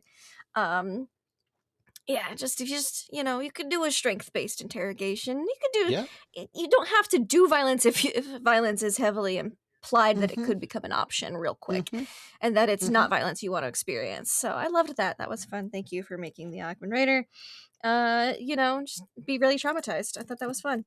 Throat to throat. I'm just saying that was It was that was like you were beautiful. Say no more. Yeah. you were in like a shower of gore, and he saw it. Yeah. Oh, and Dame Emelisa, the painting. Scrot That was to a beautiful throat. painting. I think that should be the episode title. Scrot to throat. And a love for Severence is just, being the moment with the, so what are you trying to do here? With the license of coming in, being like, okay, so like, you look stressed. What's the problem? What's the problem? And then Give just me come your back, license. I'll be here back. you go. And it's like, oh, I didn't know that. Okay. Did you just I have print questions, this out? but I'm Do not we going to have a ask them printer right on the now. ship? Yeah. Yeah, basically. Yeah. So Quint getting to learn that little bit about Severance, but not going to pry at this moment in time. I just thought that was a fun little thing. There you go. And I can fly spaceships now. I could. But now I'm like better at Certified. it. That's very exciting. I'm certified. Yeah. Certifiably I have a confident you small, can do I it. had like the small craft speciality, but now it's like when you get the CDL and you have like the bonus little certifications. I got spacecraft now instead of just small craft, and it's great. It's good for everything. I'm so happy to have That's it very finally. Because I didn't build Quint to be the pilot. I just happened to have piloting skills from my time in the Navy. So yay! You can find me online at Laugh Love Lindy. I am streaming Tuesday Ghost of Saltmarsh on my channel. That'll be probably then maybe the next place you can find me. It's the styes suck. Yes, I get it. But if you want to see something that really sucks, Greenland on Wednesdays. However, we'll be with the less sucky group. And by sucky, I don't mean that they suck. I mean, it's that their situation sucks less. Because Trooper was a human sacrifice this past week. So if you wanted to see everybody cry. It did happen. He was a human sacrifice. It happened. Everyone was crying. I've gotten messages from players' moms being like, "Oh my gosh!" So it was good. It was good. You should check it out. But we've got the tax collector group that's going to come upon the remnants of this human sacrifice spot, maybe, and that'll be fun. I also rolled max sanity loss for everything, so we'll see if that trend keeps up. Yay! Tune in on Wednesday for fun Call of Cthulhu Dark Ages times. Woo! And then here next week for the finale.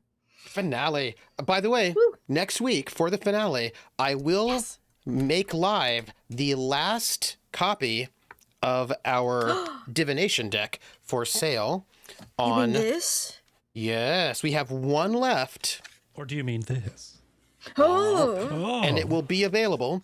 And then Or do you mean this? Oh. And Nugget? I don't have mine readily available because I was using it earlier, but I do have But one. I'm glad you have one. All right. So Boy, that would be awkward. I want to say thank you, everybody, for. By the way, the song is "You're the meaning in my life. You're the inspiration. You bring feeling to my life. You're the inspiration. When you love somebody, always on my." Chicago. Let's keep it that It's way. because there was the thing was like Beck said, right? There's no cultural way to say I'm sorry. There's no culturally appropriate way to say I'm sorry. And that line, right?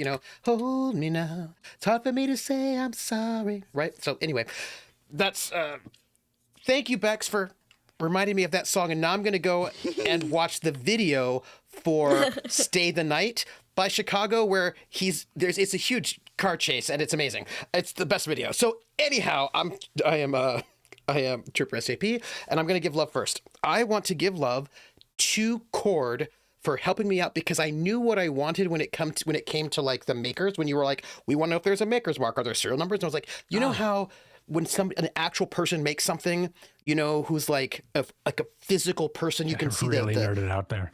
Oh, it was so good. Thank you for nerding out and letting me sort of say what I needed to say, which is like all those little things that give you that kind of personality of like a person who like has a sense of self, makes a thing and you can see it.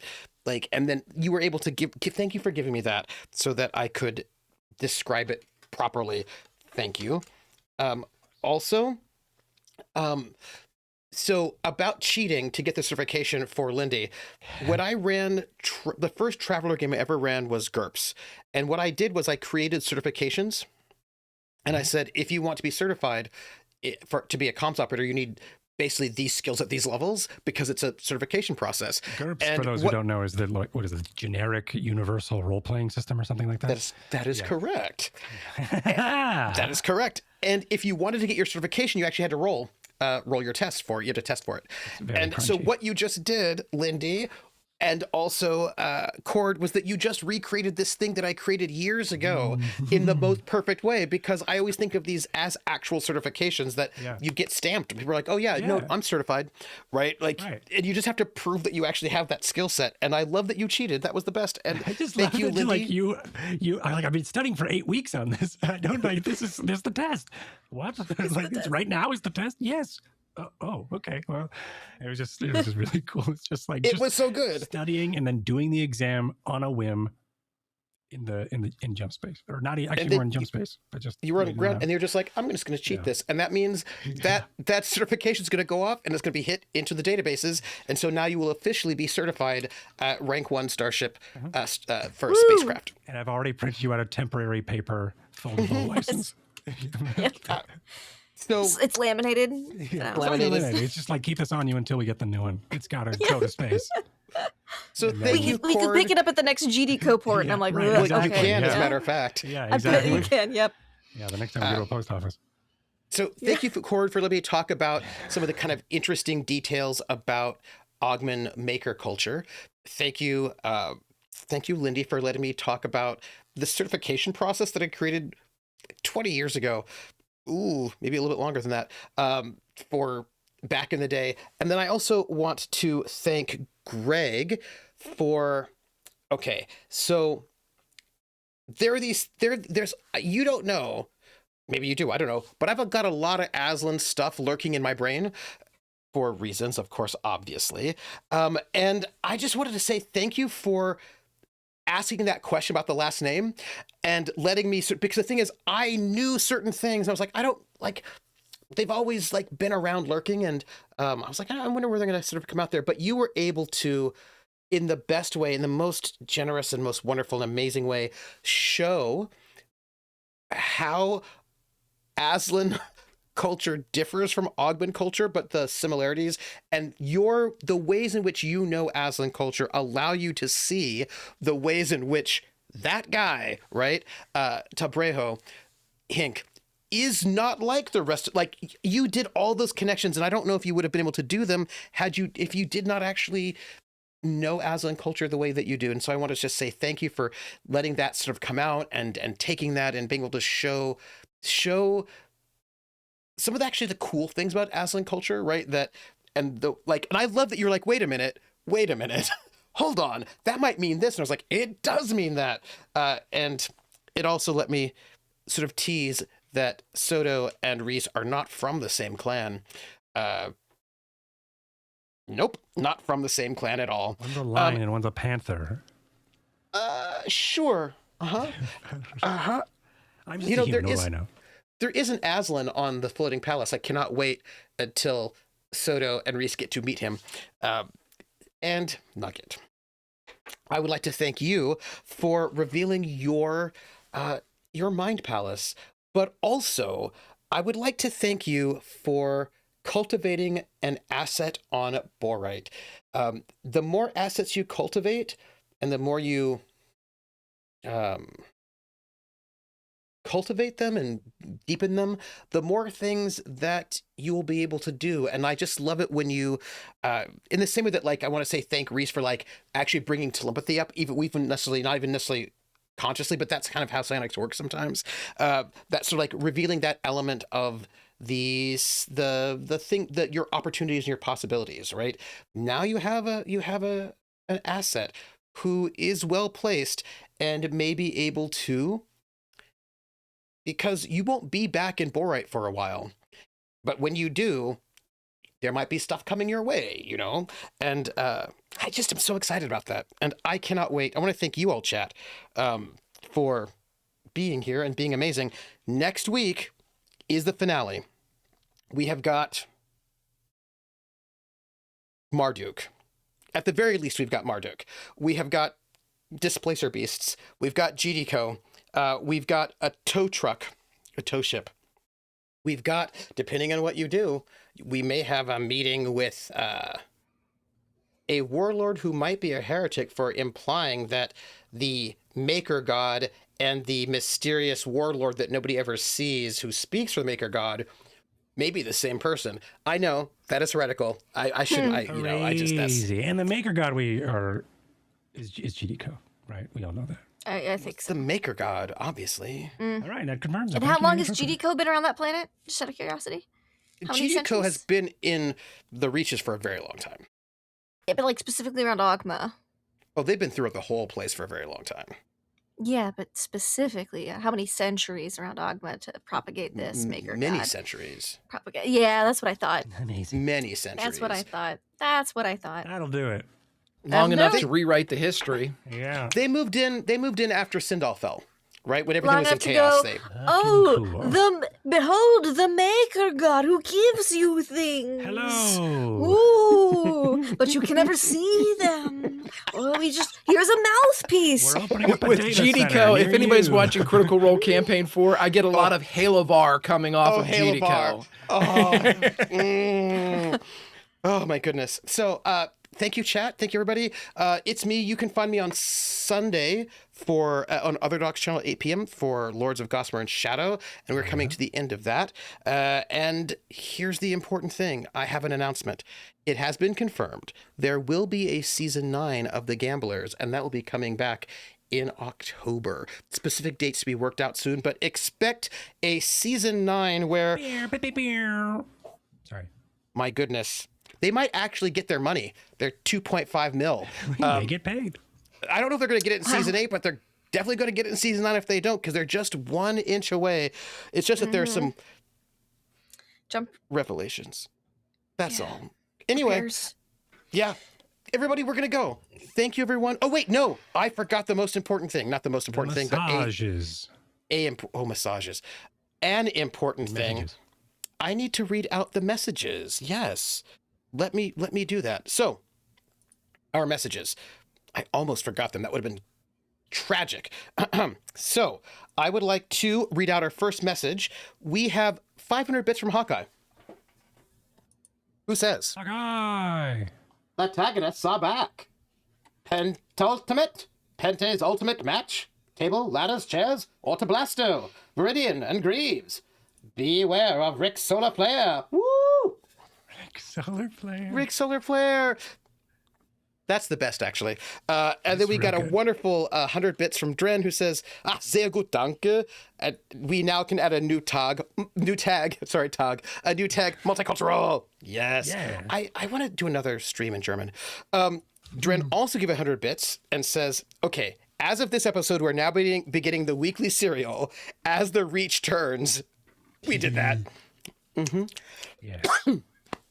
Bex's and O's has given 1K bits and said, love those visuals. And then 5K bits, which is wild. And says, I think this actually, I don't know if this message is from Simone, but says, danke für den lieben Grüße. Ich habe mich sehr darüber gefreut. Simone wünscht allen eine gute Nacht. Bis bald. So this is, so from Simone, we say in English, right? Thank you for the greetings, and she was very happy for it, and she wishes us all a good night. Thank you. And then like 3K bits from Bex is like a party. Bex, thank you. Nuts. Thank you. That is it. You all have to go to bed. Go to sleep, everybody, and we will catch you all on the flip side. Bye, everybody.